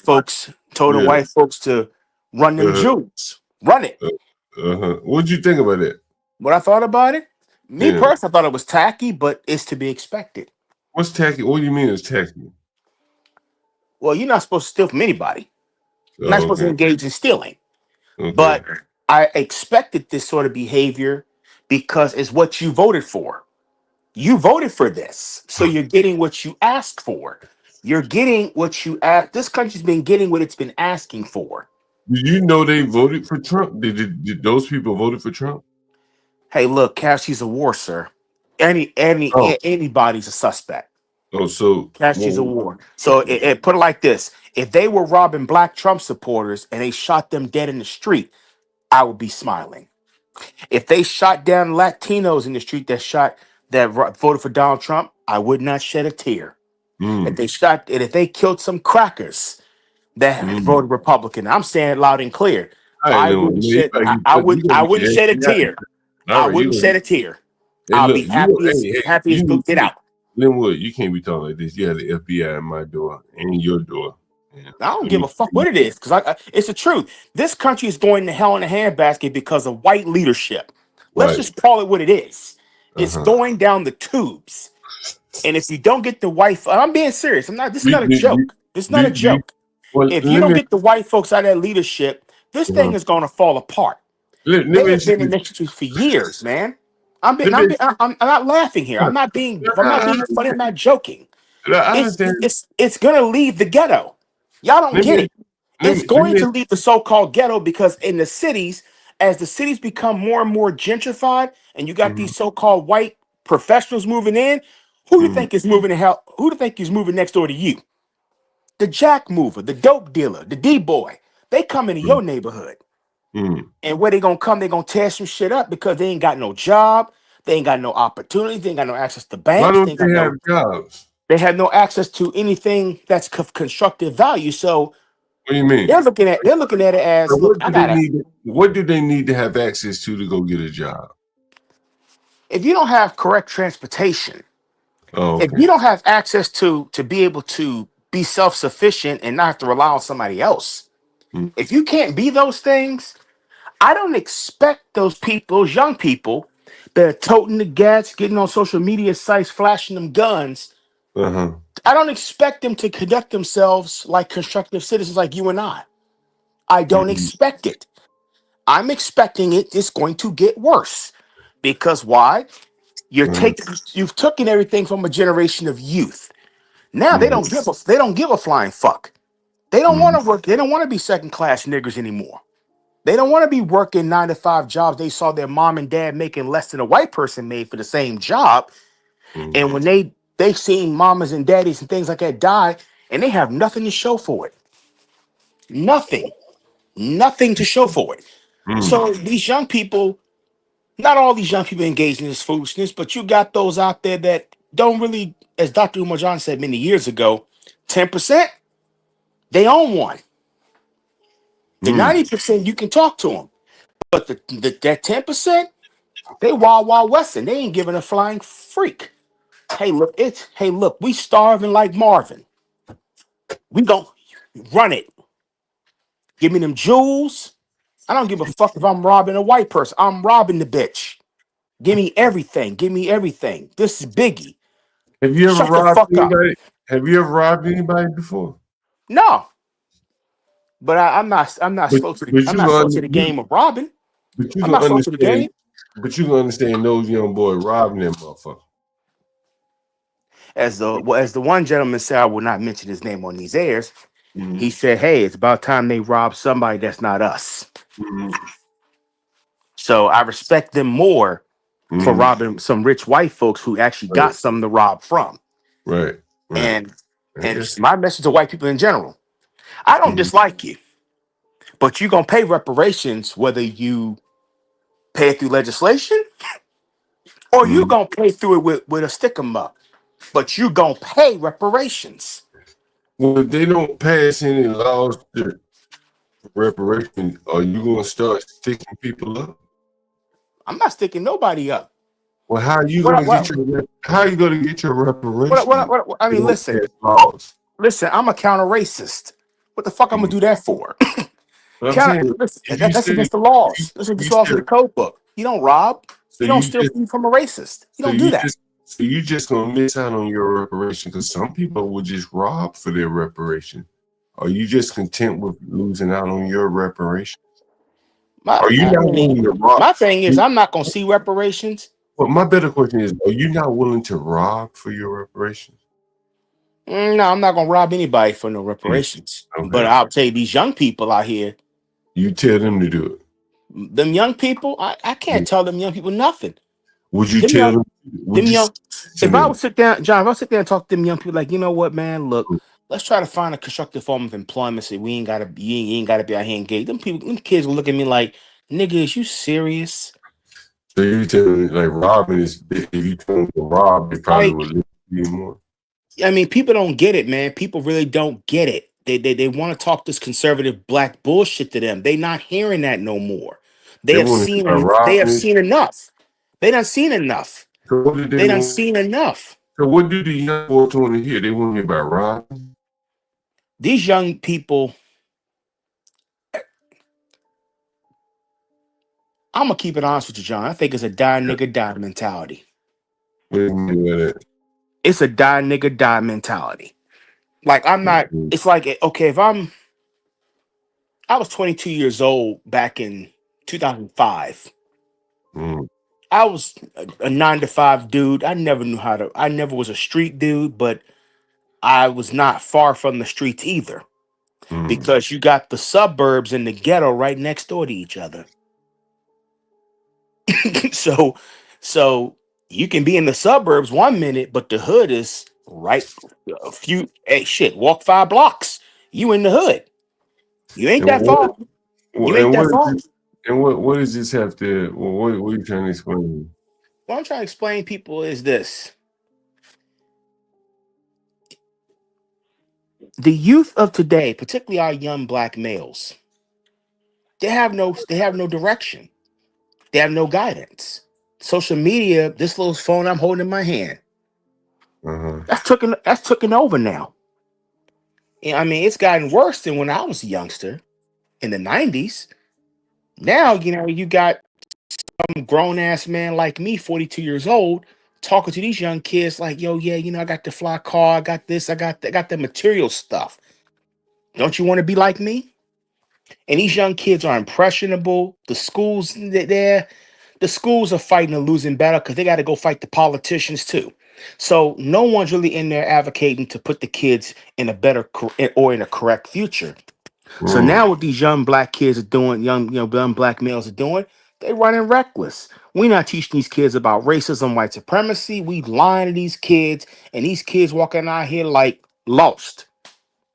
You think they need to be taught about racism, white supremacy, all that? They need to be told the reality. And they're not being told reality. They're being told a bunch of lies to protect their feelings, to protect themselves. Because these black males, let's keep it real. Yes, the white people are correct. The black male is dangerous when he's constructive. He's not a threat to you if he's got a 9mm pistol, because you can shoot that down in 2 seconds. But you talking a black male that actually got a mind and know how to lead people? That's rare. And that's the dangerous black person they don't want to rise. So who's coming behind them? It's the same thing with the Black Panthers. J. Edgar Hoover said, look, the Bloods and the Crips are the bastard offspring of the Black Panther Party. So if there's no leadership, and see, thing about us, we've been waiting on a Messiah complex. We still got that Messiah complex in our minds. So we no longer, so now the Messiah's not here no more. That Jesus thing is out the door. I mean, look at the church today. I mean, I pray to my God too, but I'm gonna keep it real. Go to any church occupied by black people. I bet you the age of them people are like you. Ain't no young people in that church. Meaning they were born in the civil rights generation. They were babies of the civil rights generation, and they still in that church. Anybody that's my age, which I was born in '82, and younger or older than that, or younger than that, they're not in the church no more. Why not? The church doesn't speak to their needs. What's up, me? Linwood been rambling for about fucking hour here. No, this ain't rambling, bro. This is telling some facts. Like, hey, look, the church is not responding to the needs no more because look at the age gap. Okay. All right. So they don't feel that. I wanted to jump in because Linwood is I could tell that he's a very well-read dude. I've been in the comments and stuff, CT channel, and then of course here. And I know Linwood knows a lot of stuff, man, but sometimes it just seems like the race stuff gets him more like pulled in than it should, because he's very intelligent. I think that he can do a lot of things, but it falls back on the racism problem. Yeah, Linwood, here's the question for you, Linwood. Okay, that's right. Do you think you'd be better served by not focusing so much on race and what's that lady, Neely Ferguson? Neely Fuller Jr. Her No, and all these other because niggas. the race problem caused all these problems to exist. You can't ignore the race problem that manifested all these other problems like poverty, like inequality, like wealth distribution, and all those things that this country has sold us to believe in, that you can be good patriotic Americans, you buy your first home, you live by the rule. You've heard the spiel in politics, you play by the rules, all that. But those rules did not apply to you if you had not. Linwood, do you live around whites? I have no choice, but yes, I do. What do you mean you don't have a choice? I mean, it is what it is. It is what it is. You know, like I can go to Petersburg and live in the ghetto easily. But I'm saying, okay, Petersburg is not far from DC. I've been to Petersburg. You know, I can go down there and live with them, and I have no problems with black folks in the ghetto. Why didn't you get it? So why didn't you do it? One, you got to find a job, and two, you got to find housing. Okay, now the housing is going to be cheap. Housing is cheap. Right? It's gonna be cheap. Okay, so now you could probably use those savings and the rent to drive to work, right? There got to be some jobs in Petersburg. I like to walk to work. I don't like to drive. Oh, but I have no choice but to drive because I have you like that. So what you like is a European lifestyle of walking to work. I mean, That's gonna cost you though, bro. My thing, my mentality is this. It's quite clear the race problem caused all of this. I was just in Petersburg a few weeks ago. Dilapidated buildings. A church of chicken on the corner. Good, by the way. I can't eat that shit. I understand. I can't eat that shit no more, but I'm saying, but in general. Linwood, let me ask you a question. What do you don't have to answer specifically. What do you do for a living? I currently work at the plantation called Lowe's. When you see those abandoned buildings, do you ever think, damn, I could buy one of those buildings and start a business and serve my own people? You don't have no financing situation. You're redline. Petersburg is redline. I got it. Okay, so you can't No, John. Hold on. So you can't go get a loan from the bank, correct? What loan? What bank? Listen, I got you. That's a yes or no. That's a yes or no. So hell no. Who runs the banks? Okay, can you We ain't go? got no power over no money. We don't All right, control the all right. money. Could you go get a loan from friends and family? Look, that's a conflict waiting to happen. Well, okay. That's a Like, wait. According to the counter racist code book, black people ain't got no money to borrow owning anybody. Is your mother retired? She's still living? My mother's still working. Okay, so you, your mother, both of y'all work. You got any brothers or sisters? My brothers are deceased. Any sisters? Half sisters from my attempted but non-present father. Okay, so your father ain't around, but you got a half sister. All of y'all together, do y'all all work?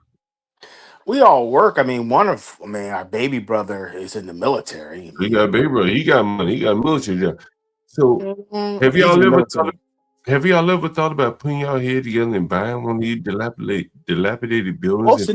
Most of them youngsters born in the late 90s, early 2000s. They don't have the type of knowledge that I'm talking about. But your mama and your sisters and all these other people you mentioned, they're not born in there. With all due respect, my mom Dukes stuck on that whole Jesus Christ is coming type of shit. They stuck on that. That generation is stuck on that. That generation ain't talking about. I'm being honest. I'm not cutting you off here. That generation ain't talking to no young black kids about financing or home ownership and things like. They trying to keep their own homes because as the taxes keep going up, because you got more and more developers coming in building up properties, the property taxes are going up, and they're getting pushed out. They're trying to keep what they already have. So they're not really talking about those things. Mostly, I talked to my half sister the other day, had a Family Dollar, and I was just discussing her these things that I discuss on YouTube. Well, you bumped into it, the Family Dollar? Yeah, I bumped into it. I was getting some flowers from my brother's grave, because I had this gout attack on my foot, so I haven't been able to work because I can't hardly fucking move. So let me ask you this question. So how are you paying your bills if you don't work? I have a little savings, so I'm just. How long have you been out of work? I've been out of work since Saturday.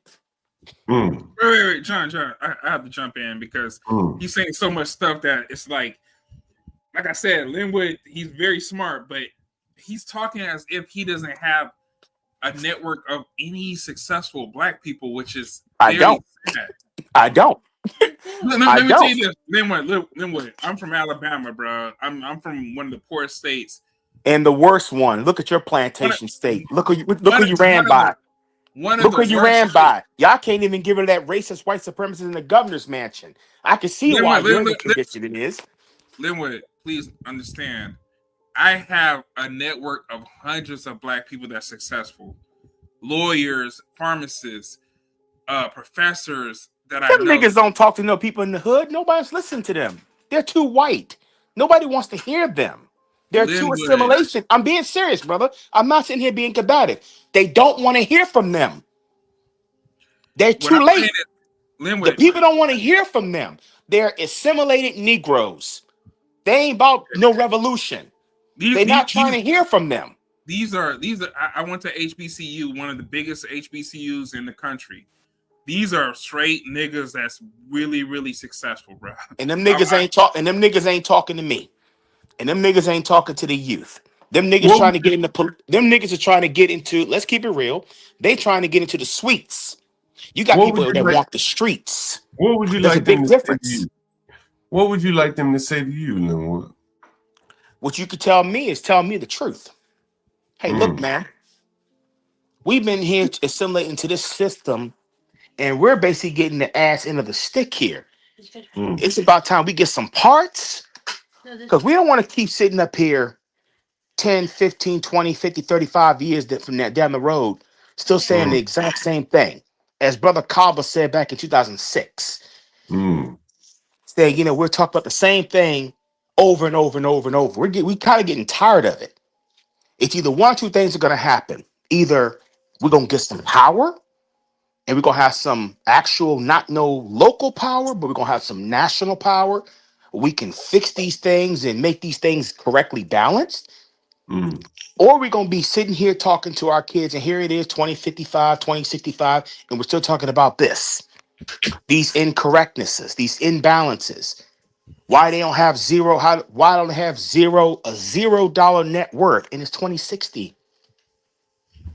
Why are we still sitting here talking about the same thing? Linwood, is there anything that you can take, like personal responsibility or like decisions that you made? Or Nigga, we're not talking no personal responsibility. That's a we don't want to hear from black conservatism. That's failed up. I'm not a black conservative. It's that personal responsibility shit. It works to a degree, but it does not work to on a broad collective scale. It doesn't work. It may work for some individuals like myself, take personal responsibility, do this and do that, but for the collective, it's just me.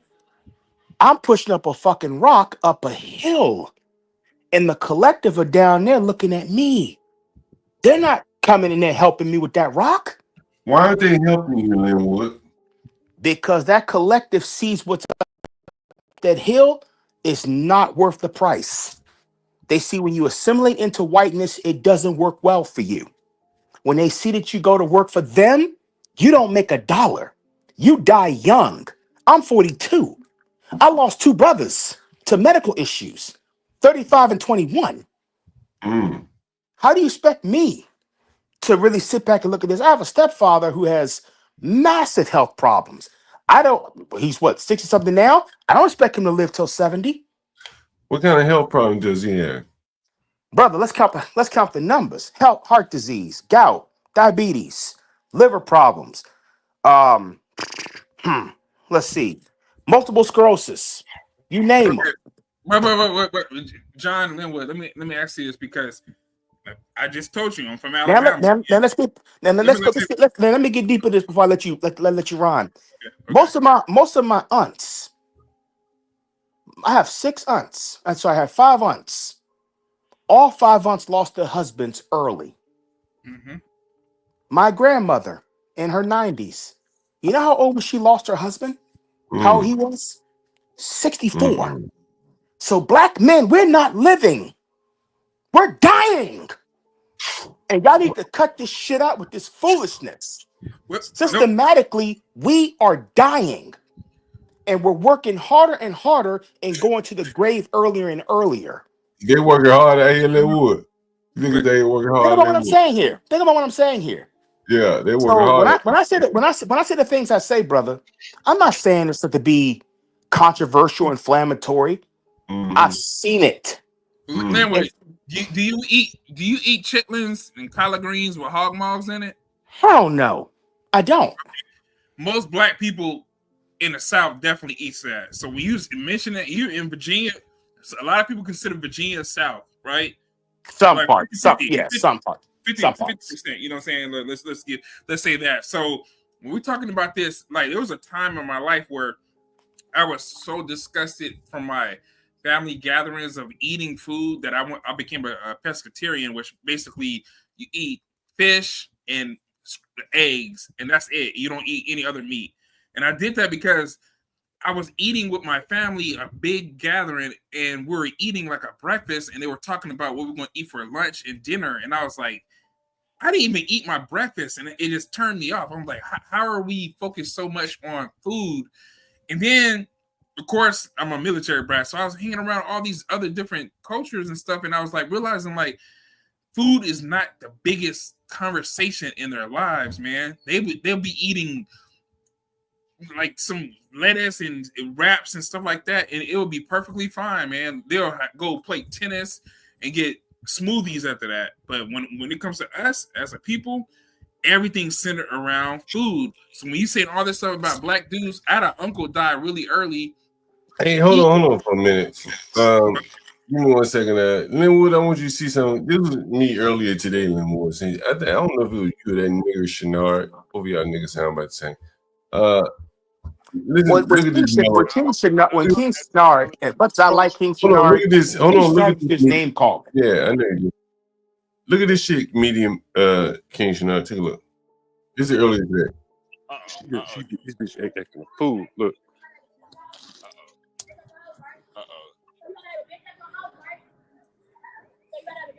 John's in the wild. Put it on landscape mode, John. Uh-oh, what we got going on? Yeah, we got action. We got action, huh? How the fuck do I do that? National Geographic Live. Okay. Oh, here we go. You gotta take the screen lock off. Yeah. Yeah. What you mean screen lock? It ain't no screen lock on. What you mean? I think he's talking about the rotator. Yeah, you got to make it so it rotates automatically when you tilt your screen. It's usually the top option on your. There you go. There we go. We got action. Let's go. This bitch here acting a motherfucking fool, nigga. Oh, Here we go. shit, she acting a fool. Let's go. Yo, bro, her kids all around. She left. Listen. Oh shit, that's a young nigga right there. Oh, YN in the wild. Yeah. Why the YN walking the dog? God damn. Oof, and a frou-frou dog at that, not a real dog. It's the bitch across the street. I mean, this bitch is like really having a fucking meltdown. That's the white people dog. That's sad. You see this shit? He's dangerous, John. You see this shit? You see this shit, nigga? Yo, you need a better phone so we can see it better, man. Act like it's all blurry and stuff like that. Is that blood? It's a trash bag. It's a trash bag. Okay. I'm picking up all the fucking trash these niggas done threw out in front of my goddamn house, man. You know what I mean? Bro, let me show you this shit, man. So I got one of these fucking trash pickups, bro. Look at this shit. Yeah. You're gonna need that for the dog poop if that dog keep coming around there. That grass look all dead and nasty. Ugh. I mean, it is the hood, so that's usual. Yeah. Oof. That's why I'm glad I moved out to the country. My yard looks real nice. Is that a shirt? Is that a shirt? Carry out bag. Oh, I thought it was a shirt. Somebody had like a nasty torn up. What the hell? Is that weed next to you? Don't tell me that's weed next to you onto the side, bro. And I couldn't live in the city. Too much noise. At all. I'm cleaning up all this trash, man. Black bitches acting a motherfucking fool across the street, man. Like, you know, like the blacks gonna have to solve some of these problems, Shanad, man. Like, you can't keep talking about white people, bro. You know, it's not gonna work that way. Yeah, I mean, then what would you say to this, man? I mean, like, it's our community. Yeah. It's In our community, we don't own nothing. We don't own the houses. We don't own the block. We don't own nothing. Right. What do we own? What do we own? I mean, we may own a house, but we don't own entire blocks, entire neighborhoods. You know, we don't own that shit. We don't own it. And y'all try to pretend like we own some shit. We don't. We ain't got no motherfucking power, dude. Because because Negro, you talking this shit to me, but Negro, you in Alabama out of all fucking places. The best thing that came out of Alabama is the SEC. That's it. Anything else outside of Alabama is a shithole. Mississippi, shithole. And why? Because white conservative governments is what you got in that place. You Negroes can't even get rid of Kay Ivey out of Montgomery. God What? damn. I don't live in Alabama. I'm from there. But check this shit out. Look at all this trash, man. Johnny trying to keep his neighborhood. This ain't political here, bro. Like, these niggas not get over this shit. Look at all this fucking trash, bro. Ain't none of the fucking stores within 2 blocks of my house, bro. Ain't no fucking Popeyes within 2 blocks of my house, bro. Like, look at all this fucking trash, bro. And then I'm gonna show you, like, right across the street is the fucking trash. When the game starts. I'm gonna show you right across the street is the fucking trash can, bro. Yeah, that's not political, and he's never gonna understand that because everything is considered the white man's fault. It don't matter if he falls off a bike. The white man created the bike. It's the white man's fault. If he's driving a car and they run out of gas, the white man created the car. Everything, like, it's nothing that you can you gotta be inferior if you believe that. Everything that is Now I apologize, but I'm a bit elevated because I take it personal. I really do. Because I see it so much. And when I hear people, I take it personal because I've seen so much of it to the point where, like, I'm so tired of seeing it. Hold on, Linwood. Like, do you take it personal to the black story on this much trash?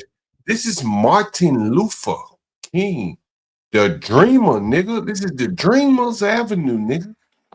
No dream, it's a dream, listen, they're just throwing trash on a nightmare. It's not a dream. The dream never came into existence. I can't look. You're gonna see in a minute what a trash can is. I want you to show. explain this to me, Linwood. Look, listen. Don't talk. Listen. More bodies on the ground than trash. Oh yeah, well yeah, that is true. It is true. That is less dirt. Look at all the trash, Linwood. Look at this shit. I mean, well, this is you and your conservatives out there talking about cleaning up garbage. But let's keep it real here. Y'all do this for entertainment. That's not entertainment to me. What That to me is a slap in the fucking face. Because like to me, I take it personal. I'm not gonna lie, I take it personal. If I'm picking up the trash for entertainment, what are the blacks throwing the trash down for? Well, because let's keep it real. Black people been dumped on so many times, time to start dumping on other things too. So they dump on themselves in their own neighborhood. Hey, I mean, well, listen. Well, if we can dump on real estate developers like you who exploit black people for profit, yeah. And if they shot you dead in the street, I'll be happy about that too. Like it did the guy like it did the white boy up there in New York. Because here's the thing, we're getting sick and tired of capitalism. Capitalism has not served us. I'm going to the trash can, Linwood. I hope you see it. Look, I'm gonna walk across. I mean, go to the trash can, brother. I mean, but once again, black people been treated like trash people. So if you've been treated like trash people, how do you expect to treat an area with dignity when you have not been treated with dignity as a human being?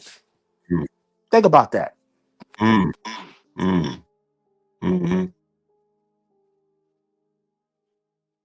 Is it right? I guess you know. Yeah.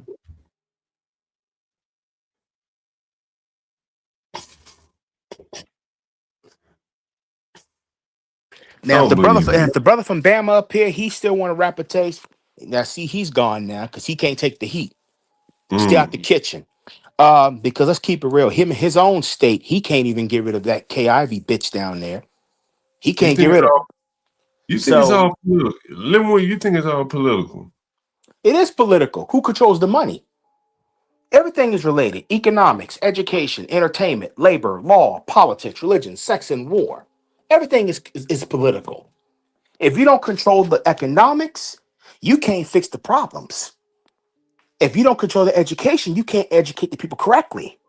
If you don't entertain the people with edutainment purposes only, then your people are not entertained. If you don't control the labor and the cost of labor, then you can't bring in people to give them constructive employment.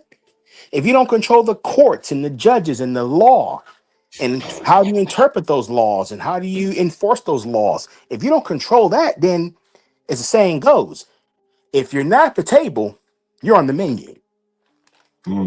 If you don't control the politics, yeah, you can have a handful of Negroes in a seat, but if you don't run committees, if you don't make sure that bills come out of committees and be brought to a floor vote, you just an ass in the seat. When your churches are mainly preaching that you should die to get your heaven, and your heaven is not here. Black people need to be trained and taught about economics, and that's something we lack. We need training. Black people need to be trained and taught about economics, and that's something we need training. Black people need to be. What do you think about that, Linwood? I agree, but training is one thing, control is another. You can train me to be a dog and bark, but if I don't control the access and the capital, the value and the coin thereof, you could train me all day. I can be a stunt man. You could train me for that. You're just training me to upkeep a system that I don't control. Who do you think should train blacks? As this guy just said. Nobody. These Negroes that talk all that nonsense, let them go assimilate into that. They should keep that shit to themselves and go assimilate into that nonsense. Because we've been talking that for how long? And where's the masses of people? I'm talking. Let me ask you this question. I ain't going. What's the catalyst of 20? I'm going to let someone else ask you the question. And we talk about investing, but doesn't investing? Where does it start? Good question. What's the catalyst of 2053 being a thing, man? Can we change it or is it over? It's over. Let's keep it real. It's over. It's been over since the slave days. But listen here. It's going to cost Put it like this: in an estimate from the Brookings Institute, it's going to take 230 years for the racial wealth gap between white and non-white people, particularly black people and white people, to close. We don't have 230 years to wait. We don't have it. So it's either now or it's never. It's either now or never. Mm-hmm. And that's where we're going to be. And But so, Linwood, I just want to hear you. I just want to hear you one more time. I just want to hear you agree. Do you agree with that? Catalyst of 2053 being a thing, man. Can we change it or is it over? It's over. You agree with it? I agree it's over. And here's why. The other non-white groups, they're just going to assimilate into the foolishness. Black people ain't got no chance in 2050. Folks, We have no I swear, chance. I swear to you, people, listen. I swear And what I mean by we don't have a chance. What I mean by we don't have a chance. What I mean by we don't have a chance. Come on, give it to me. If our wealth is going to be nothing but a zero, you can't compete. And if you, as Dr. Claude Anderson would say, if you're becoming a permanent underclass, you're not going to stay in no permanent underclass forever. You're going to do one of two things to get out. What are you going to do, Linwood? What do you think they're going to do? You're going to see more crime going up. Property crime. Now, like I said, that's not the masses of black people.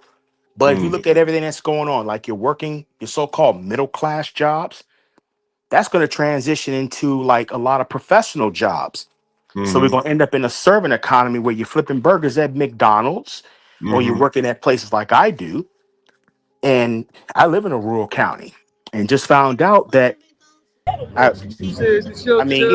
live in a rural county where American Woodmark, to be exact.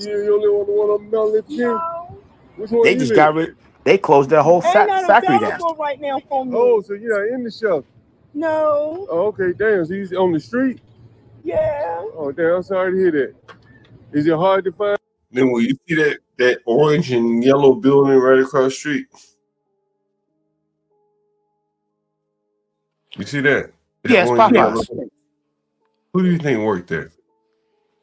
It's on Martin Luther King. Mostly in my area, it's a majority Mexican, but you have like, well, I don't use the word Mexican. Excuse me.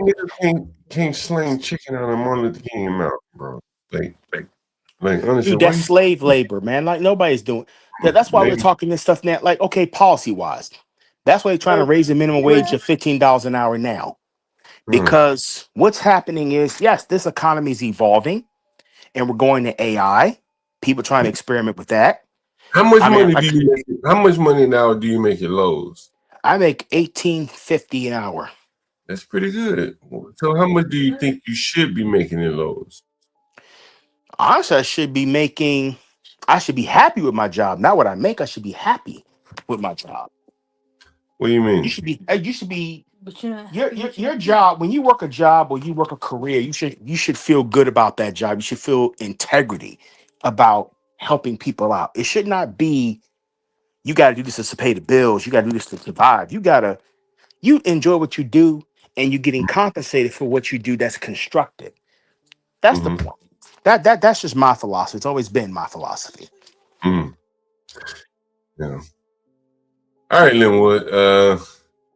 We've been going 8 hours here, and I think I'm about to wrap it up. Unless you guys got something else you want me to talk about. I think we've exhausted. I'm gonna drink one more beer. Linwood, I'll let you hang out with me. Drink one more beer. And it's my last beer. Shit. I mean, I don't drink beer, brother. But when I'm asking you to make it good, nigga, don't waste my fucking last beer on some bullshit. Give me some good. Right? I have to put your. I'm gonna give you something good here. You got a little girl in the background. What you got, Linwood? Yes, it's my girlfriend. It's my girlfriend. Oh, sucky. Hey, can you put it on camera? Put it on camera, Linwood. Let's see what your girlfriend looks like. Linwood, Linwood, is it a sister gal? Oh, Linwood got a sister gal. How you doing? He better. Linwood got a sister gal. Come on, put it back on the channel, Linwood. Hey. Can we talk to your sister? You got a sister cat, Linwood. Come on now, put it back on the channel. Linwood, put up. I'm gonna put your ass down. You're not that interesting. Here you go.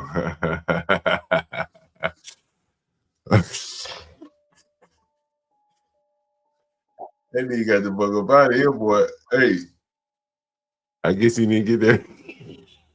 I guess he didn't get that sister gal. I mean, that white woman. So he settled for a sister. Okay, fair enough.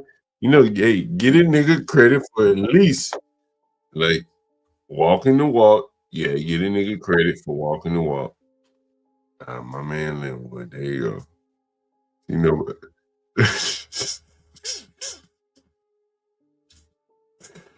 Man, I can't wait to HB get up on this motherfucker. You know what I'm saying? I can't, nigga.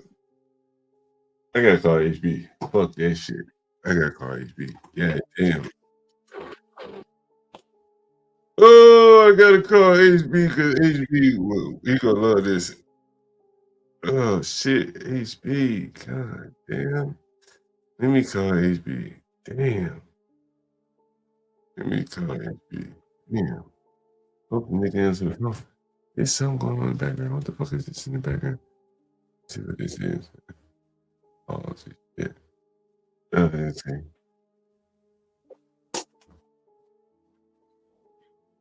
What the fuck is that in the background? What the fuck is that in the background?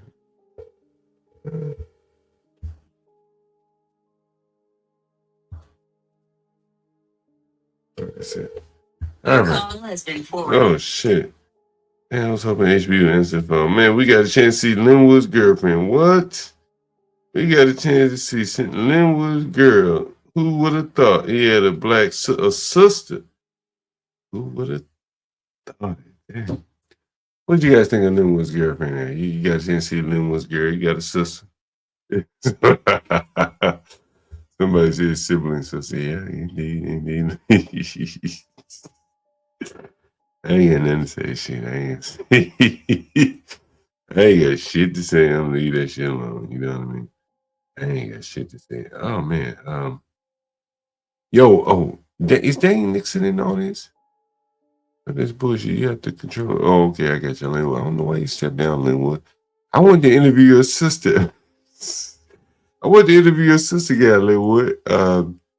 You know, to hear what does she agree with a lot of the oh man, what was I about to say? Oh, so yeah, so the nigga he paid the 480. That's 480 times every week. That's what's that 16 plus 320, that's 29, that's 1920. That's not bad. Not bad at all. So, you know, I can deal with that. Easy peasy. You know, as long as you stay there, it equals out to a monthly rate of 1920. I'm going to do another stream. I'm going to do it on Hostel Chic, my real estate site. I went to my garage today, grabbed my lawnmower. I have what do they call it? Self-propelled, whatever the fuck it's called. And so for years and years, I resisted buying a Toro lawnmower. Yeah, I'm going to try to interview her. Is anyone familiar with like Toro lawnmowers? Anyway, so for years and years, this Chinese guy used to always tell me he maintains some of my equipment. And he used to always tell me, yo, buy Toro. And so he did, dirty dude. And so I bought a Toro lawnmower. Yo, that's the best lawnmower ever, bro. Toro. So I would suggest you're gonna buy like a lawnmower, something like that. You got to buy the Toro. Nothing better than that. What's up, DJ MFB? We read out the guy's Toro is very good. Yeah, Toro is very good. Again, that's what the Chinese guy told me to buy. He's a small engine mechanic or whatever. So not a bad deal. Not a bad deal. Toro. Yeah, they're a little expensive. You know what's interesting? Roller skater girls. I bought mine from a Hispanic man. He buys them. He buys them and fixes them. He'll fix them, and so that's where I bought mine from there. So I tell you guys about the Uber story. Someone said I'm still fixing my lawnmowers that they don't make anymore. Yeah. Toro is the best, apparently. I like Toro. So if you're a landlord like myself and you don't want to take your lawnmower to get them fixed, buy Toro. Nah. I have I used to cut grass a lot. DJ MFB, I actually enjoy it. And so we have a pretty big backyard at 2 of the properties. And so I just go up and down making long, neat lines. DJ MFB, cutting the grass, it's kind of soothing there. So I don't want to ride lawnmower. I like to push it. I even have the self-propel. I don't even use that. I just push it, man, like exercise and shit. So it's like what I did growing up. So yeah, the Toro. I do have the self-propel feature. I don't even use it, bro, to be honest with you. It's like exercise. My dad always told me, say, yo, son, look at work like exercise, and you won't look at it like work. So that's kind of how I look at it. Yeah, I cut my own grass. Fuck all that. I got too much time, and like in the last year or so, we talked about HB getting a new job. HB is going to be hauling trucks, so he'll be home every day. Not trucks, but cars. So he'll be home every day. And so from a business standpoint, that's life. That's his job. But from a business standpoint, I've transitioned, man, over the years. Some cases I have not wanted to do it. But in almost every case, I guess up until this point, knock on wood, it's worked out for me. And I told you guys about the time I walked into the building with the gun. I was renting my properties primarily by Section 8. And it was a comfortable living, but I was never going to have this kind of time that I have now. But I was able to live very comfortably, and that trouble that I got into really upset the apple cart for me. I was comfortable. And so when I got into trouble, I lost my job and everything like that. And so it upset the apple cart. Here, give me 1 second. Hold on 1 second. Give me 1 second. Hold on. Let me see. Guys, we have 2 of you. Who's on the Urban Landlord Clips, by the way? Who's on the Urban Landlord Clips? If you're watching on the Urban Landlord Clips, by the way, let me know. Maybe a couple more people here. If you're watching on Urban Landlord Clips, let me know. Let me know by Daniel Nixon, you're in the Urban Landlord Clips, or Herman, you're in the Urban Landlord Clips. If you're in the Urban Landlord Clips, let me know. I think I see a couple of you guys over here in the Urban Landlord Clips. Either way it goes. Give me 1 second, I'll be right back.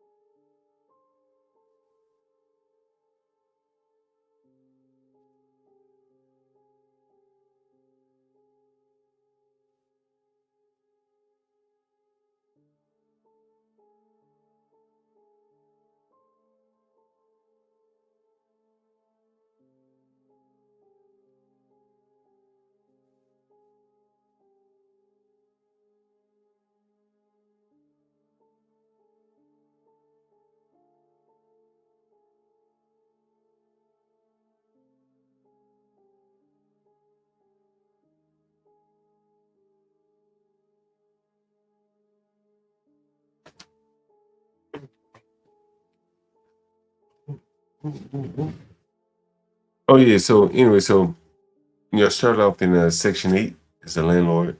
Used to do a lot of Section 8. How many people on the Urban Landlord Clips? We had 2 on the clips. Anyway, where's my lighter? And so I started out doing Section 8, got into trouble, and so I'm going to court one day, and the prosecutor, she asked me where did I work at.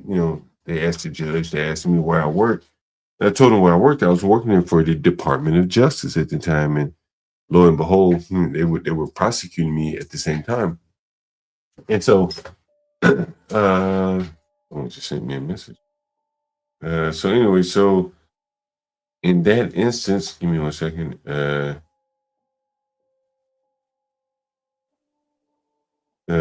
Anyway, so in that instance, I had to get off. Well, on that point, I lost my job, but I also couldn't take Section 8 anymore. It was a federal government program. So my entire business model changed for the better, to be quite honest with you, in that I wasn't taking Section 8 anymore.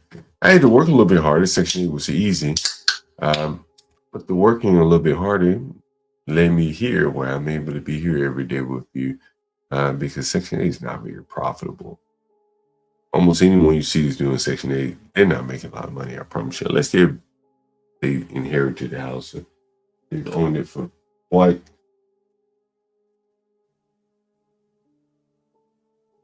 they've owned it for quite a long time.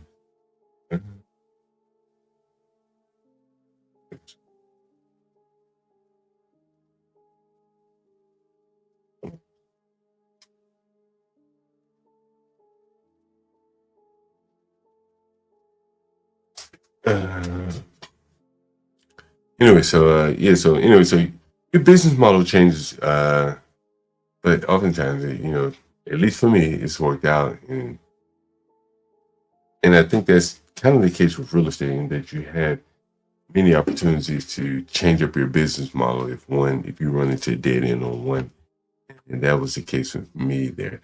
Anyway, so I have a couple of minutes. I'm gonna smoke a joint with you guys. I'll respond to the chat, hang out for a bit. I'll ask you to, make sure you support the channel. Streamlabs, Cash Apps, the guys that get up here and come up here every day, spend a lot of time with you guys. Nothing for nothing. Time isn't free. So let's make it worth their while so we can keep it going here. You had to change your shit up too. Yeah.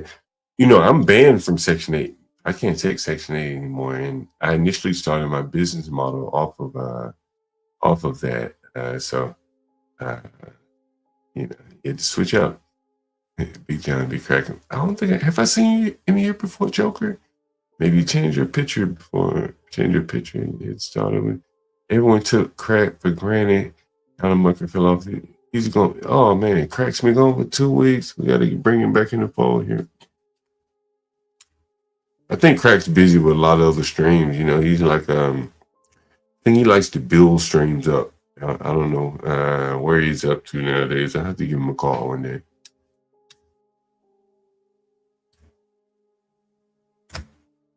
I have to let everyone know that they're missing his streams there. So, matter of fact, you guys should comment up under his streams and let him know you want to see him back. He'll get back here.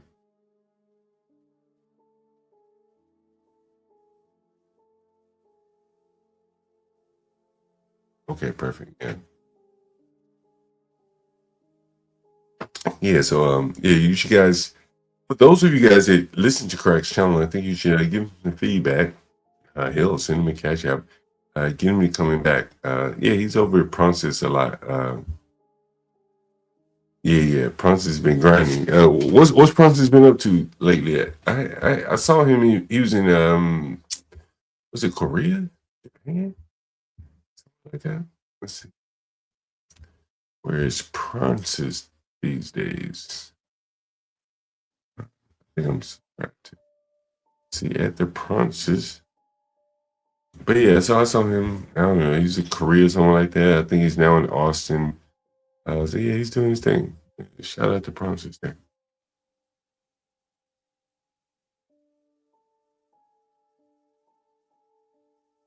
How many of you guys are interested in the NFL draft here?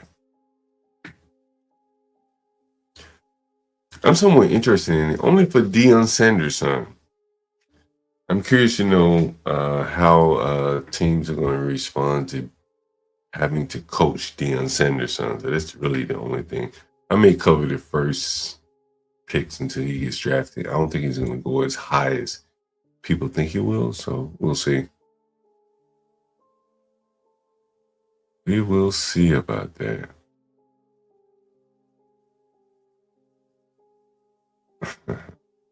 What do you guys think about the Nick Fuentes video?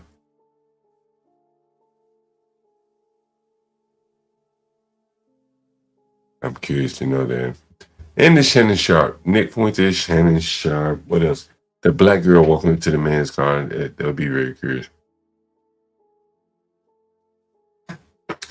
Clara said he's been to Korea, Japan. And I think Francis works a job too. So like he's really dedicated. You got to give him credit for that.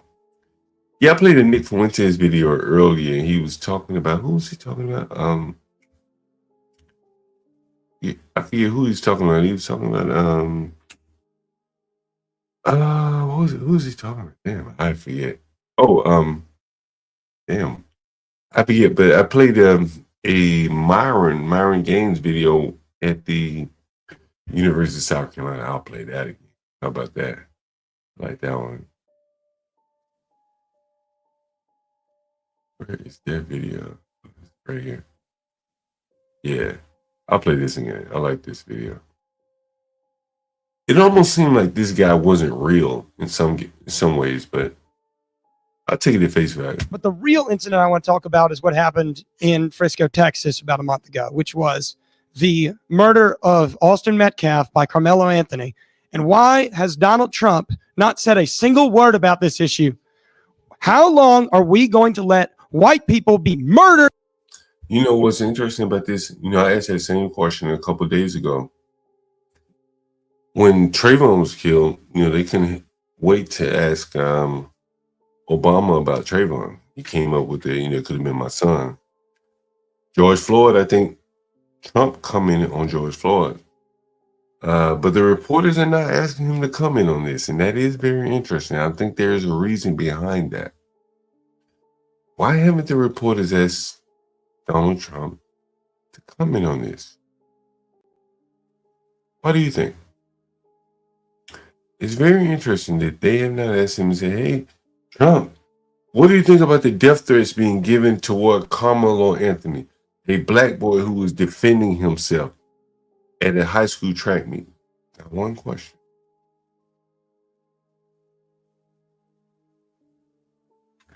And there is where I think where is the problem here. They know. I think the media knows that the boy doesn't have a very good case, and they don't want to press Donald Trump to ask about it. Obama was busy when they asked about Trayvon. And so if it's serving their narrative, I do think they would ask about it, but I think they know. And I think that's part of the reason why the media is kind of backed off of it. You see the picture here. Happy birthday. Brand new Lexus for Carmelo here.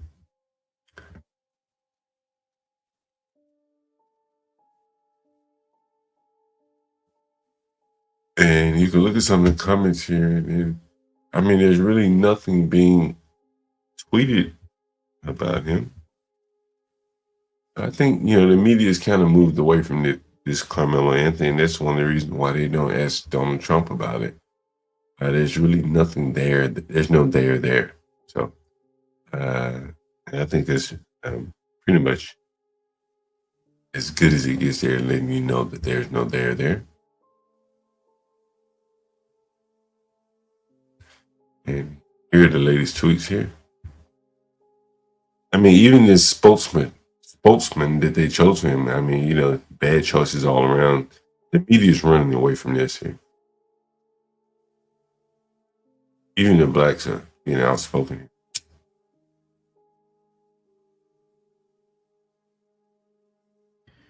Now, guys, I'm gonna be real with y'all. White people deserve some credit today. Because why in the hell is Carmelo Anthony, that 17-year-old murderer, walking around the streets of Texas a free man? How is that even possible? This is an animal who killed a 17-year-old boy over a damn... Well, and this guy's facing no retribution here, so he's pretty outspoken. I think the narrative is going quite against Carmelo Anthony here.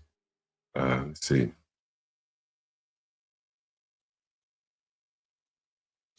Oh, yeah. Let's see what this guy's saying. They're supposed to walk around seeing the whole world through the lens of race, and that's just not the person that I am, right? This particular situation, I look at this situation through the lens of a father, right? Because Yo, that Carmelo is fucking cooked. You know, I tell you, one of the first streams I did here, I'm getting a little energy here, is that schools will be the battleground. You can look on my channel and you'll see that.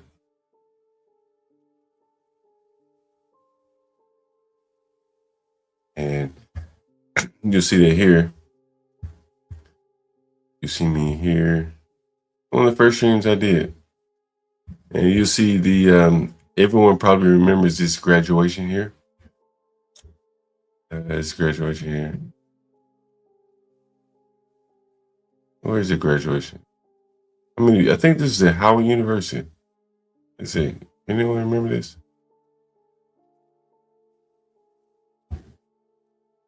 This has happened. Yeah. I didn't even have the Diana Ross picture up at that point. But this was a like interesting picture, the interesting video. On the violence. Black girl at the school. She's going for graduation. Wednesday night. She's shit. Oh, yeah. I talked about this. The tragedy of the fucking commons. This is one of the most important things you'll learn in real estate here. The tragedy of the commons. This is a social and political problem in which each individual is incentivized to act in a way that ultimately be harmful to all individuals.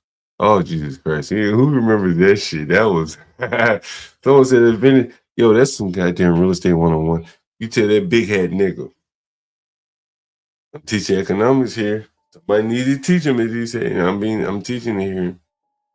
Man, I learned this shit, in the most practical way ever, like allowing blacks to share kitchens and bathrooms, observing them sharing kitchens and bathrooms. And I learned this shit not in school, but right here.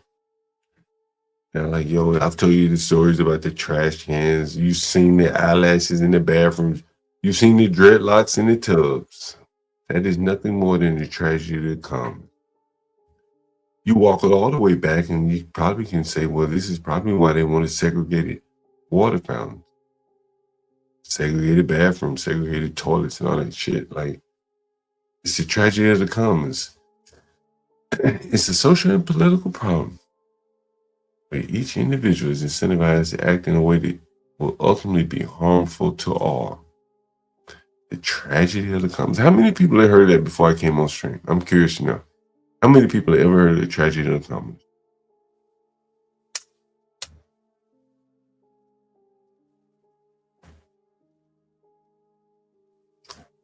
I'm curious to know.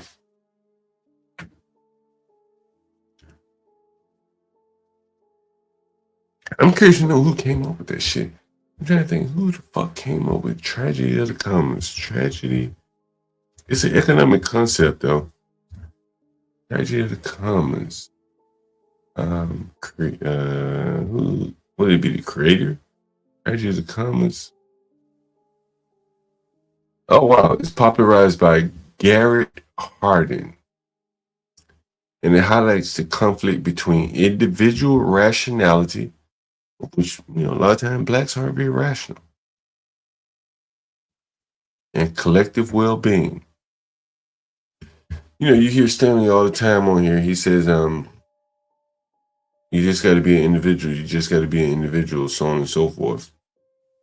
And that is where the collective well-being of the blacks, from my perspective, in my experience, leads to the tragedy of the commons. There is no collective well-being in resource management. And therein leads to the conflict between the individual rationality, of which many blacks don't seem to act on rationality. We've seen them debate these spike. We heard Stanley say, I think, what did Stanley say? let's see what Stanley said. Stanley said, I couldn't believe that Stanley was willing to go that far. Stanley said,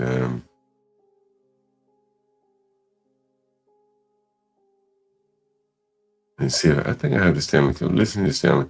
It's not the perfect clip, but I mean, it's just the rationality that the blacks don't have today. Listen. People shooting Yes, somebody I still and believe it it's being cleat sharpener, John. what Like is it, it? still And it believe it's being cleat sharpener, John. what Like is it. I still believe it was a cleat sharpener. Even though he knows it wasn't, he still has to believe that it was. Yeah, truly amazing. For a man with his intelligence, it's truly amazing. Dang, Nixon, how much fentanyl do you have? Fentanyl, bro. Yo, I got a guy that, I got a guy on the stream that did fentanyl. It's one of my first videos. Let's see if I did this shit in Baltimore. Fentanyl. What is this? I did a fentanyl video. Your videos, fentanyl. I did do a fentanyl video. I went to Baltimore, did that video. Me and my lovely lady Lisa, that must have been, oh shit, how long ago was that? That was a long time ago. Ready? Yeah. Ready? Sure? Ready? All right. Yeah. So here we are with a Baltimore resident, a real Baltimore resident, not one little downtown tourist at their touristy traps. We're in, what neighborhood? This is in Harlem Park? McCullough Homes area? This is the Sandtown area. Sandtown. Right now we at Harlem Park. You got Cary down there, and then you got Bricks up and down this area, the avenue. What's the bricks? Is the bricks McCullough Homes? Arlington right now. Okay. No, the Brick. Sandtown. I mean, this is the same. Now let me ask you this question. Were you living here during the? I want to see this shit. And I was always told, boy, stay down there, boy. You live in the fifth places in the United States. You geek the fuck out. So I messed up that opportunity. Thinking that I was missing. Well, it was great talking to you, man, and I'm definitely appreciative of you stopping and giving us your opinion on Baltimore and COVID and everything that's going on here. And that's, I don't fuck around that fentanyl, I got real fentanyl. That shit's authentic. That shit is handmade there with what they selling, what he's smoking.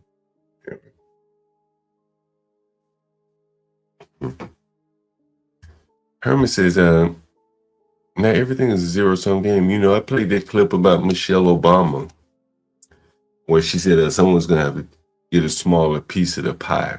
I know you probably remember that. And so I do agree with you. Not everything is a zero-sum game. I'm just rambling on here because I have another joint to smoke, but I have a good friend of mine. I told you guys this story. He could have been a millionaire today. But he wanted it to be 50-50. Like, yo, I got to have 50-50 or I'm not going to do the deal. And so he lost out. He would have had 60-40. He'd be a millionaire. He ended up with 100% of nothing. And so not a millionaire. But he has 100% of whatever he was aiming for there. So I think it's, it's a mindset thing that a lot of Americans are like more or less plagued with. I was lucky to grow up in a small town South where I wasn't accustomed to paying. And I was telling Mr. Johnson here, my roofer, I said, man, I never paid more than I don't think I ever paid more than $1,000 in rent ever in my life. And I lived in DC, bro, New York. Never more than $1,000 ever. Fuck that. Like, I said, fuck that. I run a room this year. That's what I did. So that's why I look at Be Brave, and I think that a lot of people misunderstand Be Brave. Be Brave is probably as secure of a living as many people who've given their all. And he half-assed it. Somebody, you got to explain this. How the fuck did he half-assed it? You gave it your all, and y'all both basically in the same fucking boat. And I think that is like his trump card. What a lot of people don't understand about Brave. And, hey, what's up, Blue Jay? And And I think, that's why I think Be Brave is so effective, is that he half-assed in America, and he somebody said he quarter-assed it. Yeah, okay, fair enough. He quarter-assed it, and he has a secure living, and he talks about nothing. He does nothing but to extol the values of America. Imagine that. Nigga quarter-assed it. And yet you have young men up here that talking about how they can't make it, they can't find a woman, they can't find a job, they can't do this, they ain't got but $5 They should be embarrassed if they came up on the panel. What do you think Be Brave would say to that lawyer that had $5 if he came up on the panel with Be Brave? What do you think he would say? What do you think Brave would say to that motherfucker? I'll put the link in the chat. See, what do you guys think Brave would say to that motherfucker if he came up on the panel? He talking about he ain't got but fucking $5. What do you think he would say? I'm really curious to know.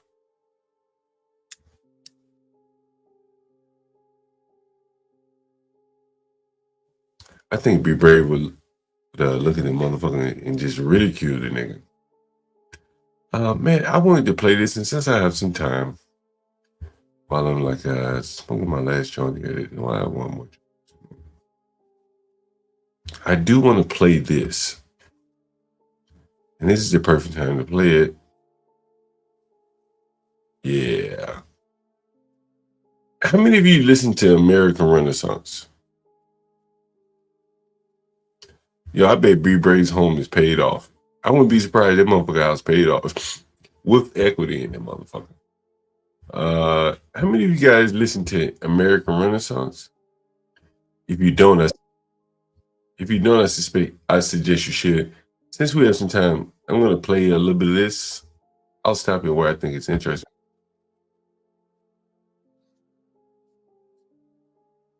Okay, goodness gracious, what exactly is this? Is this another black on white killing?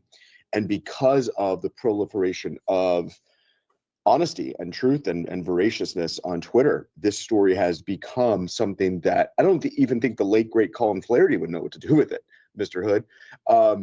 We saw a black judge agree to decrease bond for Carmelo Anthony, the black kid who has already admitted he stabbed and killed Austin Metcalf in a altercation at a tent. We still don't really know what happened, by the way. There's apparently video. This is not Jared Taylor. This is let me see who it is. This is James, I think Kirkpatrick, and the guy who calls himself Because We Live Here, BLWH. Paul Kersey, this is moniker or whatever. He writes on Amarin as well. He used to have a blog called Stuff White People Don't Like. Look at what Anyone ever heard of Stuff White People Don't Like? The blog Stuff White People Don't Like. Yeah, this is from American Renaissance here. Stuff White People Don't Like. You can find it on UNZ as well, unz.com. I play some of the stuff there. Andrew Anglin as well. I love Andrew Anglin, by the way. He doesn't write as much anymore. GoFundMe would not allow Carmelo Anthony on that platform, but Carmelo Anthony is on Gibson Go, and he has raised again his crime. Updated the purpose of the fund yesterday, I believe on Easter. It now says the legal defense is a critical part of the journey. We want to make it clear that this fund is not solely dedicated to legal expenses. Funds raised will also support a range of urgent and necessary needs that have emerged as a result of the situation, including but not limited to the safe relocation of the Anthony family due to escalating threats to their safety and well-being, as well as basic living costs, transportation. A press conference is at his in the trial for this generation.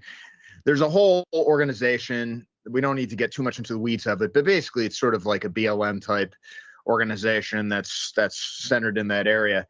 And they're using that group to sort of control the narrative. And I think, and there's been a lot of exposure about the lawyer, but again, we have to be careful about this because we also live in a society where certain people can make reckless charges, and other people, if you say something and you turn out to be wrong, it's infinity $billion, even if you correct yourself later.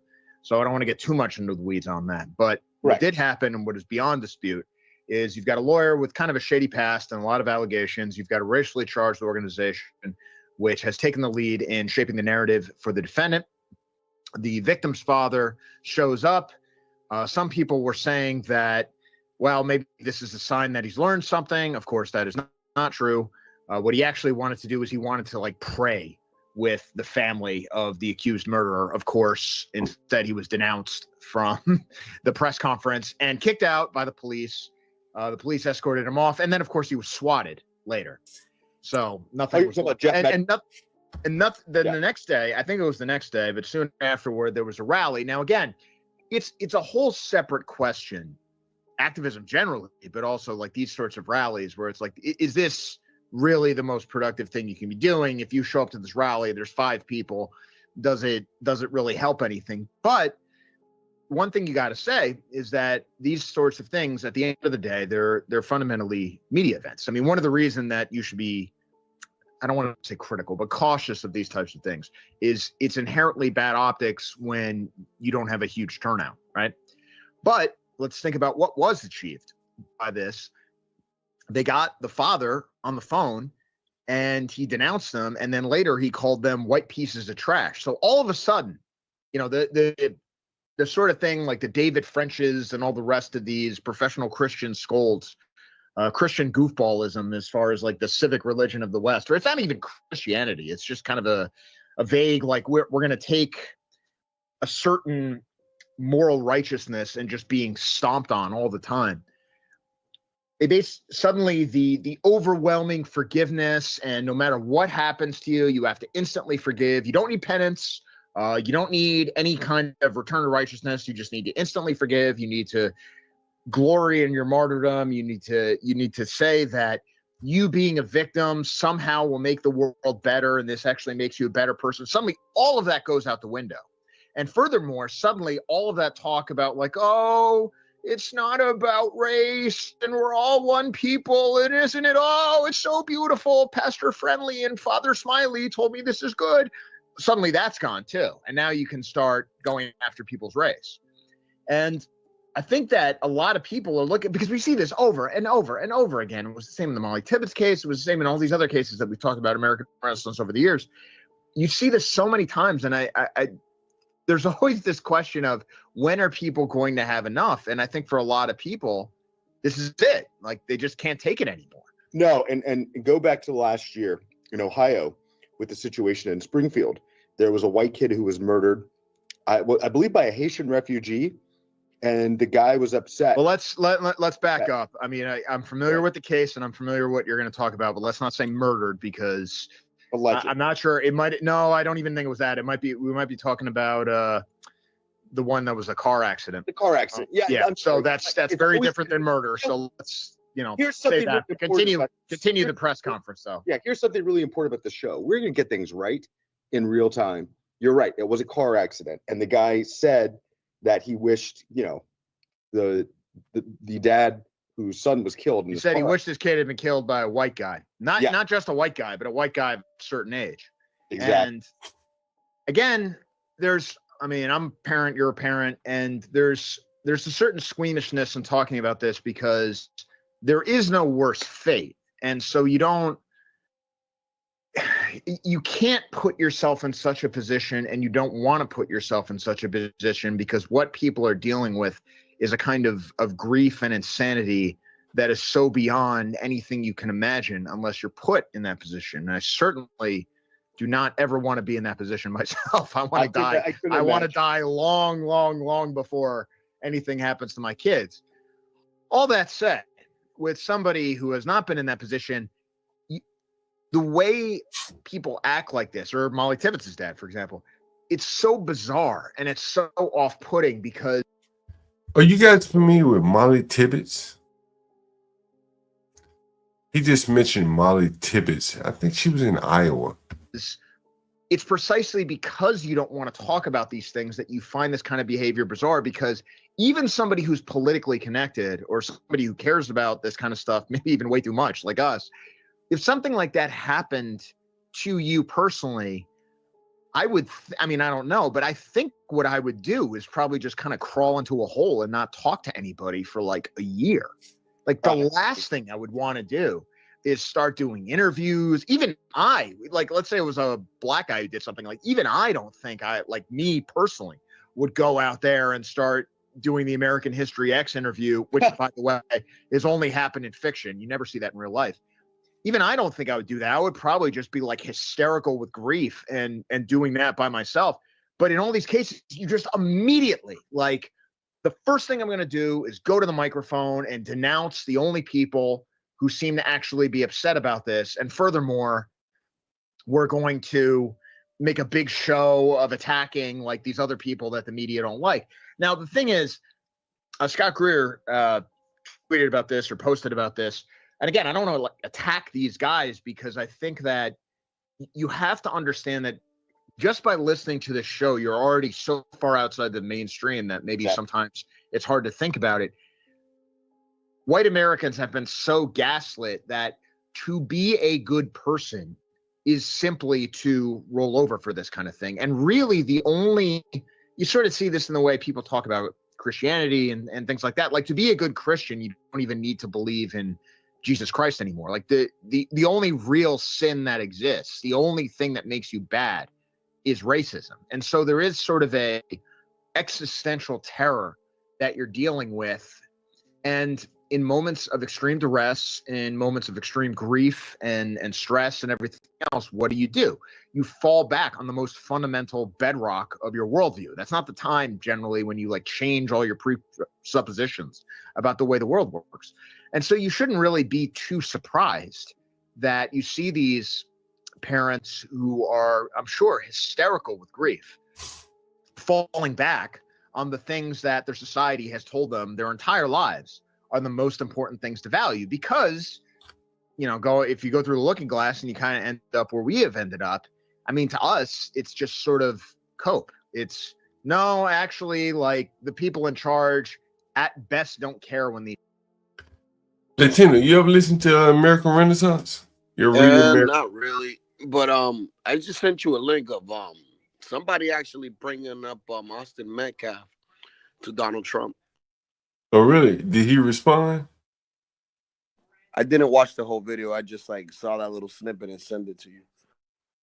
Let me take a look, see what he says.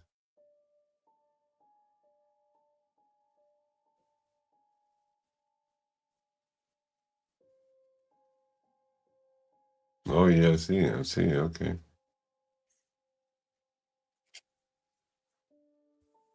Awareness to the violence that's in public schools. And thank you so much for having me. Thank you so much. I'm so honored to be here. This has been an 8-year journey for me to raise awareness to the violence that's in public schools and the critical need to address violence in public schools. Again, been doing it 8 years because most administrations like to keep the violence hidden. We have 3 students that should be here with us today. We have Austin Metcalf, I'm sorry if I say his name wrong, Serenity Baker, and Nazir Taylor from Charlotte, North Carolina, who was shot in the back as he was getting off of a school bus because they thought he was a part of a big brawl that happened inside a public high school. So this is very important and critical legislation that we have to keep our educators safe. We have to keep our students safe, and public schools have to be safe environments. So I think, like I said, I've done this journey alone. I've been on it, but I have a whole team behind me now. I spoke at the RNC, and I told millions that Donald Trump and his administration was going to make schools great again. And I feel that we're on the right path, and I'm just honored to be here. Thank you. I mentioned earlier, I said, bro, like the pendulum swinging back the other direction in terms of these schools, bro. You're going to start seeing some zero tolerance policies. And no one's going to be able to mount any opposition because of the tragedy of the commons. Like, we can't build schools for everybody, each little individual group. So we're going to have to share that shit. And ultimately, we're going to have to sacrifice the bad kids. If they can't behave themselves, they're going to have to get put the fuck out. Build some new schools. It goes back to what you said before, man. School is not for everybody, bro. Yeah, well, they're going to end up trying to figure out who's who. But as you can see, even with Carmelo Anthony, they push forward to suspend him. The blacks are going to push to keep him from being suspended because they know the longer term expel him. I'm sorry, because they know the longer term consequences is that like once you start expelling some people for knives and shit, like it don't end there, bro. Bad behavior would become another thing that they'll be able to expel you for, or they'll look to expel you for. You know, like a series of bad behavior. So this is very interesting with the schools, the way the schools are shaping up here. You know, I think partly, you know, again, because, you know, so many people have to move because of schools that, you know, we have to solve this problem. We can't have people keep playing hot potato, moving around, trying to find a good school when it's really not the school, it's the kids that determine if it's good or bad.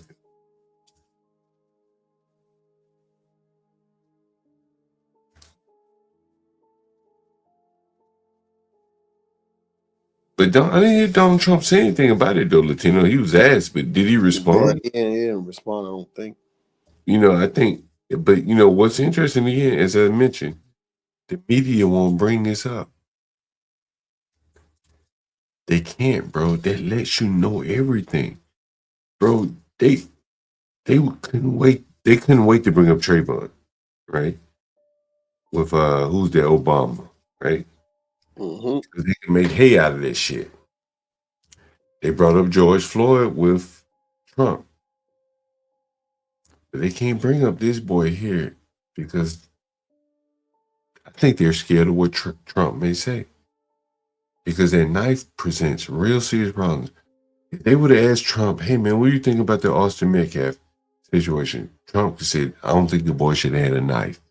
And what would the media say?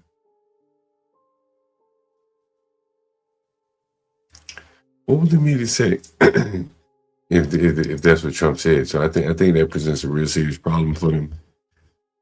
Somebody said, let me show the knives here. Let me see if I can pull up the knives here.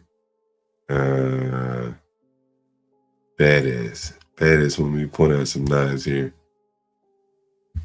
All right. Badass, are these your knives or what?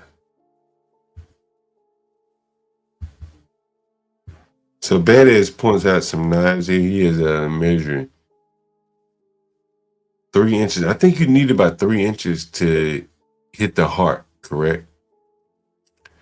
From what I was told, it was 5 or 6. I'm saying you need about 3 inches to hit the heart, though, right? From what I was told, it was 5 to 6. Really? Yeah, because he's a big dude. Yeah. I mean, you'd also have to. He was what, 6? He was like 6 something, 200 some pounds. 6 inches is a grown man, somebody said. And Livy said, yeah, he ain't fully grown. Okay. Damn, so he had a big knife. Sheesh. She had a big knife. I need to go see what size my knife is. Mine is a little bit longer than yours, Badass. Mine passes my 4 fingers. Yeah, mine's a little bit longer than that one. So it's a pocket knife versus a multi-tool. Yo, with a multi-tool. Oh, so okay. So what you're saying is he did not have a multi-tool. I think that's what Badass is saying. At best, he had a 3-inch pocket knife. I think that's what he's saying. Spyderco Manix 2. Spyderco Manix 2. Let me look that up. Spyderco.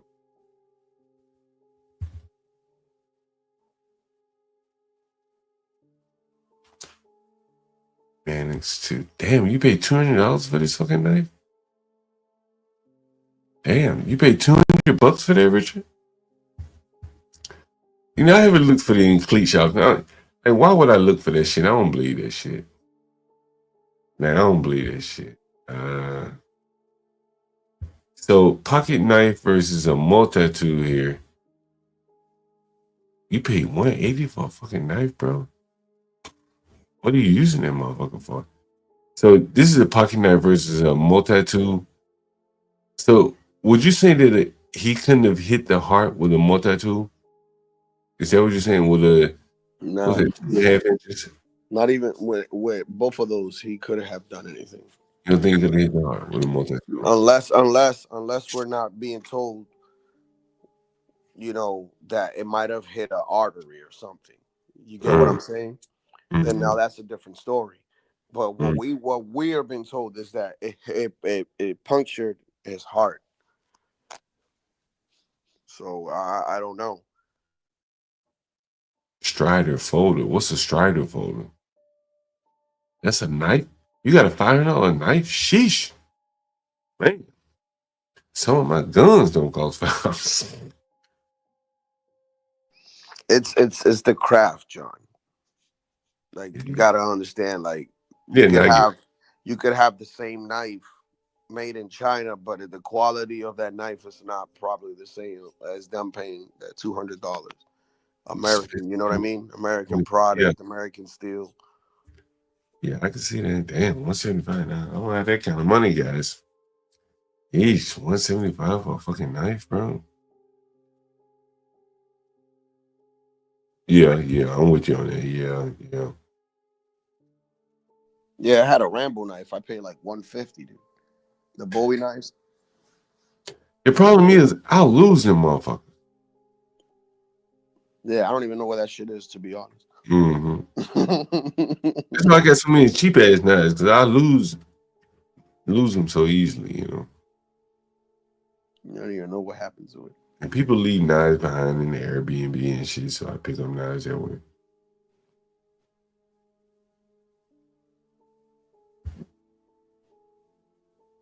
Yeah, you know what? I got a nice little compact razor blade. I've been had it for years. I haven't lost it. Maybe I should buy a nice knife, a Spyderco. Let me see the knife he's talking about here. What kind of knife is this badass, by the way? 3 inches. This is Spyderco. This is the knife that he's talking about here. Yeah. It kind of looked like the knife I got. This is like a 3-inch knife. What is it? How long is this? Is it longer?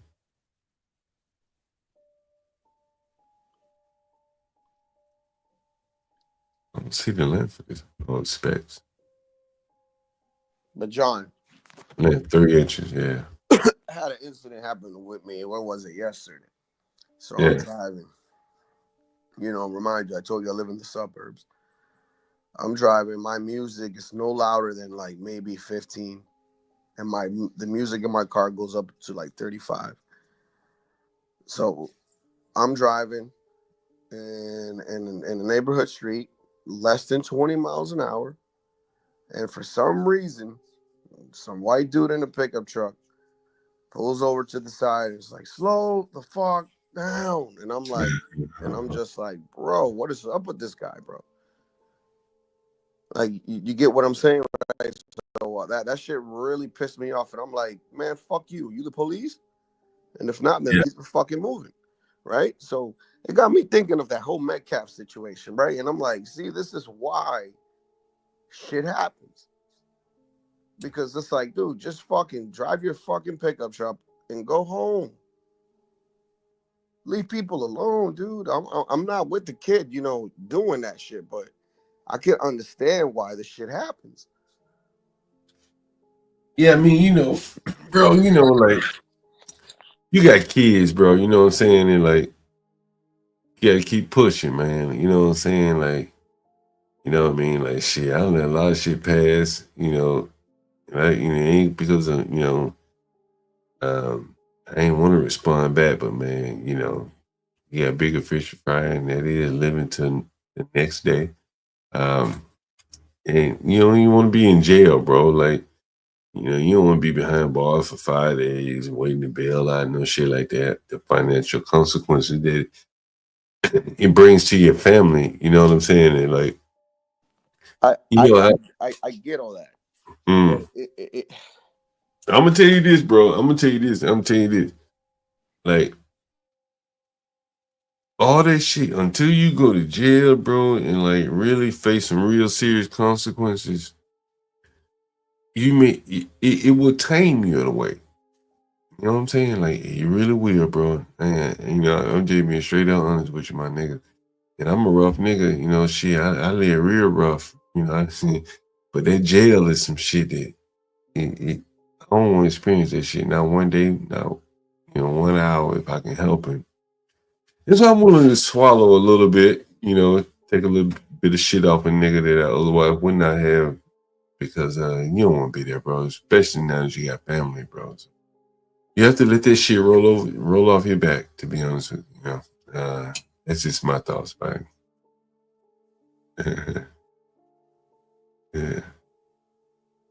Yeah. Now I know what you're saying, badass. You know, I know he had a knife, bro. Like I ain't even tripping about this motherfucker. Ain't no cleat sharpener, no fucking Swiss Army tool. I was reading the other night about what it would take to hit someone in the heart. And my lady's a nurse, lovely Lisa. She's a nurse, and she's like, yo, you know, like it ain't easy.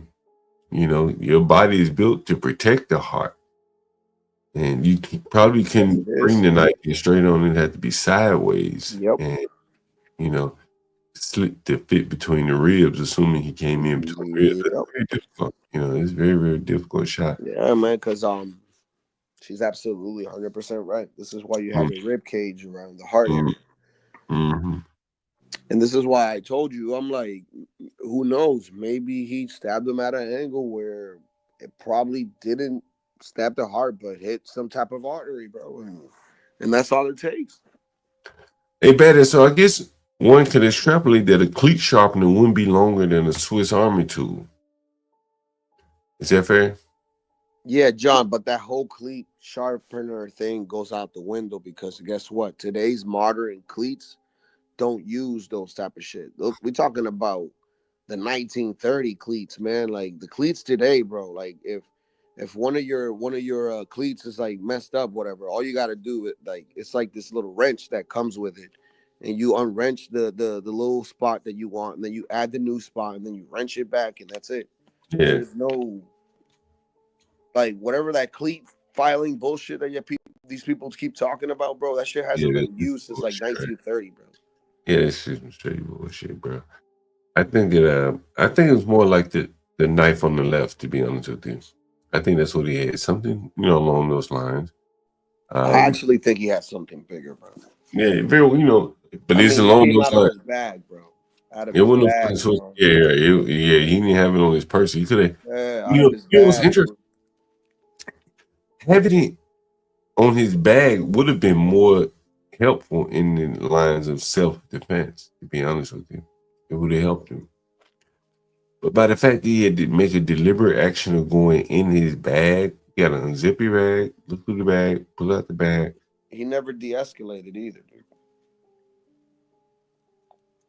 So I think that that's really what really gets him, puts him in a pickle here. I mean, he did de-escalate by telling him, but then he escalated again by reaching in the bag. So in Texas, the way it works is like if you do that whole what is it, stand your ground bullshit goes out the window, dude. Yeah, he's gonna have a hard time with that. Oh man, it's been a long day here. 33 people in the audience, guys. Make sure you hit the like button. And the moment it took him to see what happens, he had a time thinking, yeah, he did. The law is very interesting, Meryl. Like, there's such a thing as called a reset. Like if I push you, and then you say, if you push me again, see what happened. Mm-hmm. Right? Then, yeah, that's what I'm talking about. Yeah, things have kind of reset. Yep. Right? I didn't just push you and you responded by stabbing me. Mm-hmm.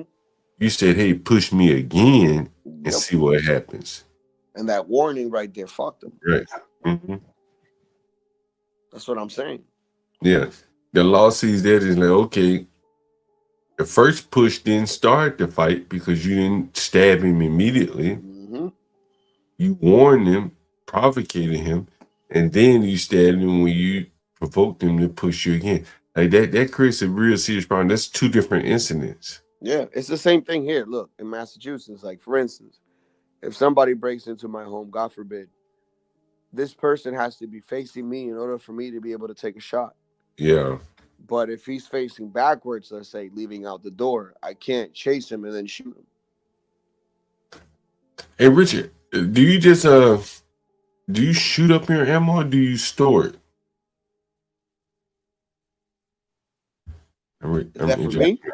No, that's how Richard said he buys a lot of ammo. So I was just curious, does he store it or does he what does he do? Yo, I heard you should store it in those metal containers. Do you buy a lot of ammo, Latino? I mean, I got a couple ammo, but I mean, I keep it in a safe place. Mm. Yeah, I felt like that too, Shredder. I felt like that too. It didn't seem legitimate to me. I felt like that. Yeah, I kind of noticed that. He didn't seem authentic to me. I'll be honest with you. I noticed that. Yeah, I played it because of the message that he was putting out, but I didn't think it was authentic. Yeah, that's very true. Oh, you shoot 400 to 600? Damn, bro. You buy $1,000 a month in ammo? Jesus Christ. This is a shooting range right here, right across the street from my house. And it's just 9mm. Dude, where I live, it's like how Stanley basically says like his area is like, if we go far enough here to the left, you'll see some cows. If you go far enough to the right, you'll see the city. Yo, Richard, are you competitive shooting? Are you competitive shooting? Hey, at this much? Damn.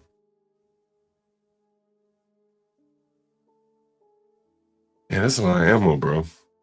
Yeah, I bought a lot of ammo a while back, a couple years ago. But I don't get to shoot as much. Like, I'm afraid to go to the range with the shit I shoot. I don't know if that shit legal or not. I don't even feel like looking up the laws. Fuck all that bullshit. Yeah, I don't like. I seen motherfuckers go to the range and get fucking arrested for some shit they brought out there. So I'm like, I ain't got time for that. You go to the range a lot, Latino? Nah, not as much as my wife does. Bro, I can't tell you, like, bro, like, I ain't even gonna say that shit. I don't buy guns. Fuck that. I don't buy no fucking guns. You know, I mean, guns are legal in DC, but yeah, I prefer not to buy them.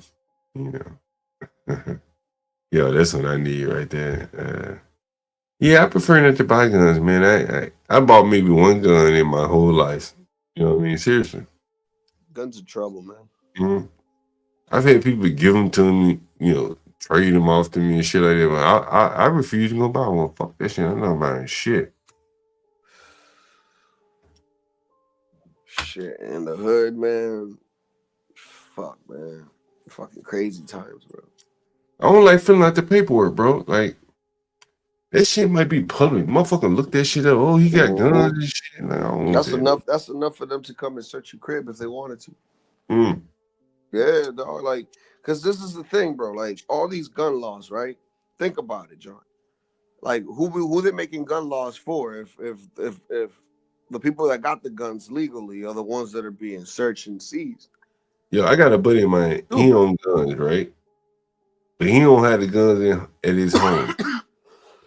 Nah, man. I ain't even try to get that shit, man. I'm like, fuck that shit, nigga. Like, fuck guns, like shit, nigga. Like, I don't need to go, nigga. Gun shit. I am the dope man around here, nigga. I show you everything that flow up to the landlord these days, nigga. It's nothing, no problem. I want to get that shit there. I can figure out that shit. But I don't believe in buying them. They can't look at. Nigga, I don't trust that shit. Somebody can look at if they got a record of it, it can be looked up. Trust me. Don't you agree with that, Latino? Oh, of course. Yeah, that's the way I see it. Nigga, I used to buy the shit. I'm like, man, you know, like ammo and shit, go shooting. I wouldn't even get the shit sent to my house, bro. Mm-hmm. I just don't like the paper trail of all this shit. I'm a little paranoid. Like, be brave with them guns in the back, man. Ain't no way the fuck I do no shit like that. I don't know how he does. Like, I'm surprised he does it. You know, to let people know he has guns like that. Are you not surprised at that, Latino?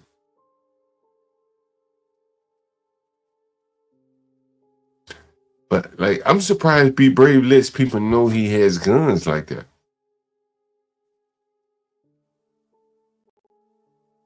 Yeah, but I think Be Brave would probably rather surprise you than, and I don't think Be Brave is like that. What you say? I'm not shocking, badass. Now I don't think Be Brave is the type that wants to, like, he's itching like it's a trigger finger. I think Be Brave is more to the, I think Be Brave is more, like when I talked about that little girl at the people door, he like, yeah, I'd have opened the door. I'm like, I wouldn't have, so I don't think Be Brave is, he's not itching on the trigger finger there. That's just my opinion. What's like they hear also, oh, badass saying, yeah. Well, they ain't got no more. Man, I found not guilty though, so from this point on, like, I can do what I want to do, but I like to stay out of the way, bro.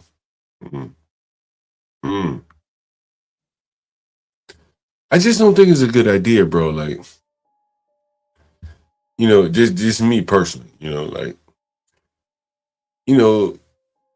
it could be, I can see people trying to use that against you if you ever had to use it. It's just my opinion. And so I don't like to give people any flank to use anything against me. So I wouldn't want to show anything, but that's me personally. Be Brave lives in the area where you probably would never have to use it. So yeah, see, there you go. Yeah, I don't want that shit. That's what I'm talking about. Yeah, anyone can do it or your request.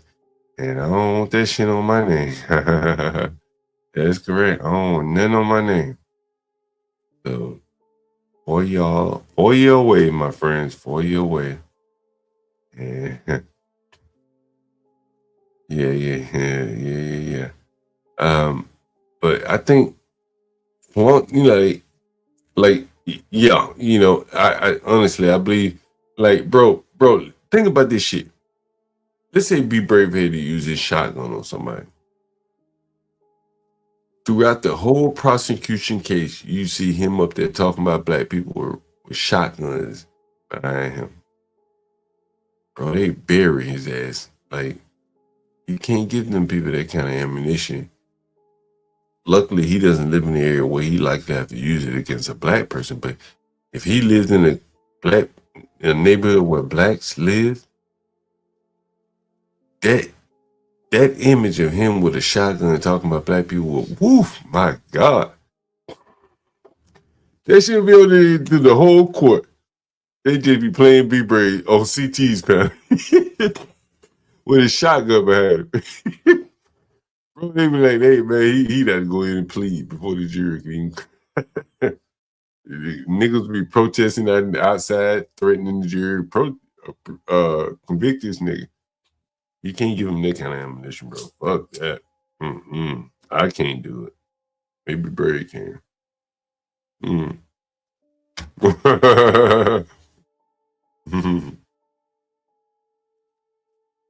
Another time, badass, not tonight, my friend. You say you got a backyard rifle range, a gun range, yeah. Or you be shooting a handgun? Like, I don't fuck with a handgun, too tough. I used to carry like I used to call this shit like my rent collector. What is it? A bodyguard, 380. But you can't carry that shit in the wintertime because these niggas got these big puffy coats on. A little bodyguard didn't work. You gotta up the hand in a little bit, but you can't. It just doesn't work out that way. But look, guys, I want to thank you all for being here. We've been here like 9 hours. It is 11:30 on a on a what's it Wednesday night? Yeah, Wednesday. And again, I want to ask you all guys to I probably need to make it a little bit more explicit, to make sure we keep the show going for Portia J and everyone else to come up and spend quite a bit of their time behind the scenes and in front of the scenes, making the show what it is. So make sure you support the channel, guys. We're gonna roll out. Maybe we're gonna do a sponsor or something. You can sponsor the show or something like that. What do you think? What do you guys think about that? Would anybody be willing to sponsor shows here? See what you think. I'll see what you think about that, but we need to figure out a way to since we're not months just yet, we just fill out the form. YouTube takes a while to decide if they're going to remonetize you or not. But in the meantime, I think we do need to make sure we support the channel. Make sure you subscribe to the Urban Landlord clips here. And once again, thank you again for joining, and I'll be right back at it. Maybe even later tonight, but definitely tomorrow morning here. So again, thank you for joining here.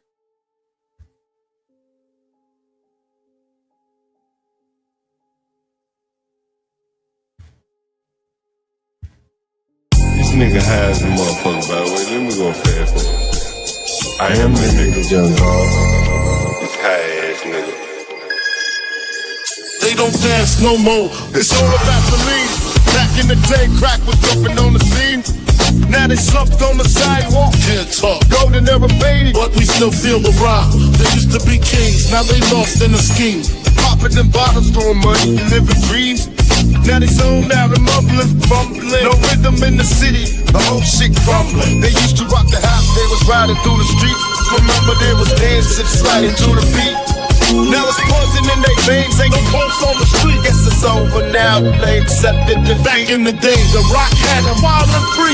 Different story now, they got no energy.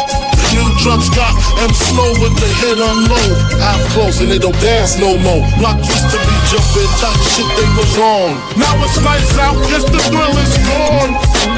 I am the nigga Young Hog. I bring it to you rough, rugged, and raw, nigga. They don't dance no more, it's all about the codeine. Back in the day, they was rocking on the scene. Even dancing in the rain. Now they nodding off. Shit just don't hit the same. I am the nigga Young Hog.